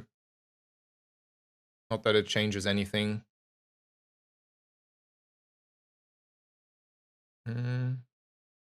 Let's clean a little bit up here. Okay, I think we're smooth running out here. Okay, let's go for the skills. This game, pretty nice. I didn't expect to get this far though, honestly. I do prefer actually 1 second of freeze over scaling. I don't need more scaling. And also, I didn't expect this run to end this well. Like, we get probably quite a bit luck here. Could have had probably stronger opponents. Yeah, speaking of the devil, how about you, Pygmalion? You and me, we will do the dance, and I'm scared there. Yeah, flagship is probably one of the most consistent items this patch. If you make it at least decently work, it's so consistent. Radiant Spiky Shield, 8,000. 8,000. Yeah, that is not gonna happen here.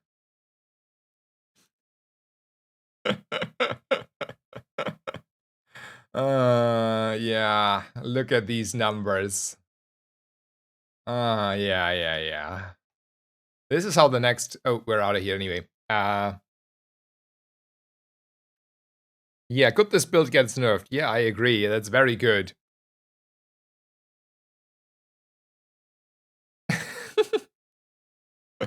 Yeah. This build is fully staying the same. I'm gonna tell you what I will play next patch again. I'm gonna do the same to my opponents again. Like it was one patch of Vanessa. We're gonna play Pygmalion next patch. I'm smelling it. I'm smelling it. It's Pygmalion and one weapon Vanessa builds. I can smell it in the water. One of these two will be dominating. You called it though, Regis. You called it yesterday. I remember you saying exactly that yesterday. Okay, anyway, I'm having a blast. I think like 1-2 more games for sure before I do the necessary break. So I have a lot of energy left for our release party tonight. Yeah. Anyway, 3-minute break. Thank you guys for staying around. Hope you're having a great morning. Hopefully you're looking forward to the open beta. If I had to guess, there are like quite a few more people here, partly because open beta hype. So happy to have you here. Hope you're doing well, and see you in a bit.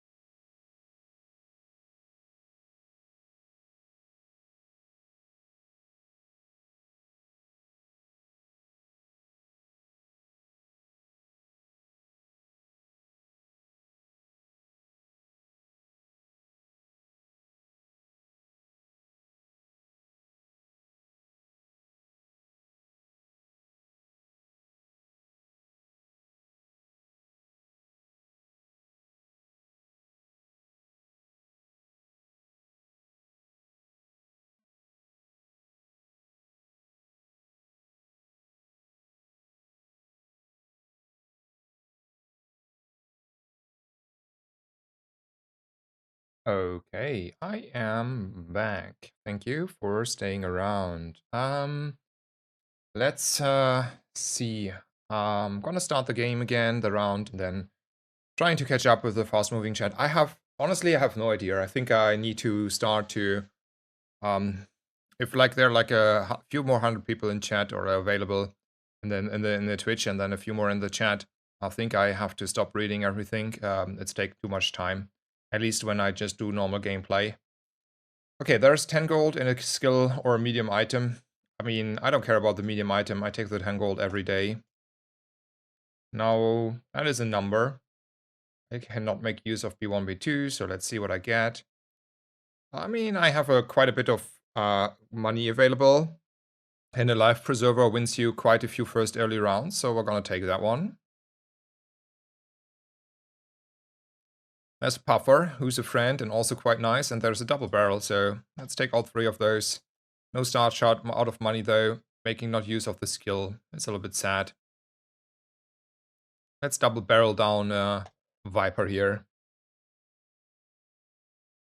You need emotes badly. Oh yeah, there's a...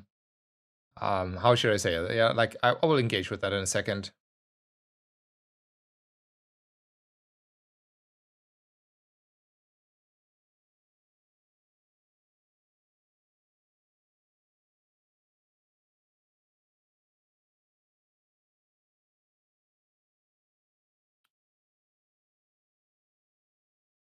Why not pyro for why not pyro for the lighter?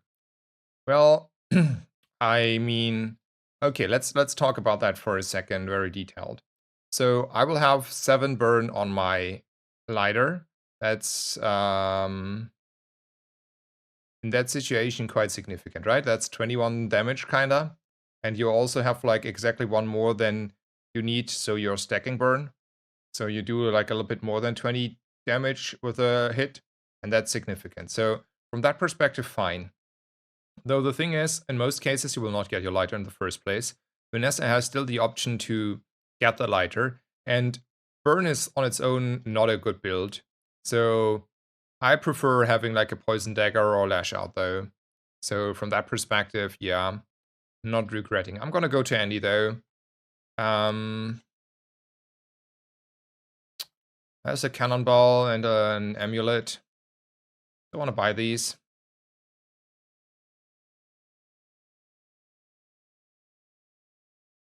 I think like my start will look without the double barrel, by the way, unless I reroll and find a reload.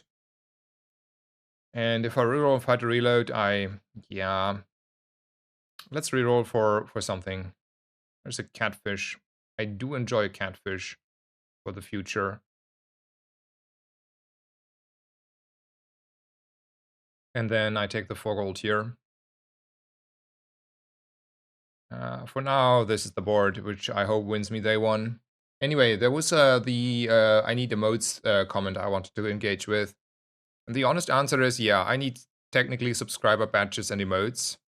And then also we're winning here, nice. And then there is me being lazy and don't want to, you know, do that. So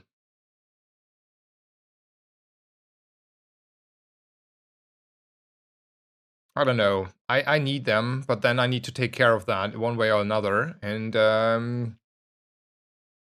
well, there's an issue. I need to take care of that, and I'm lazy.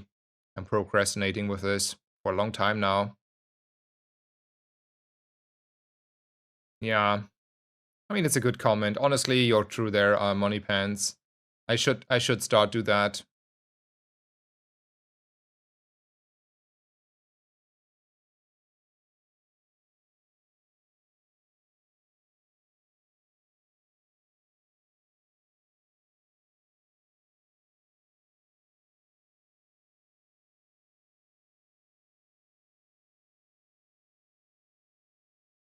When did you get partner? Congrats, man. On Monday, so not that long ago. Thank you so much. Yeah, on Monday I was able to get back into the top 10, and I made partner. So that was a good Monday. 3 medium-sized items that get like a huge treatment here from a B1, B2. Man, that is something I'm not willing to pass on. And then there is a left hand I'm also not willing to pass on. Yep, yep. We're gonna go places here. And then I will refill the bank account. And we're easily fighting a rogue scrapper.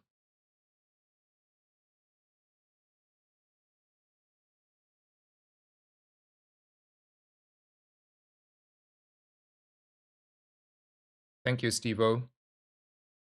When you started streaming? I started end of December streaming. And I had 2 small breaks in between. But I've been streaming for most of the time since the late December. Emotes bring the community together, gives cohesion. The emotes. Yeah, probably. I mean, you are correct.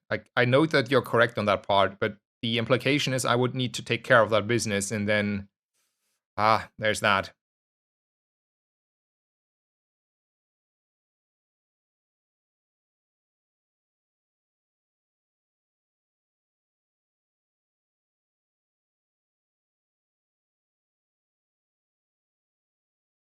Let's say, where do we go? We're gonna go Kina to see if we get silencers, if we get crow's nest, if we get reload. Yeah, it's looking like a double barrel game, let's be honest. Oh, a start shot. Yep, I'm taking you on day 2. There's my reload. Yep, I'm taking you as well. That was a very kind Kina, man. She was like, yep, I see you need. And also here we have to take the guaranteed XP because we don't want to break. And then an aquatic item makes me more happy. Then a random item, I like the created pool there a little bit. And then we have a small oopsie.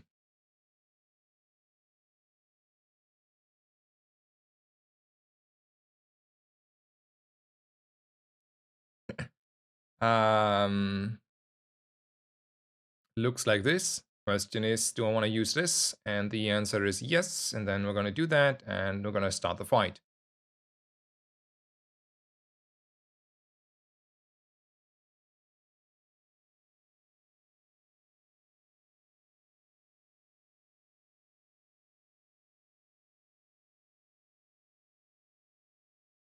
Hello, game. Yep, thank you.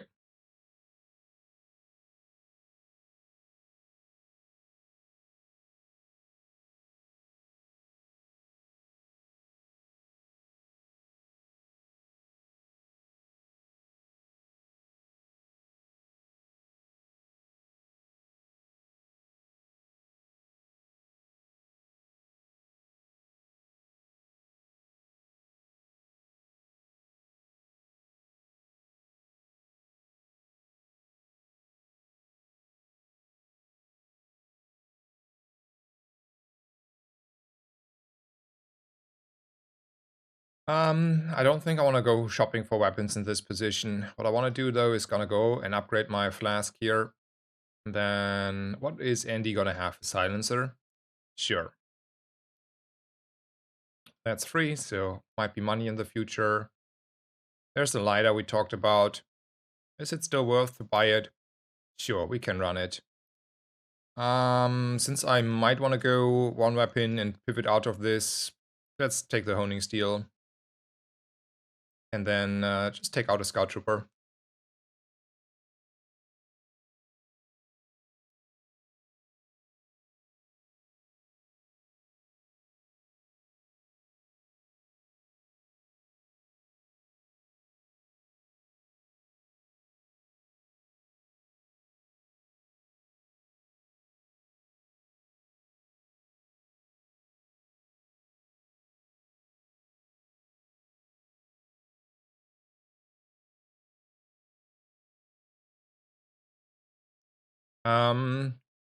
Let's get a haste item.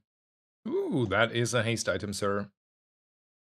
Upgrade a bronze item. Nope. Let's take skills. Yes. Ooh, more damage. Do I think 10 damage is good enough, or do I want to roll for 20 damage?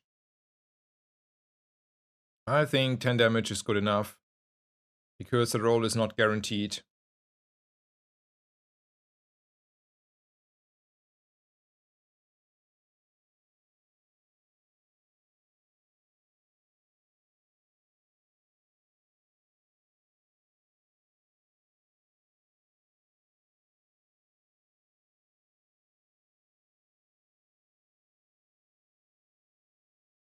I mean, there is an Uzi. Uzi is also like a nice queue to go to an ammo build again. But I'm like a little bit far off that at the moment. Let's roll Kina. See what she wants to offer me. Nothing. She wants to offer me nothing. I do think this is a reasonable build. Positioning looks fine. Don't see anything off. Let's kill an opponent.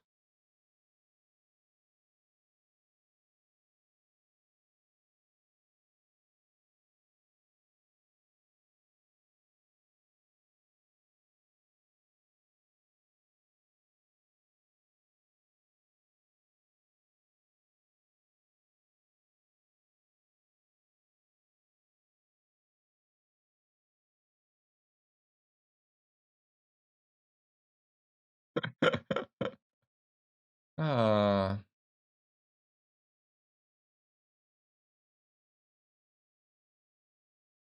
Okay. So, guys, I don't want to be. I don't want to like. I phrase it this way. I'm not gonna like time out or ban anyone who's in chat and discussing stuff that is around the game. Like this is against any principle I hold. But it is hard for me today to catch up with chat. And I think there is a very circling discussion where I have a strong opinion and I stated it about the monetization.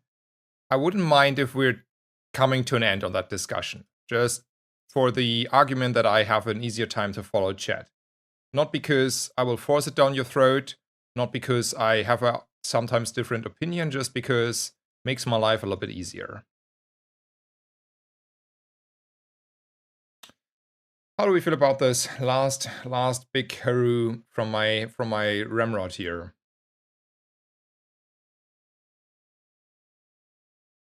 Oh, we can get a Ramrod. And then I cannot, you know, haste the double barrel, but hasting the double barrel also unfortunately ain't helping me at the moment because the powder flask cannot catch up anyway. I think a big last hooray from the Ramrod is due. Let's do a big last hooray of the Ramrod for today. Free chocolate is the answer. And I'm not skipping the 2 XP for a very slight potential of a crow's nest.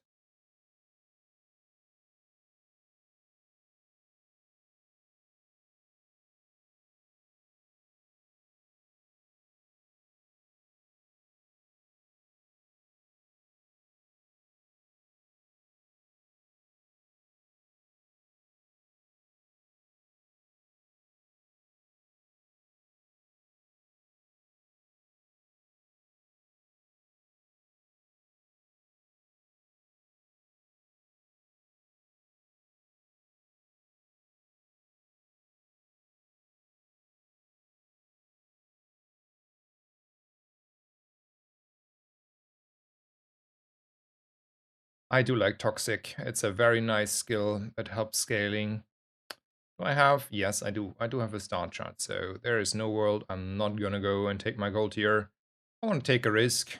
Most XP, most gold. Always a sucker for those. And then I'm gonna probably use my free chocolate.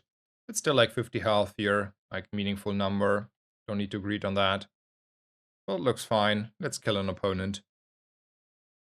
Good luck on duping the matchbox. I mean, duping will be something that I think will be more prevalent next patch.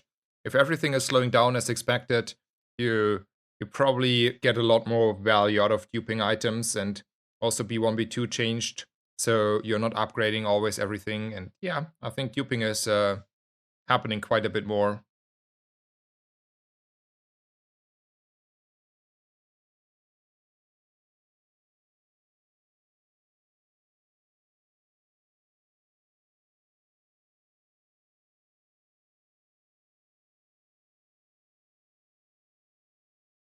Well, that is still an Ignition Core Dooley mid-game. Dooley won, yeah. I'm happy for Dooley. At the moment, I can say I'm happy for Dooley. He deserved. He deserves every single win he gets. Like, I'm honest there. Ooh, dog lines. Well, I was so weak. Let's change that. And then we'll look for a silencer here. Captain's wheel. I mean, Heavy rowboat, huh? That's also something. Okay, let's think about stuff here. So at the moment we are running this ramrod and the powder flask. I think the powder flask is a little bit overkill, honestly. But we run this setup because, well, the powder flask will not keep up, right? On 2 ammo, the powder flask will not keep up at all. Um, we could probably. It's not worth to run the like you want to have the rowboat and the captain's wheel next to each other. Yeah. We could buy this just in case, we're getting slowed and stuff. I do like this. I mean, captain's wheel is so good, such a good item here. Still think we'll look like a little bit like this though for now.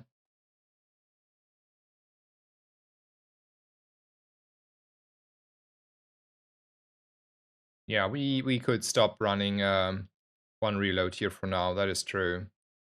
That's old habit. Okay, let's fight the noble.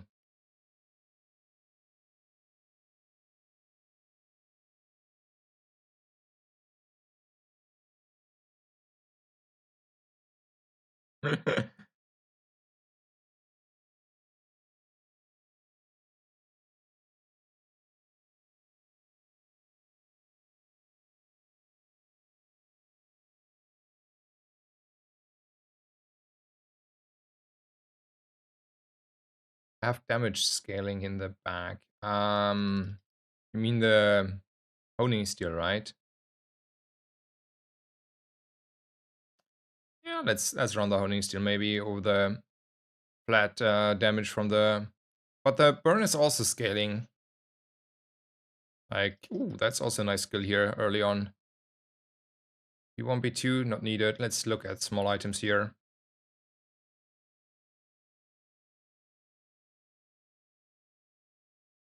Okay, let's think about the scaling actually between these two and then decide if we want to upgrade the honing steel. I mean, I can do that. That's no issue, right? So we are scaling for 12 or 16 damage to the double barrel. So that is like 20 more damage, like 12 more damage, 24 damage after 6 seconds. Then it's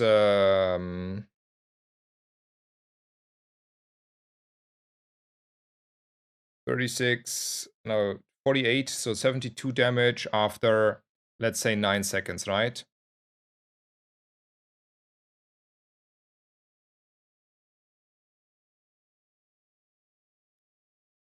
$72, whatever, like around the numbers. The lighter is putting out 21 damage, then another 21 damage plus a little bit extra, so 21 plus 22 and 23 without haste. So that's around the same. If my opponent does not have shield. And then I have like this little bit contingency of burning being consistent on the damage output.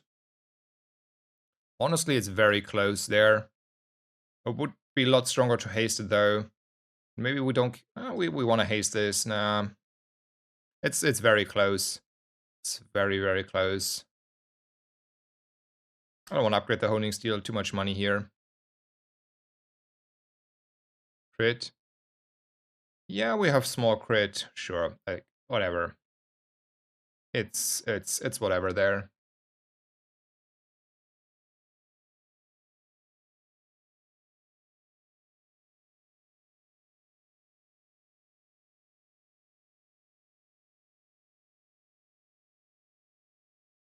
Ifio says, hey Snazer, hope you're doing great. Have I been lurking for a while and just recently started buying gold chocolate much more aggressively because of watching you.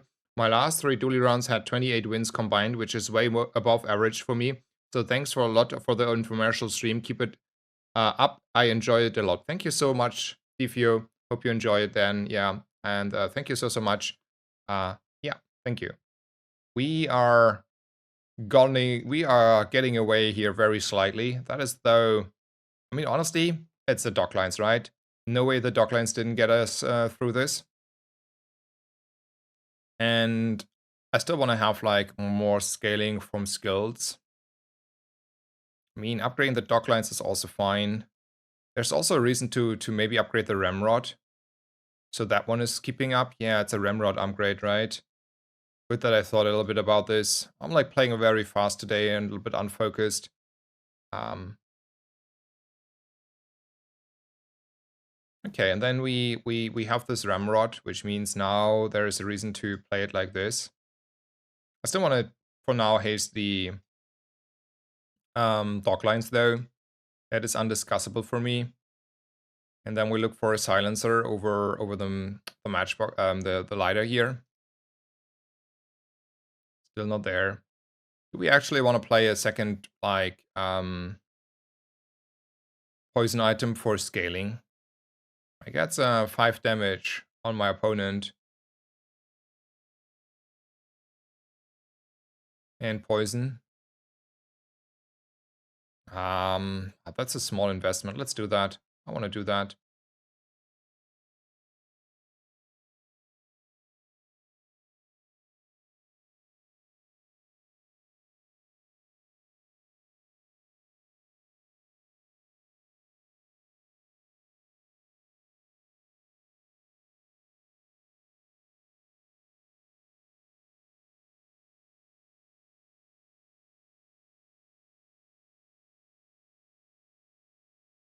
Hello, Bagir. Welcome, welcome.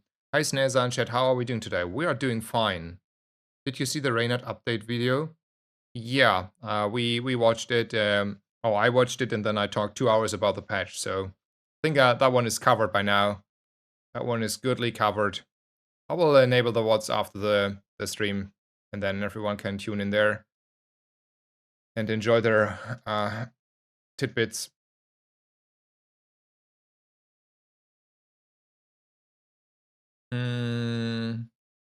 Upgrading skills could be upgrade on toxic and inoxiable, and it's quite like often happening, right? It's a 2 and 5. Yeah, I like those options. I take instantly this one. Very happy about that. Looking for gold skills then. Don't like these. First time you poison each fight, charge a burn item. I don't have a burn item yet. So it's just like a billion extra poison then. Yeah, it's a billion extra poison then. I will take a health here.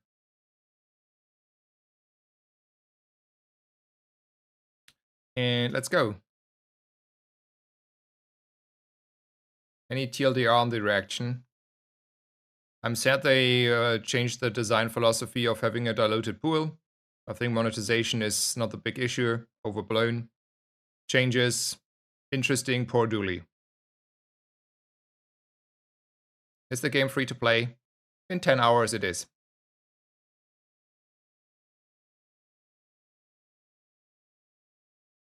How good is Regen day 1 after Bonk? Probably pretty good.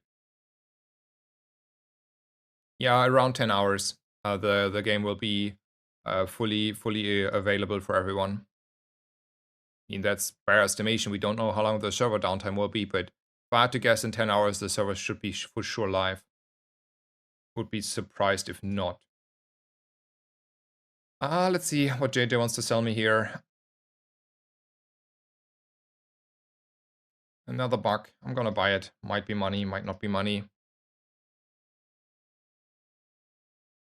And there is a Curio. We want to go to Curio for extra slow. Or we want to temp boosting our way to another win. Let's go to extra slow Curio.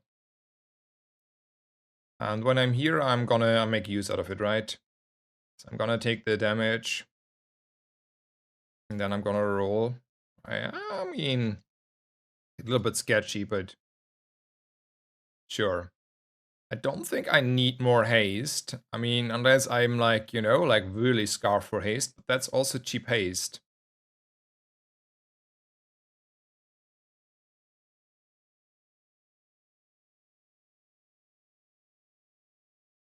It is the cheapest haste you will ever get there.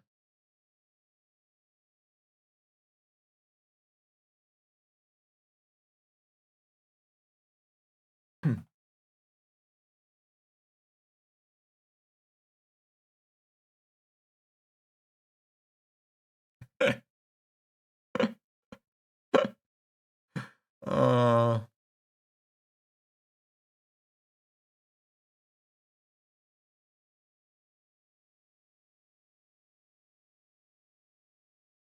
I'm on the belief that Dooley has the strongest gold skill pool.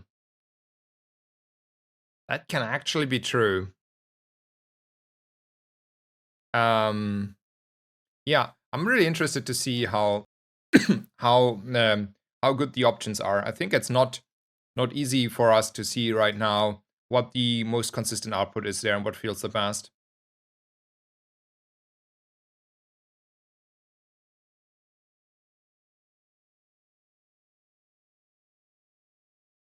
I'm not gumball rich, not even remotely.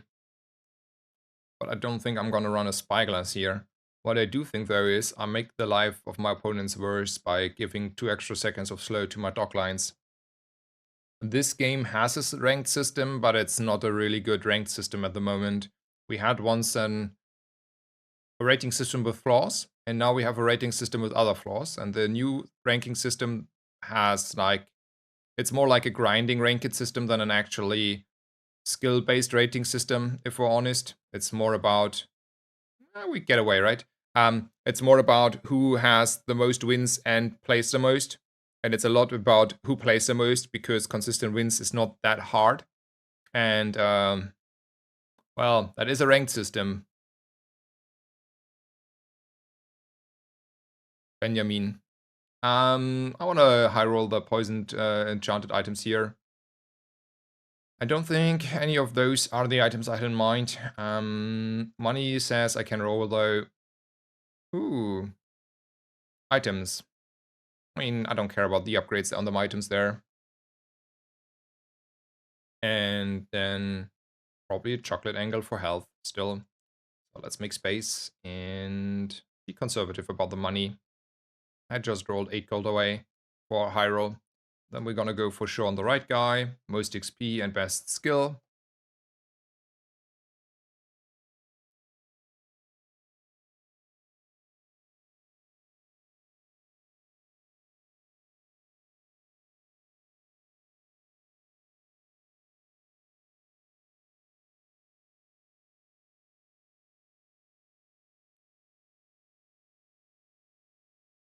How come you don't go for loot on level up? Because I still need a few items. And silver loot is a little bit underwhelming lately. And I rather have like the option to high roll an item in the long run. Okay, that changes probably also my decision making. So this thing says when you slow, charge an item. And normally I would say this is slow, why should I take another slow, right? But can we agree that we maybe want to take more slow? Like, I would say I want to take more slow here. I don't know about you guys, but I feel good about more slow in this situation. And then let's see what Barkun has to offer. He offers stuff. I'm gonna roll. He still offers stuff. I take 2 extra gold here. And then I'm gonna leave. Free monster loot. That one I will take though for sure. 4 or 6. I take the 4 and everything here. Be happy about that. And then let's go have some fun. I mean, I want to watch the fight, honestly. Not happen all the day that you have like that much slow and charging going on. The kite here is the game winner for us.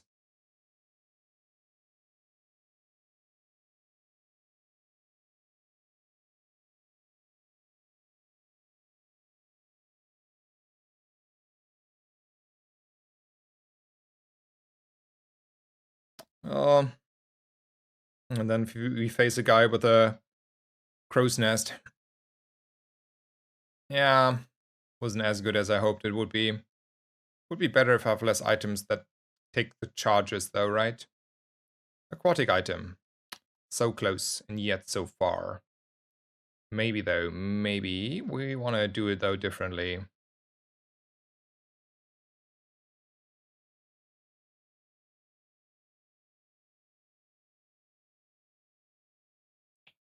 Tool, weapon, tool, aquatic, vehicle. Okay, am I short? So I have a tool, I have a weapon, I have an aquatic, and I have a vehicle. And I needed 5.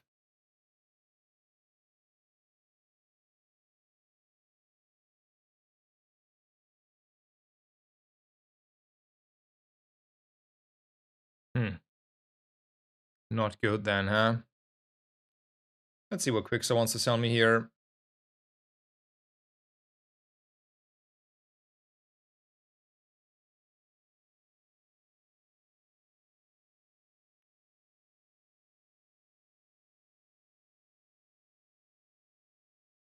Yeah, 8 seconds is not good enough though.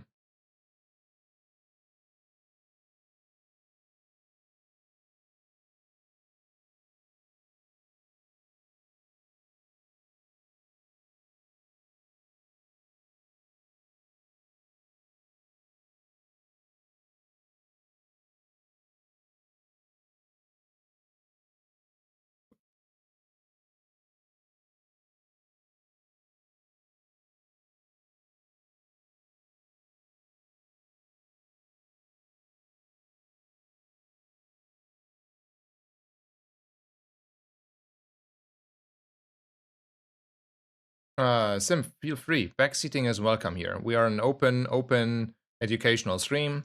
As long as you're polite, everything is fine here.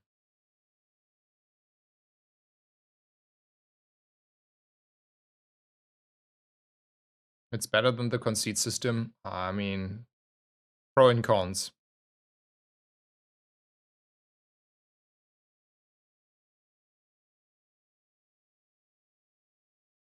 Yeah, chat is moving crazily fast today.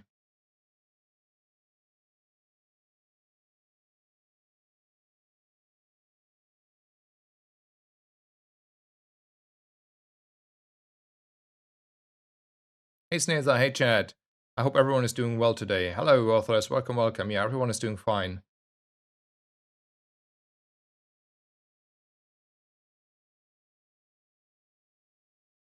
Yeah, tonight, tomorrow, release, whenever you want to see it.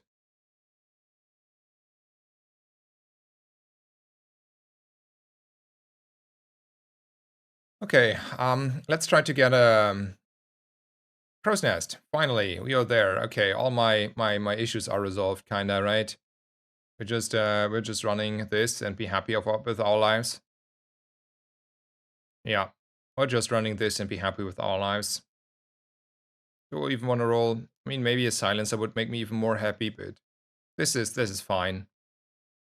We should get our 7 win here.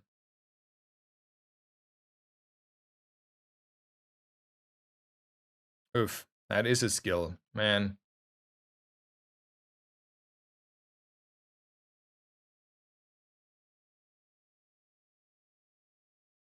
That is a skill I cannot afford.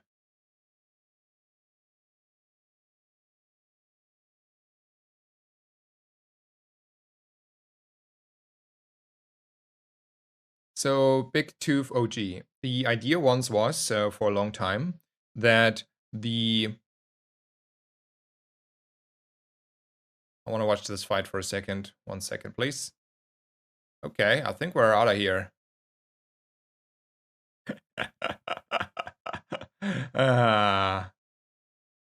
Isn't Doglines better than Captain's Wheel?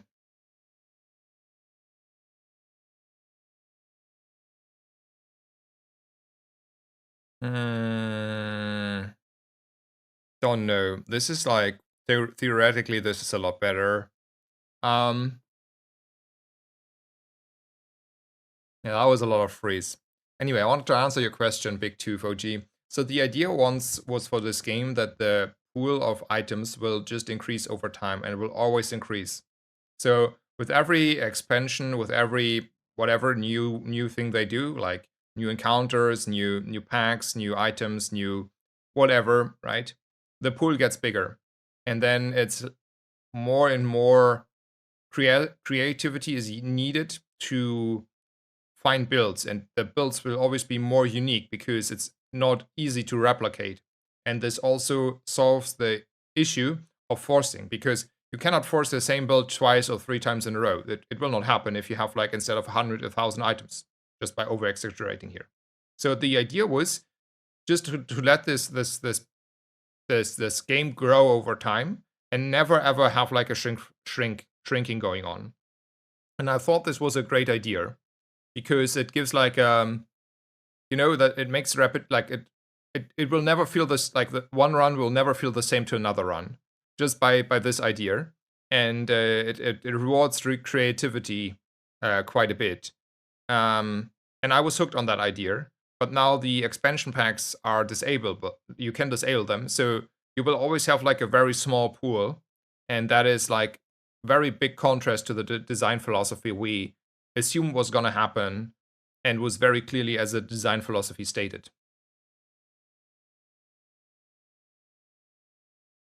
And Zoro Me, thank you so much for the Prime. Thank you for your support. Hope you're having a great day. Hope you enjoyed the stream. Hope you're also looking forward to the release. And yeah, thank you so much.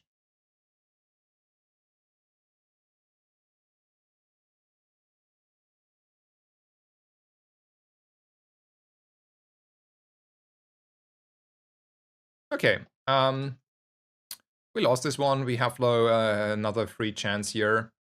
We'll take a random enchant, and I will put it on the crow's nest. It's shiny again. It's the third shiny crow's nest in like quite some time here. Man, that makes me sad. These shiny crow's nests. Somehow it's like not worth to have them shiny, right? Let's look what Curio wants to offer here. I take extra slow again. I mean, I'm also really out of money here, aren't I? So, there was this idea about the dock slime being better, and I'm not so sure. I mean, they're not necessarily worse, but they're definitely not better. And why are they not better? So this is like 2 seconds of charge, right? On a 4 second item. And then this is like still, like, even if it charges itself, still, like, it's not doing a lot. The captain's wheel is by its default only 2 seconds. So the net difference like the positive we get from the two charges is already applied to the captain's wheel up front. And then I do get like haste to the left side and perma haste to the left side and perma haste to the right side. So that's like a lot of haste going on in my favor. The only thing you can like argue here in favor of the doglines is I apply quite a bit of slow to my opponent, and that has some value. And I do agree on that part, but I don't think it's enough. So no, I don't think the doglines are better, honestly. I do think we beat a Volkers Enforcer though. It looks scary, but I think we should get him. He really hates slow, and we have slow.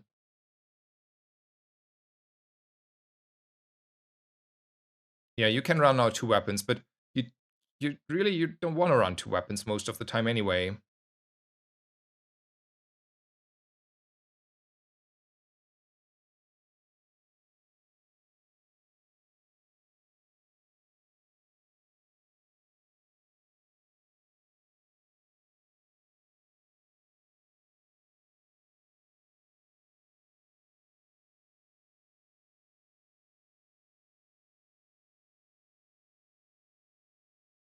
So do I want to run freeze potion here? Maybe sometimes. Let's keep it on. And probably loot here over the ammo item. Ooh, crit. We take crit. And then I'm gonna go here and I'm gonna take a little bit of damage. And let's look for a silencer still.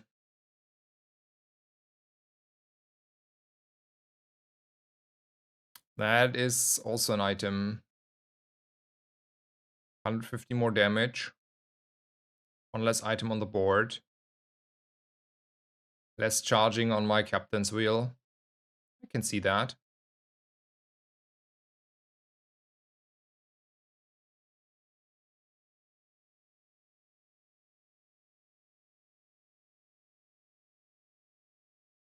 I want to have it.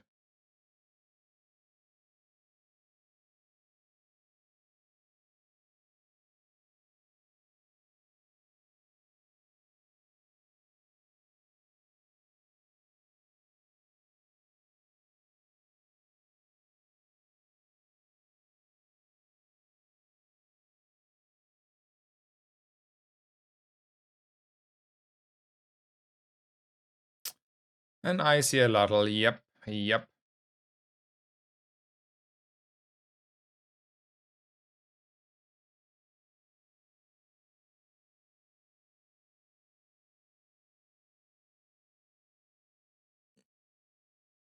Yep, that is the morning. Ah, this Alata will haunt me the next patch, I know it already.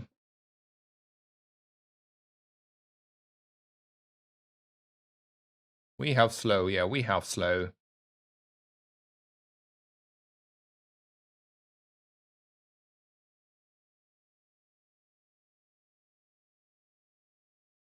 I mean, 16, I have to defend like Kuster here a little bit. Snazer, Ragnar, and Rarish are 3 of the most skilled player, and they're all top 10 at the moment. Seems working fine to show skill. That is only halfway true, right? Because like sometimes, especially if the game is new, there's like a playing time part that is also helping you to be good at a game. And I was good at the game on the old system, right? So from that perspective, surely it's okay. But this is just a grind fiesta. And in the old system, there was like a long, like you also had it to grind at some point. But if you were on top, I could have, like, I stayed there for months and I didn't need to play anymore because I was at top already. Whereas here, if I go out for like 2 weeks and I don't know, go on holidays, I think, and no offense to Mr. Rarish, I'm not catching him up ever again because he plays like the most. And basically, we know that for a fact that he played the most ranked games in the last, let's call it, season. And he's uncatchable then. And the reason I'm like this high is only because I play a lot.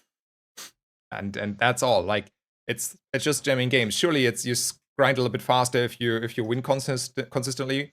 But like for example, like this was just a game where I was like halfway unfocused. I'm just clicking buttons, reading more or less chat.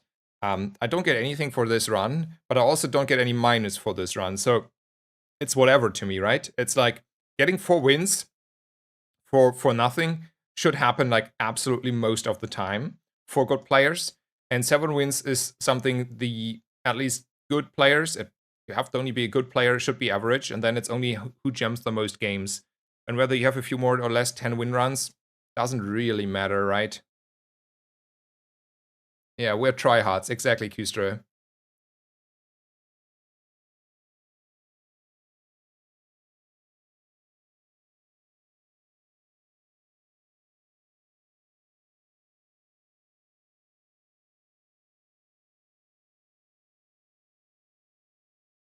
Yeah. Look, we discussed the ranked system in the last few days quite a bit, right? I think there is like you can discuss it, but I don't think there is much to do actually to say. Uh,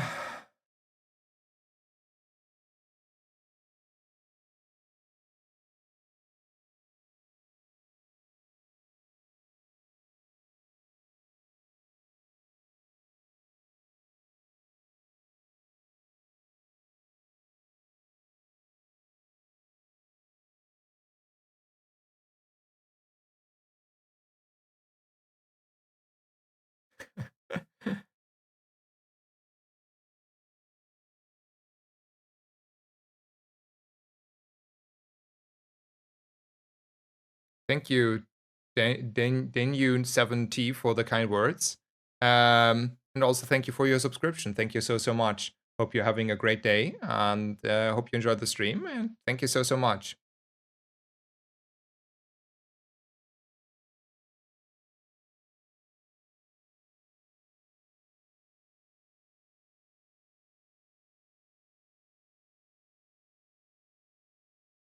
Okay, I think I will do one more game here, and then I think I will take a break because I want to still have like enough energy for this evening. I think I think everyone would appreciate me streaming tonight, and me myself included. So I think one more game, and then I do a healthy break here.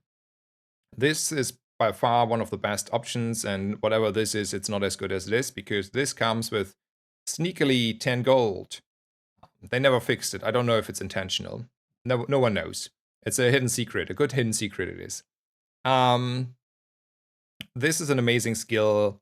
This is okay. And I mean, I should make sure that I don't have, for the long run, an unhealthy attachment to that. We're gonna go to Isla to get weapons and probably a Patrock and scaling. I'm just buying this because both of these are technically scaling. I don't think I need to buy a grappling hook here. I'm gonna roll for Patrock because it's a friend. I instead take a revolver. I have a decent board. I didn't find a friend. I don't want to commit all my gold for health here. I think like a little bit on the side is totally fine, but no need for more. I think here we don't like these two options, so we can go for the banana ball anyway. And we have a 33 chance for the blue nanas. It's food. We need to help hold on to it, so we can go to the furry. I wouldn't mind too much to the duct tape, though. At the moment, there is no place on this for this on the board. We will definitely run this for the probably foreseeable future. Ooh, we got finally this. I'm honestly telling you, it's probably one of the very few times where I get actually the blue nanas. Um, when I needed them. I only get them when I don't need them. Okay, so there is a very early B1, B2, but I don't think necessarily it's worth it. I don't need to go to JJ though. The only thing at the moment on day one that I really can think of I want would be a silencer, and that's about it. So there might be still an idea to go to JJ to B1, B2. I mean, just in case he's never showing up again, and just sneakily already upgrade my crow's nest. I think that's like a little bit, greedy, but I think I can afford to be greedy here. I mean, probably would have been also fine to, upgrade just the shock claws or the switchblade here, but man, I wanted to be greedy. And for that same reason, I'm gonna take 4 gold here and put a little bit in my savings account. I have a board, it's a decent board, I have like health. No reason not to do that. Hello Marie, thank you so much for the subscription. Thank you for your support. She says Papa, and thank you so much. I mean, probably a reference to love of kitties, if I had to guess, but I don't know. Or like pets, animals, dogs, those things. And thank you so much for the Discord again. Shout out to Marie. She made this amazing Discord I am having now. I'm now a professional streamer here. And thank you, Marie, for the support. Thank you so much. Yeah. See, we got away with like a little bit of scaling here and our health pool. So we were allowed to be greedy on the crow's nest there. And I mean, weapons here, I have like a lot of money. I don't need more money. I can like just buy a little bit of bronze items and be happy, Like, you just buy these and say, well, that is a lot of health. And then I'm rolling. And I say, probably this is a lot of health. And this is a lot of health. And maybe we just upgrade the switchblade because, it's there and available. Makes me less and less inclined to go to the B1, B2 in the future. But that's also saving us money, right? It's still a note that is expensive, sorta. It's just giving you a high refund. And then we're playing probably 2 items here, and that's that. I take the silver small item over Kina. Ooh, blue nanas, okay. Maybe I should have considered Kina in hindsight. I was a little bit fast there. There's still like a pressing issue of a start chart as well as a silencer, and then Kina has more options available.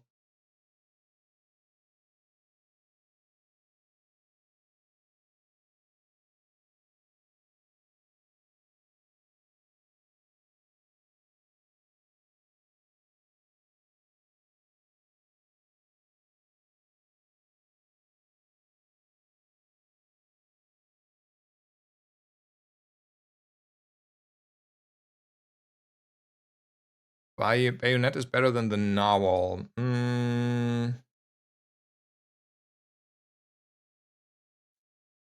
mean,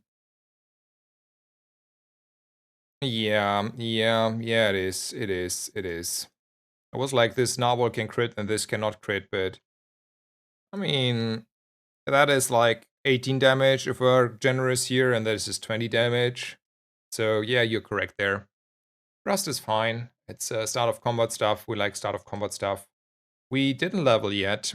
So if I take a risk and lose and get an item, I will be very sad. Well, I feel lucky today. So all good. And then there's the furry event I don't need to go to. And now I can recover and get my star shard. I'm gonna buy this. I have the money, and B1, B2 I will not go to probably anyway. And there is this getting health anyway out of it, so that is fine. And here, I don't want to buy anything. I just wanted to get a star shard probably.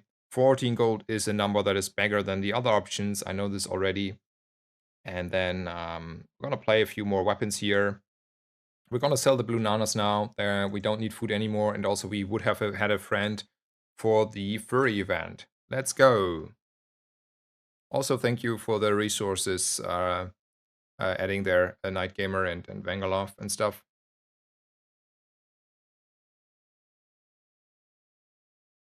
Oh, Narwhal kills the crit on the rock. Shh, you're correct. Yeah.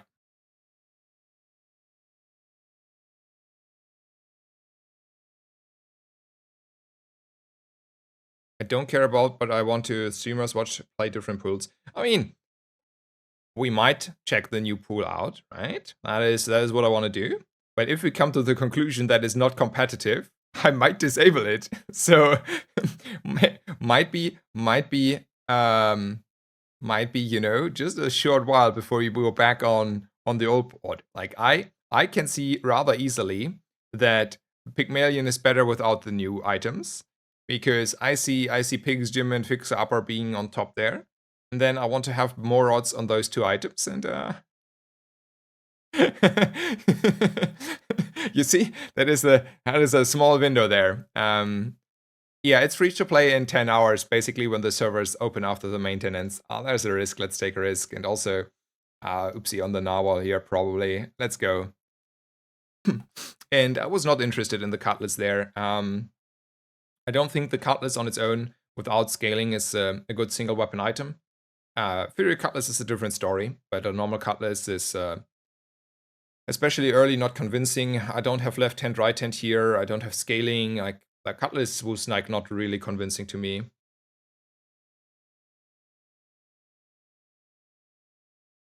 So, yeah. I want to look at ammo items in this situation. Sure. I have all the money in the world. I don't care about the rifle, though. Ooh. Hello. How do we feel about a repeater in this position? I mean, money-wise, we're fine. It's probably better than what we have, so let's just buy it. Play a bunch of weapons for now. I can figure stuff out later. Let's kill an Etherite. Thanks for the stream. It's been a while since I've been able to be here. Yeah, I've missed you a little bit, Loveleist. Happy to have you here. Hope you're doing fine, having a great time. Thank you so much.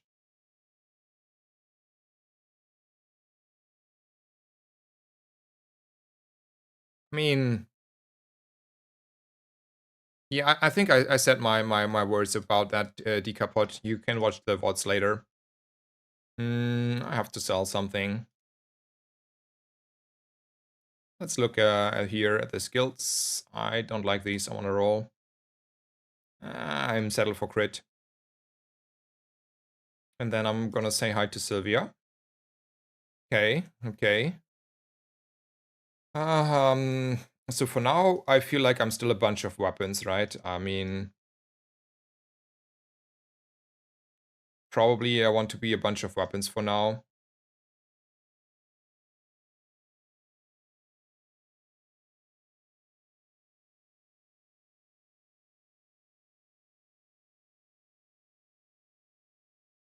But the question is if I want to buy the crow's nest here still, and I don't know. I mean, this can go in both ways quite fast, right? This can go quite fast into we're staying this board, like, you know, like one pistol sword, and there's no way I'm gonna take out the ammo items. On the other hand, the moment, I mean, we're getting by, probably we're gonna win here, like the next round, right? But then we either need to find a B1, B2 again, or we need to find pistol sword, or at least a ramrod. Like, this is gonna fall off in 1 or 2 days, the stuff I have here. And that means I have to be considering what's the alternative. And we do like the good old crow's nest default. I have like a very unhealthy attachment to this build. It's such a good, nice build, strong build. I'm not skipping that one. I know it's probably sketchy, and if Regis is in chat, I know he's coming out and be like, Sneezer, what are you doing? You're a bunch of weapons.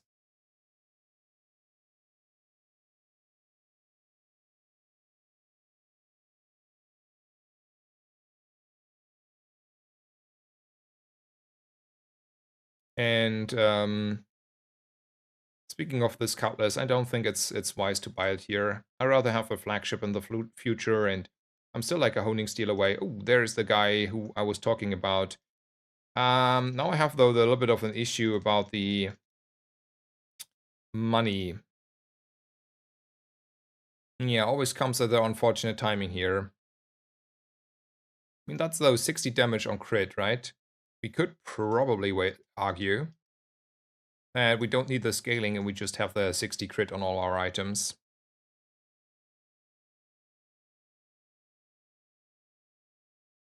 Look at me finding the money.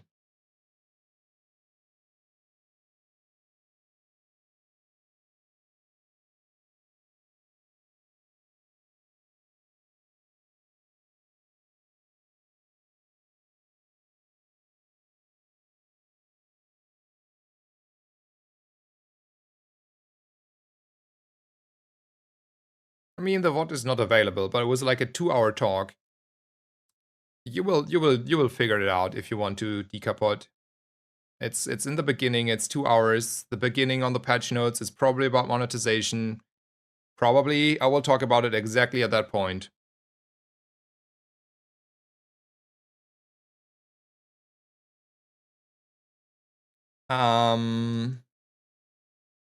Let's take some chocolate here.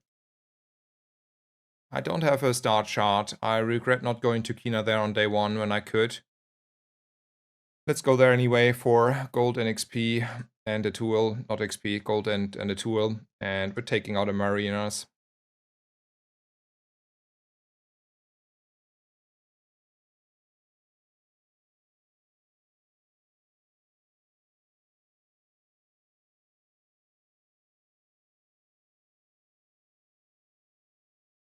Okay.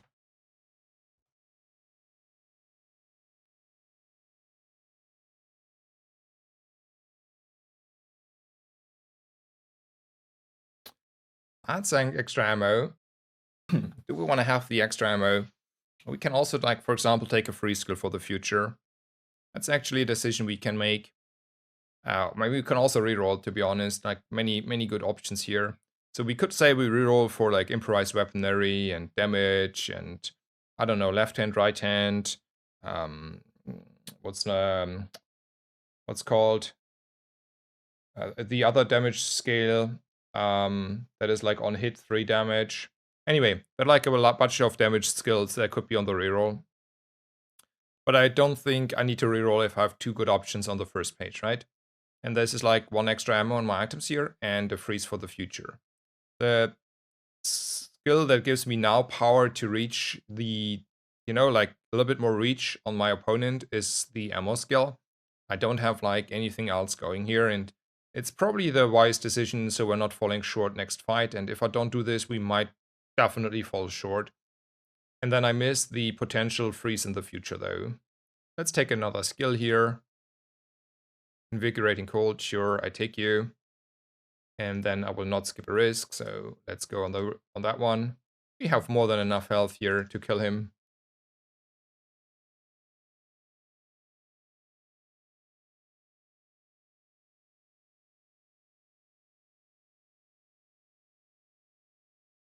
Yeah, I have like a double barrel and a grenade, but see, the idea is it doesn't look like a permanent build, right? If we're honest. It looks more like a... Ooh, the start shot shows up. Perfect. I'm loving it. It just looks like a build that we use, and then there is a queue for we want to use something else. Matchbox in a gym build. I mean, I don't know. We will see how it turns out, but it will be an interesting timeline here in the future. Please give us slow this one. Please, can we slow this one once? No, he's out of ammo. Okay, nice. Pistol sword and Keck, you're good. Keck is only good if I have like the shells, though, the heated shells. But yeah, we are good still. We don't need to go in a one weapon build, but I have this unhealthy attachment here. Let's see what Silver wants to sell me here. Ooh, more towards the unhealthy attachment I'm having. And then we're rolling her. I'm not buying a submarine though. That is not good enough on day 5.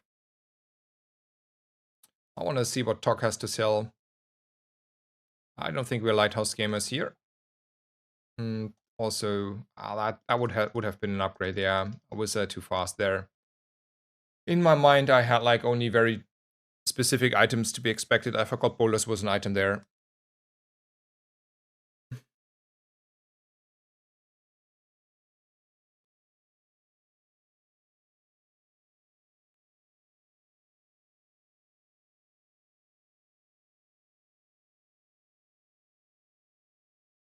Okay, never a reason to skip that, right?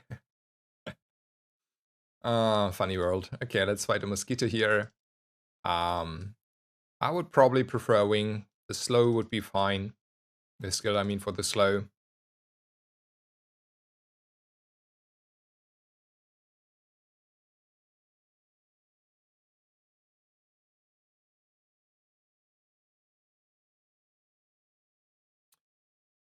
Let's look at the skills.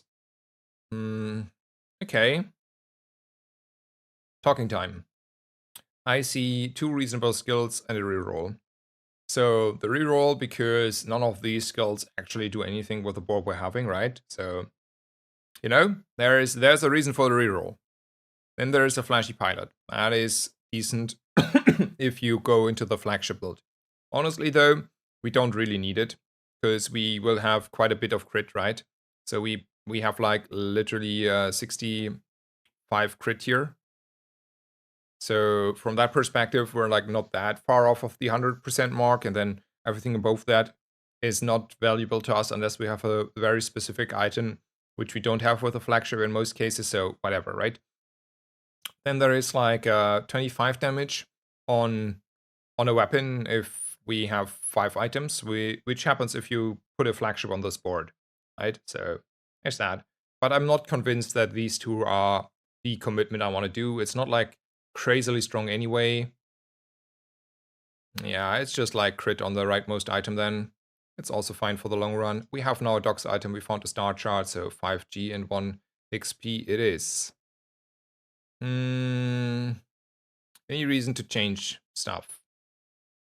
No. I mean, maybe to get it below 3. Yeah, sure. So let's say our opponent is also enjoying the life of a double barrel, which is unfortunately at the moment quite often the case. Then the reduced CDR, if we're below the lines of our opponent, we have 1 more hit than him, and that's pretty good.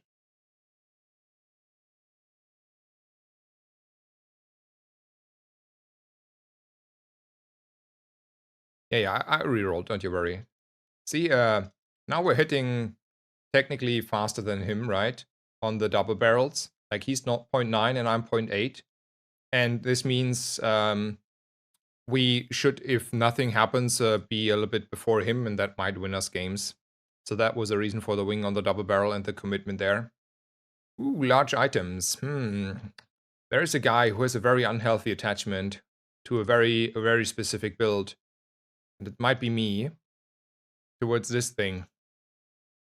So, oh, oopsie. How could that happen? I'm just buying it just in case, you know? I skipped like a little bit there for this, not too much. I don't think it is necessarily better here now, by the way. It's not.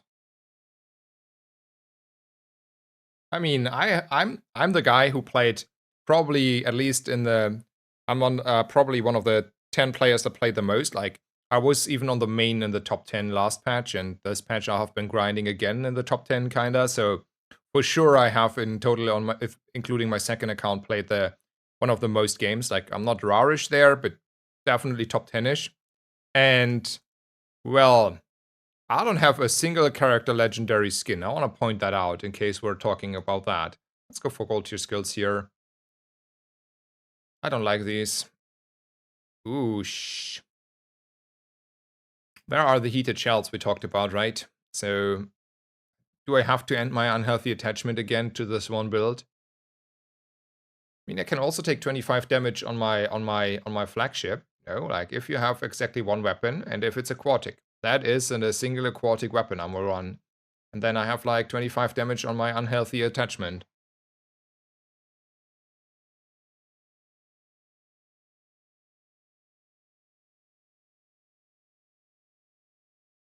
Yeah, I mean, I'm not Rarish. Like, Rarish was like playing a little bit more and I was playing a lot. So, Rarish is just ahead there. Yeah. I have not seen a single legendary skin like on my I have the sport. That's the legendary skin I have. That's about it. Yeah, I if I had to guess, I'm way above 3,000 chests now. Like for sure. Like I don't know where I am, but I'm north of nearly everyone. Who is Rarish? Rarish is a streamer who is was always like very competitive with me on the ladder. I think he's an exceptionally good player at this game. Probably the best at the moment because he's a lot better at Vanessa. And he played the most in the last season. Yeah, check out Rarish. That's totally fair to give him a shout out. I do enjoy this guy, and yeah, we had yesterday a nice conversation privately. Very he's a great guy. I can happily say he's a great guy. I always like whatever he writes me if we're writing, and also if I hear him or see him, he's always a great guy. Anyway, so back to the decision on hand. If I have a CAC, this becomes fun. And I do have more the skill set of a heated shell games over this. So let's say for once, for now, I skip my unhealthy attachment there. Do I have the damage though for the Infernal? I need to check that for a second and do a little bit math. I don't want to blame myself here. So we're on day 6. There is the guy. He has a 2k health around. And so this, let's say we have 100 crit for reasons, right? 120 times 3, 360, 700. So that's already half the damage. Bolas is 200. And that will be close, right? That will be close.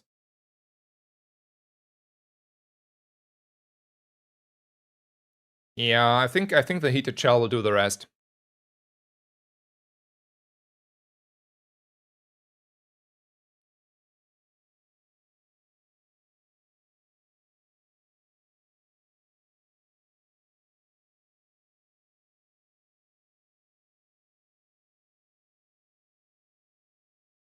Yeah, the Bolas slow and the heated shell there help quite a bit.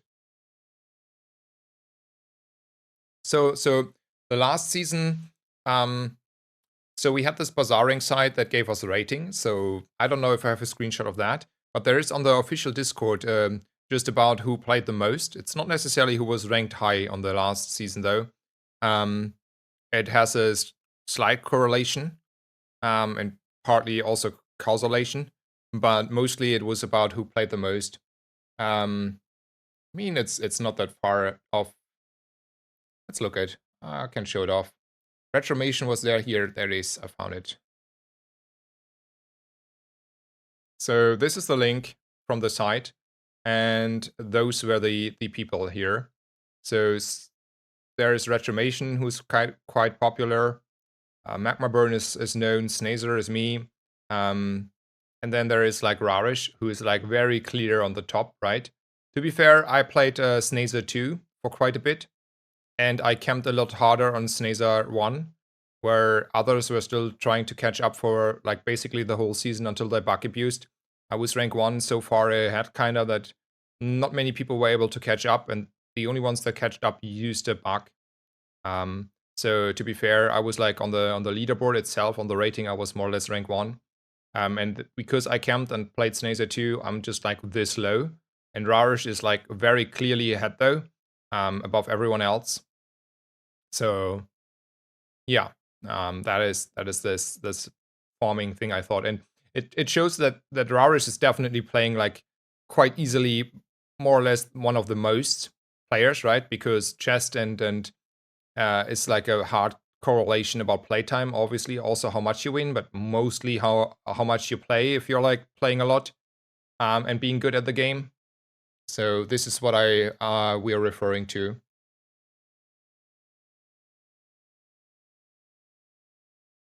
Patches live later.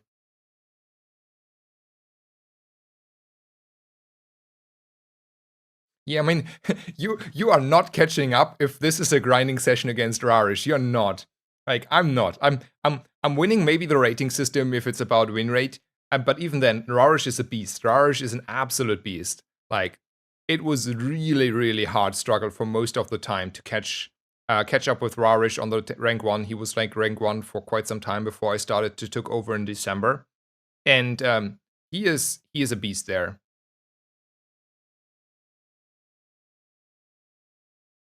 Yeah, I know that Crip has all the chests. It's sad. It's sad. It's sad. I should have them as well. I don't want to sound too salty, but I think like I should have a few legendary skins here. Anyway, let's go. I'll never play that guy again. Let's look at skills. What do we get? Ooh, mixed message. Oh, that makes me happy. But it makes me happy for a different build. It makes me happy for this one. Yeah, I'm taking that one. You cannot stop me. I'm halfway out of this build anyway. Let's go.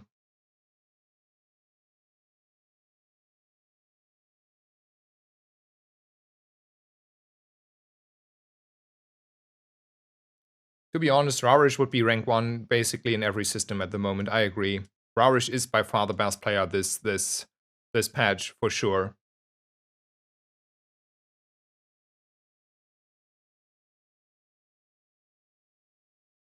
And as I mentioned, I should have had like a more chest. And if you put in Snazer 2, in that I would have had definitely quite a few more 100 chests. I was like top 100 in Snazer 2, so there had to be like a few games I grinded there. Yeah, I lost this one, didn't I? Ran out of ammo, sadly. I have 4 Pygmalion legendaries, yeah. So here's the thing, if I will never like, okay, I get like now double the amount of chests in the future after today, and I'm still hoping to find my own legendaries, I'm honest there. But Retromation already pointed out that he might be a nice guy and giving me a dually skin. So on the dually skin, I'm settled as soon as we have trading available, whenever that will be. And Moneypan says, I have 4 pig skins, I will give you one. I'll see. So now I have a pig skin as well if we're ever having trading available. So I'm just using streamer privileges at some point to get the stuff I kind of deserve a little bit for playing this game so much. Let's go to the Doxy over weapons. I don't believe in the Keg Dream too much here. I don't think we're beating Chili Charles here with what we're doing. So I'm gonna put in this guy here for Chili Charles.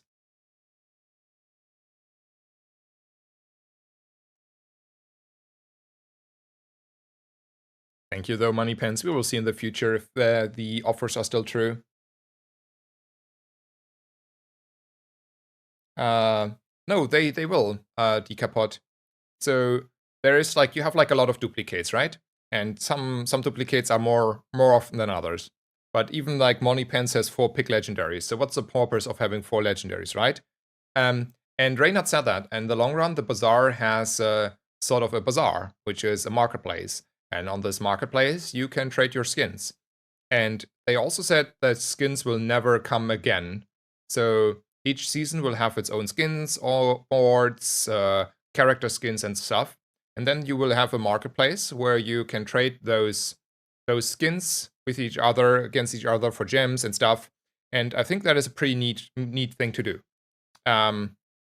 Because it will allow, like, for example, players that struggle with gems to sell off like maybe a skin they don't care about. It will allows collectors to, you know, get items, and probably it's also a way to get a cut out of the gem pool, right? To make sure the gem pool are there. and decreased, right? So they make like an auction house bazaar fee cut, whatever we want to call it. So from that perspective, that is already planned. It's not there immediately, but it is there. So here's the thing that's gonna happen. Like now, I'm done with the alternative play here. You have some skins to trade. I do have a lot of non-legendary skins to trade. Quite a few. Just, barely a few. Something I have to open in the chest, and if it's not legendary, it's other stuff. Let's just hope, like, at some point, for some which reason, let's say this chest here becomes a little bit more rare because, less people are there, new people come in. Let's go 3 years from now. The game is amazing. We have like a game that is like more or less the high standard for auto battler. Everyone is playing this game. No one was able to get these chests. Man, if this chest becomes rare, or this hat, I'm the king. I have probably dozens of each, maybe even more. I don't know. I have a dozen. Yeah. So let's take this one. Don't care about these. That's a captain's wheel though. I think we're out of these. Was a good start. I'm done running out of ammo.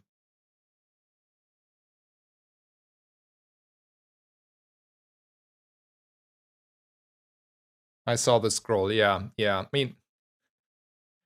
I'm farming like 100 chests every 2 days minimum. Like 50 chests per day is the absolute minimum I'm farming at the moment.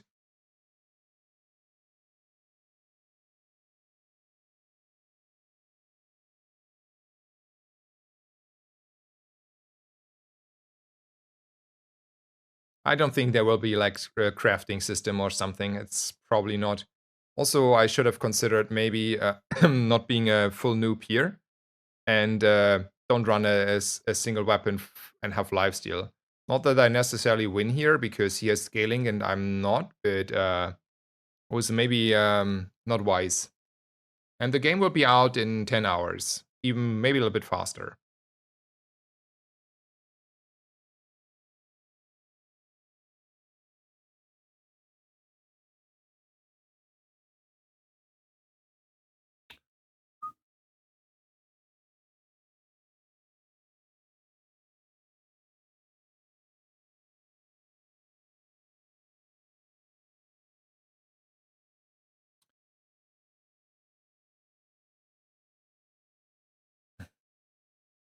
Could I get like a small friend or weapon, please, game?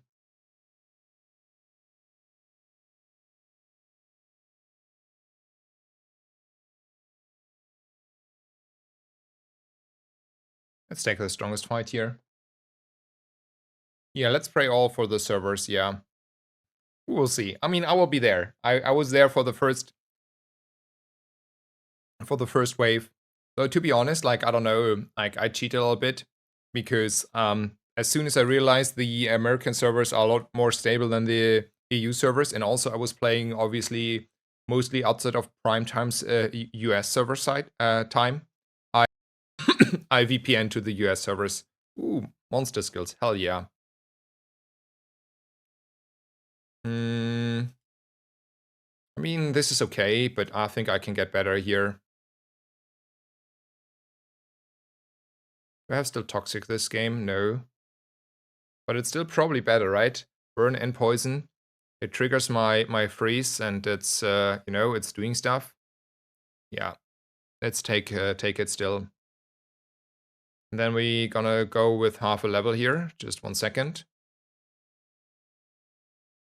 Need to make sure we're gonna go with half a level here.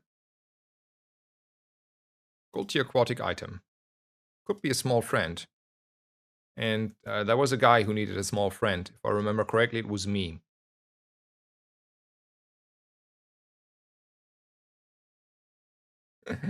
I would VPN to the EU servers during peak and A times, yeah.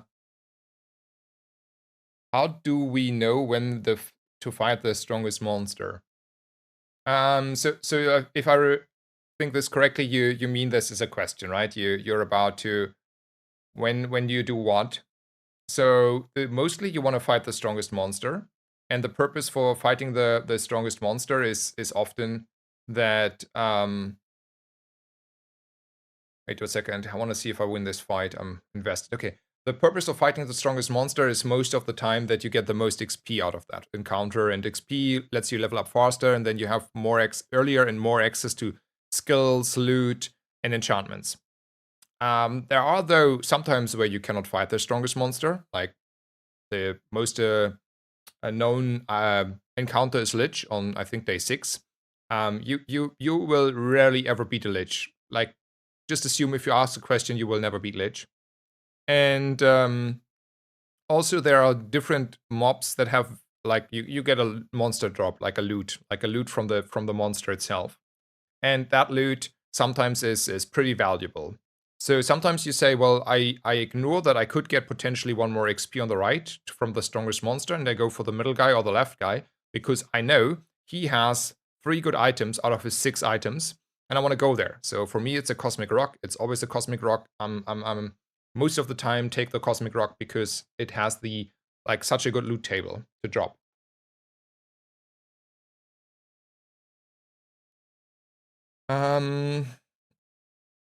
I mean, technically, the thing we need the most at the moment next to gold is a skill that scales, because we're not scaling here a lot. I take money. I'm a bit low on the money side. Let's take the strongest fight. No problem, Onslaught. No problem. And How Bazaar, like, I think we made a comment. How Bazaar has a really nice resource site. You can look at all the... I think it was that. Anyway, you can use How Bazaar to look at all the monsters and what they're dropping, and then look at if you see like more than 1 item that you want there, might be worthwhile to go there. For me, like, as a prime example, is the Cosmic Rock, as mentioned earlier. Okay, we can get an upgrade, but I'm not too convinced that that helps me. I'm convinced that what helps me the most are skills, because they have access to scaling. I mean, a shield bash is a shield bash, and that's pretty powerful, but man, I want more. Okay, let's make the crit full.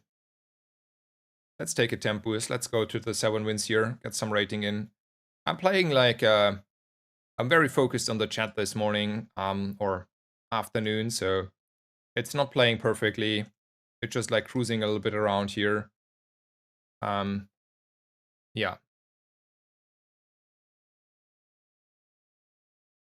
So what is the comment on the resource? Didn't I saw you guys making the comment, like Vangalov and I think a Night Gamer. They were together there making a comment about resources, and I said resource. Okay, yeah. My bad. There you go. Ooh, we lost. Why did we lose? We lost because that's an obsidian double barrel. Okay.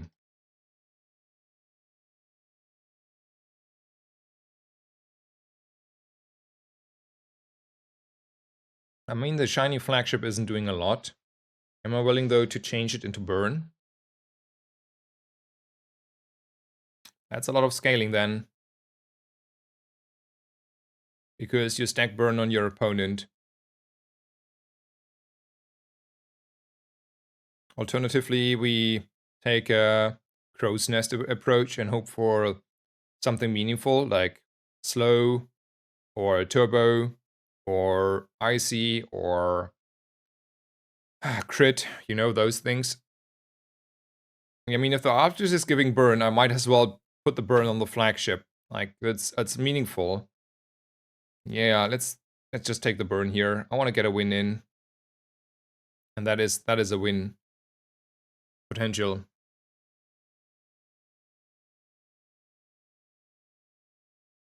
I mean, the base damage is really low, though, so I deserve to lose here quite a bit.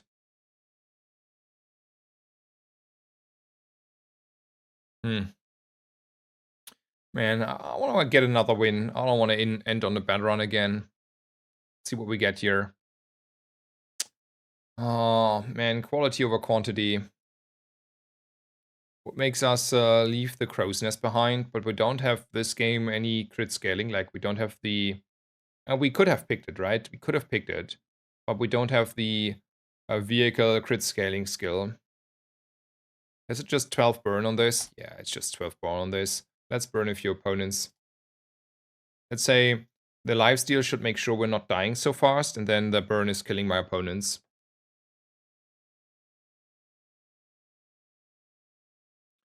The damage was reduced from the temp boost. I took a temp boost on day 9, and I got the enchant at the start of day 10, and then the reduction you saw was just losing the temp boost for day 9.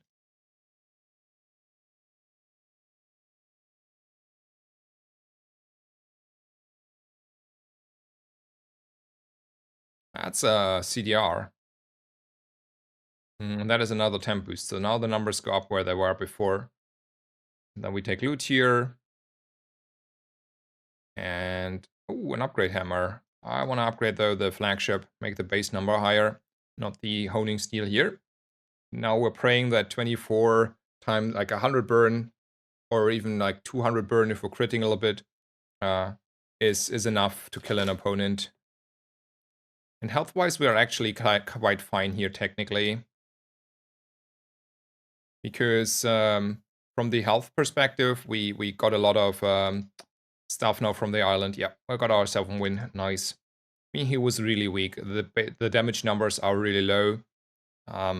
Skills are very fair. I mean, he has rigged, but that isn't doing a lot. And like we're cheating with the mixed message as well, a little bit around. So another flagship game. I think it's the last game for the day, and then we're gonna do probably a Rarish raid. I had to guess here. Ooh, there would be the keg. Way too late to the party. Let's take 16 gold here and leave.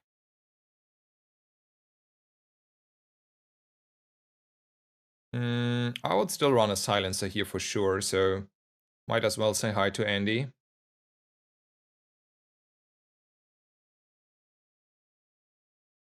And we have enough targets. Yeah, we're beating a Enforcer here, quite certainly. Wasn't the keg Radiant? I mean, it was enchanted, yes, but I'm not having a board anymore for the Mr. Keg, right? Like, I'm not running like I need defense, so I need to have like the crow's nest for lifesteal, and then there's no world where we're gonna do that. I think I cheat out more on the charging there. And then I'm gonna say hi to Kina, look at a little bit at the silencer angle here. That's a Diamond Cove. Like, Diamond Coves are pretty strong, but not here. Yeah, spacebar. Spacebar is the hotkey, the universal hotkey. When you burn poison and when you poison burn, but it's just like minor, and we already have the poison your opponent to trigger our freeze, so I don't think this is worthwhile. This is 6 burn on my flagship, and we're casting that times 4 and critting half of the time, so that's quite significantly burn number, to be honest. Let's take that. I'm happy for that. That's technically more scaling. Like, it is scaling, it's just like no damage scaling.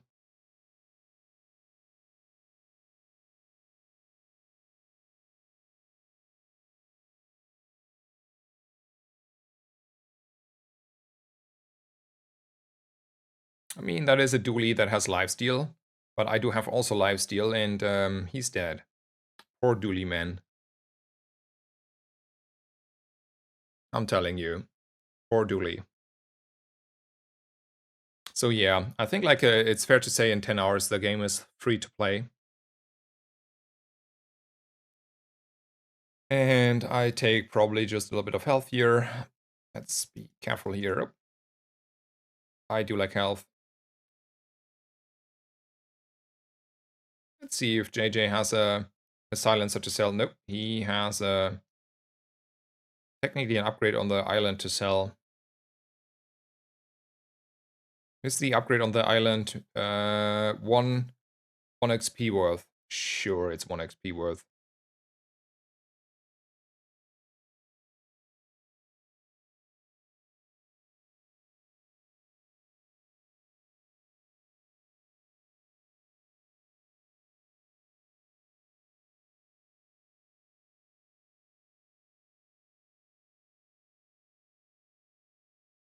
Bizarre drama reaction. Did Shoku answer to what I did?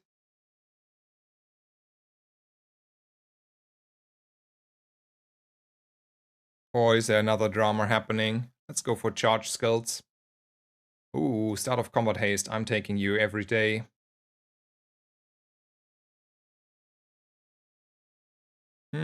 I prefer the slow over the poison here.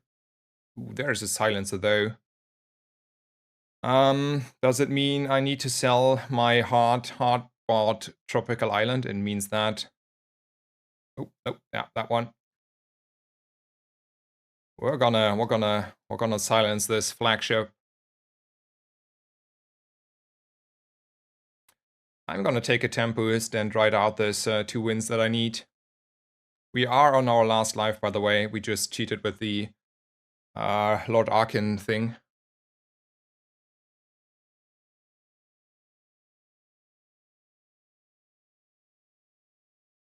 Rarish lost rank 1. Who grinded that away from Mr. Rarish? That's not fair. You're not allowed to grind against Mr. Rarish.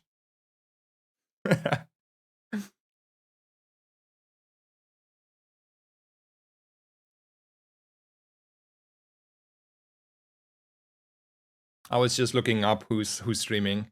I wanted to rate people in a bit.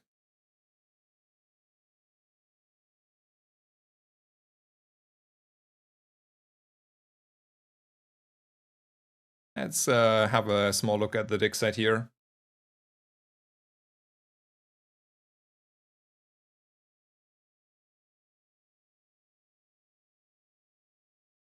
Let's take this one. I mean, it's a last day for sure.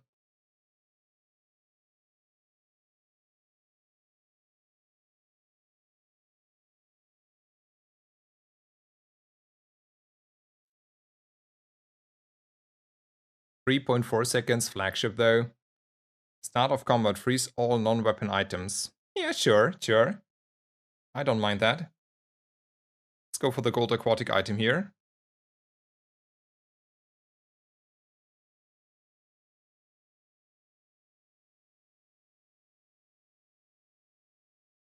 Okay, has nothing to do then with me. That makes me happy.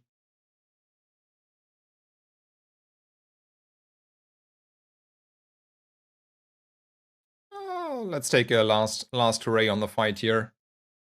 Let's beat Lord Arkin.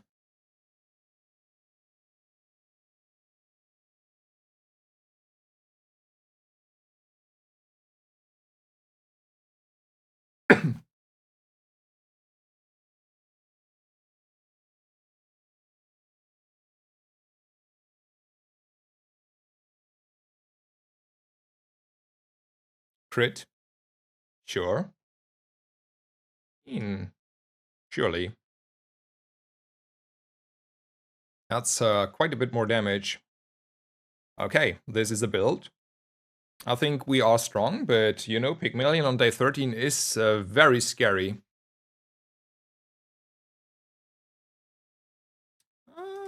Soul of the District. Phonograph.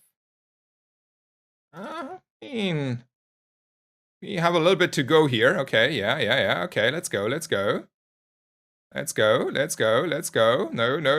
That was a lot to your health. Oh no. That was too much. As always, Pygmalion gets there. 9 wins and we're out. To be honest, I didn't expect to get 9 wins here, so, you know, given and taken. Okay, I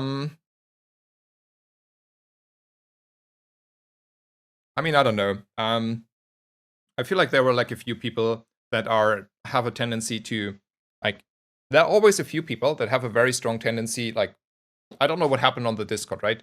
But like, I can see often in my chat as well, there are like a few people that are very, very over exaggerating the facts and have a very destructive way of arguing. And I need to compose myself sometimes to not be like, mate, you're annoying me here. So I can see sometimes, you know, the alternative side, but it's still no way to ban people for no good reason. So I don't know. I didn't know that. I can check up on the drama there on the Reddit or whatever. Though Tempo is moderating the Reddit as well. So you know, if they wanna keep up the censorship, they could do that. Not saying they do censorship, by the way. It's, get the idea there. What I wanted to say, probably. Anyway, guys, I had a great stream. I enjoyed it.